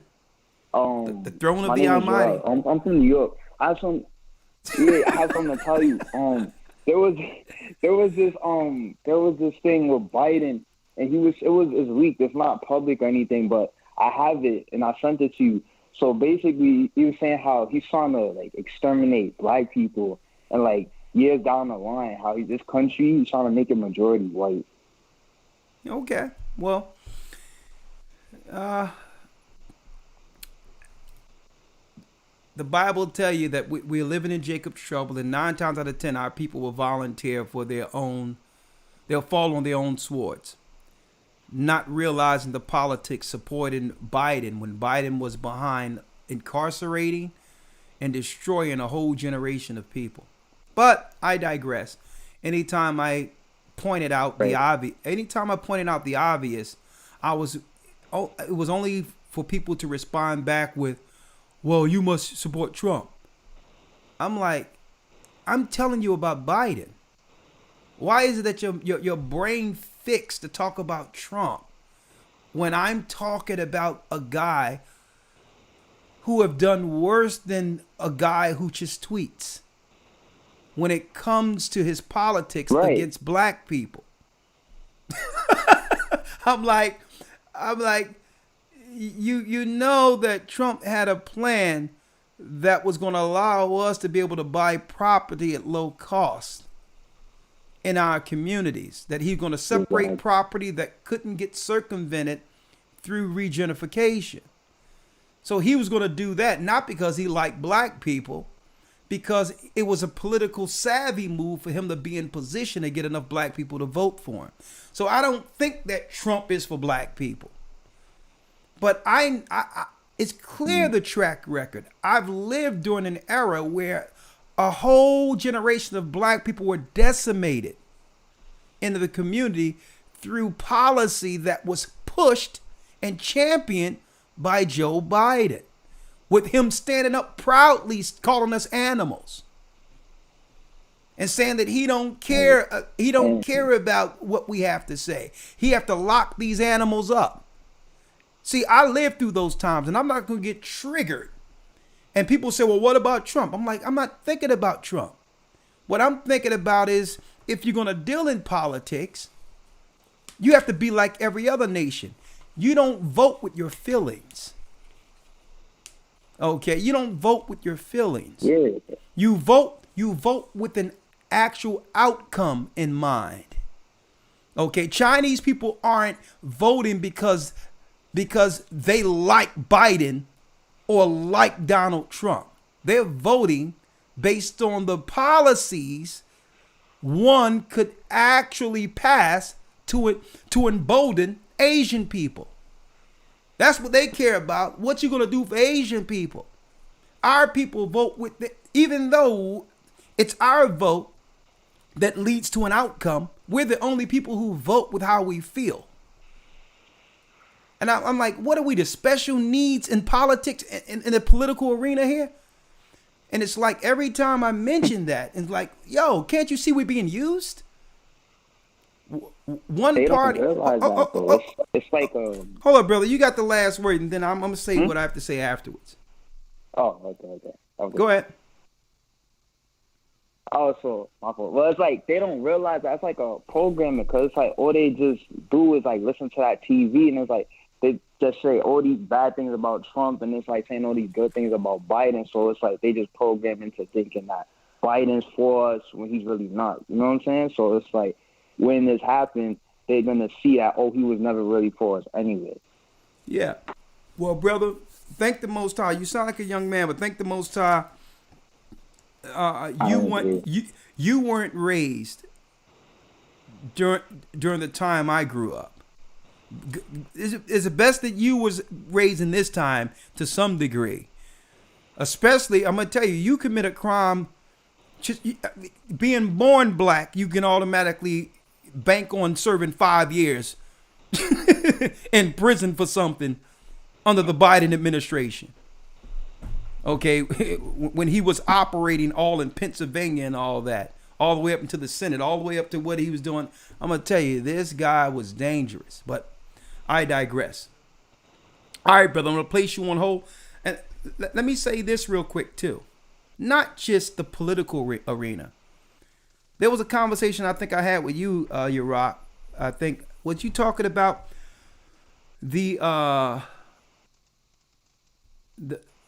how the Baptist church began down south? I was on a conversation with somebody. We were talking about the Baptist church. How black people, just like we don't realize the Democrats were the one lynching us in the South. Right? We don't even realize that was a party that was actually created to destroy us. We were conservative at heart. Black people going to church. We didn't believe in science, evolution, and all this other crap that the Democrats, killing babies and free will life and all that old crap. Those were never our political stances. We were conservative. Somehow they were able to coax us into actually voting for the party that was constructed to destroy us. And then when you look at the Christian side of things, we don't even realize the first Baptist church was created out of what? White racists leaving the conservative churches because they wanted to keep slavery in the South. The Baptist church was the original churches that were made to separate the racist whites and the Confederate whites who were against blacks. The first Baptist church was straight racists who separated from the regular churches so they can continue their racism. And you wonder why the buffoonery and the clown show we see in Christian churches today called Baptist or Pentecostal, not realizing its origin. I'm going to be talking about that in the academy this week, breaking down a second part of Christianity and the Israelite Christians this coming Sunday. But, hey. One last call, and then we have to digress. 3 minutes left. And who's been waiting the longest? 423 area code. About that in the academy this week, breaking down a second part of Christianity and the Israelite Christians. I hear myself. But, hey. Okay, no, I can't do that. All right, can't do that. Let's see. 925 area code, last call. 925. Shalom. Shalom, you're live. Can you hear me? Loud and clear. Shalom. My name is Steven. I'm calling from Northern California. And I wanted to first say that I'm grateful to the Most High for the work that the elders are doing and the GOCC church, the Gathering of Christ Church. But I really wanted to touch upon your question. I think your question was something along the lines of, are we as a people afraid to be in rulership or leadership? And my thoughts on that is that basically we're not afraid to be in rulership or leadership. However, what we see as success is a little bit skewed because of the confusion that's been put out in the world. So basically that our people want to be in a kingdom of like what hip hop puts forth as success. And then also our people don't understand that there needs to be order. And what I mean by that is that in order to lead, you have to first follow. But and that goes into the betrayal and the Judas syndrome, is that nobody wants to follow. More people are apt to want to lead. So therefore, like in the Jesse Jackson description that you gave, basically his betrayal or what we think was a betrayal 90 seconds. To be a leader. So it kind of stems out of an offense of jealousy and covetousness. And that was just the points that I wanted to make real quick. Well, thank you, brother. And what city and state you live in again? I live in Pleasant Hill, California. I'm connected to the body. I've been through all 4 of the baptism classes, and I'm in the academy. 60 seconds. I have sent you guys a couple of emails, and also want to thank the Lawya for always responding. That shows me, because, I mean, right now, to tell you the truth, the gathering is all I got. My family, pretty much, ridicules me and don't want to get on what I'm on, which is, I'm a follower of Christ. I'm an Israelite, and, I understand the truth through a little bit of my own study, but more so because you guys are leading me now, and I've been tapped in with the church. So, well, brother, I tell you what, you're here at a good time, and we're going to be dropping, especially with California. 10 seconds. There's a lot of things going on in the political landscape of California, and what's going to happen there, and how are we going to be able to maneuver the body and all that. Hey, just hold tight. Hey, it's going to be, you're coming in at the right time. So, and you're in the academy again, right? You're in the academy, right? Correct. Yeah, I didn't finish it the last time, but this time I'm sticking to it. I'm doing it right this time. Yo, hey, I'm gonna tell you this right now. I got the old records of the original. Thank you, brother, for sending that to me. I got it here. Of the original 4 books of the gospel that was put together before King James Version. And what it drops on Mary and Joseph is going to blow you away this Sunday. Of course, folks, it's school. It's school. Eventually, we're going to put it out there for the whole public with the information and the records the Most High have given us, but it's school. So that's the caveat. Let me tell you, people in the church, the Christian church, been worshiping ignorantly, unbeknownst to them, Nimrod and his mother Semiramis outright. And guess what comes with worship and doing all that? The high priests that are over the pagan temples, that's right, child sacrifice is a part of that whole thing. So inadvertently, our spirit in the churches have been used to worship Baal in the Baptist churches, the Christian churches. I'm going to be going into the priesthood, how they be using our spirit to channel all the way to that dagger in which they actually do what? That's right, sacrifice babies. Hey, crazy, right? But that's the truth. Now that we have begun to walk, we've walked away from that. I'm going to place you on hold, brother. Make sure you contact us. Our people began to walk away from that now. And they're losing all of that spiritual energy that empowered them. That's that energy they felt that they needed to give to the gods they worship, and that have incinerated their priests. And now because of that, their priests on every side, the scientific side as well as the religious side, have come up with a plan to that's right, to come after the children of Israel who are now choosing the God who made us, the God of Israel. His name is Ahia. We're going to Rawchaa, Ahia. We're going to be talking about that this coming Saturday, going into Sunday. Okay, that's right. Saturday, the leaders have led us astray. Will be our Saturday broadcast, and we're gonna just flow right from that. The leaders have led us astray to Sunday's lesson. That's right. Breaking down the truth of Christianity. Part 2, going right into Israelite doctrine. And the question we have out there for you for our Sunday lesson: are the Israelites that claim to follow Christ, are they really, in essence, through doctrine, antichrist? You will figure that out and understand the full details. We're going to have every group that's out there. We're not going to deal with anything personal concerning those groups. We're going to pull up the bullet points and doctrine they teach.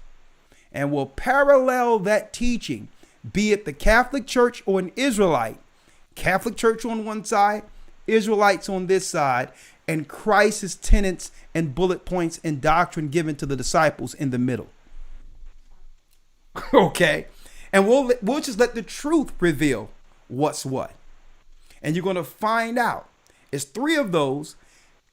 We're going to parallel them all together, and we're going to find out 2 of those things doesn't belong here. All right. With that, I'm going to say shalom. May the Most High be with you. Thank you for your support. And we're going to end this out. Thank you, Elder Lawya, with brotherly love. May the Most High stay with you. Stay prayed up. Sin not. We will soon see Zion. Brotherly love. And keep a keen eye to understand that there'll always sin an enemy within. Shalom. Brotherly love. That's right.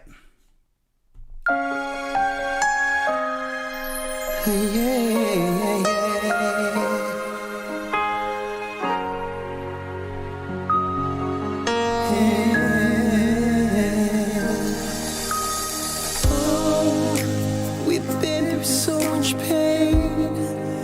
Life took us separate ways. Both did some hurtful things, but it's not over. You know that we both care. So can we forgive and forget? I need you here.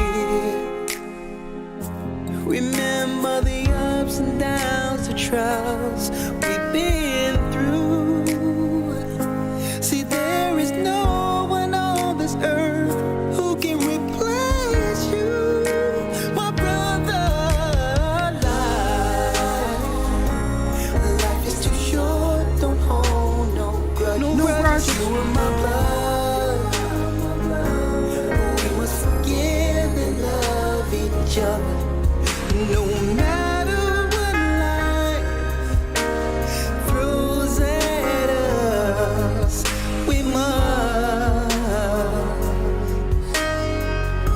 must keep brotherly love.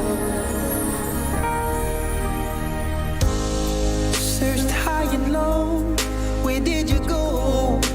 Pick up your phone.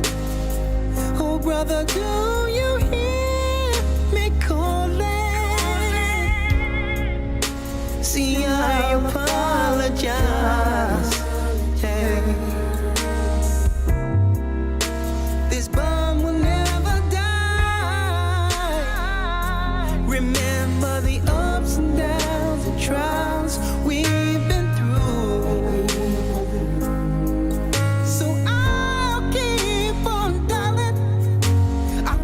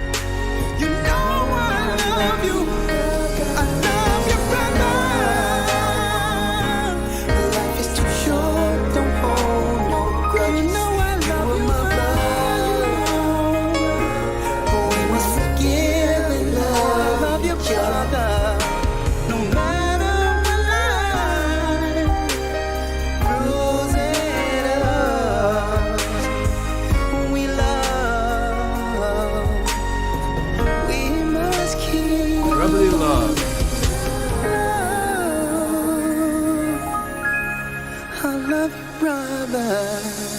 Thanks for looking out, Rawchaa. My brother. All right, save me. That's it. That's it. Hey. I'm done. I was on my way, felt the presence of your son every day. Every day, I let go of your hand, and now I feel a change. Yeah. Close the door, fall to my knees, and I began to pray. Oh, help me, the cares of the world slowly pulling me away. Now I hear a voice calling me to the light. Still in the heart, so I'll discern wrong from right. Let a fork in the road. Which way should I go? My Father send His Spirit, help me find, save me. Bible fell on the floor and open to the Lord, and I can't believe what I saw. I saw me sinning willfully. I don't think you're wrong. Sing your songs, open my door back to me. Oh Father, please forgive me. Save me, hold me to the light. Still in the heart, so I will know wrong from right. Let a fork in the road. Which way should I go? My Father, send His Spirit, help me find, Save me.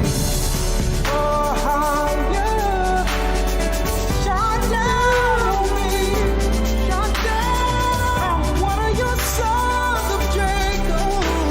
Oh, I believe, oh, guide me, bring me to the light. Sing your song so I will know. I'm let a fork in the road. Which way should I go? My Father, send your Spirit, help me find, Save me. calling me to the light. In the heart, so I will know wrong from right. Let a fork in the road. Which way should I go? Oh, you send your Son, make me right. Help me find. Save me.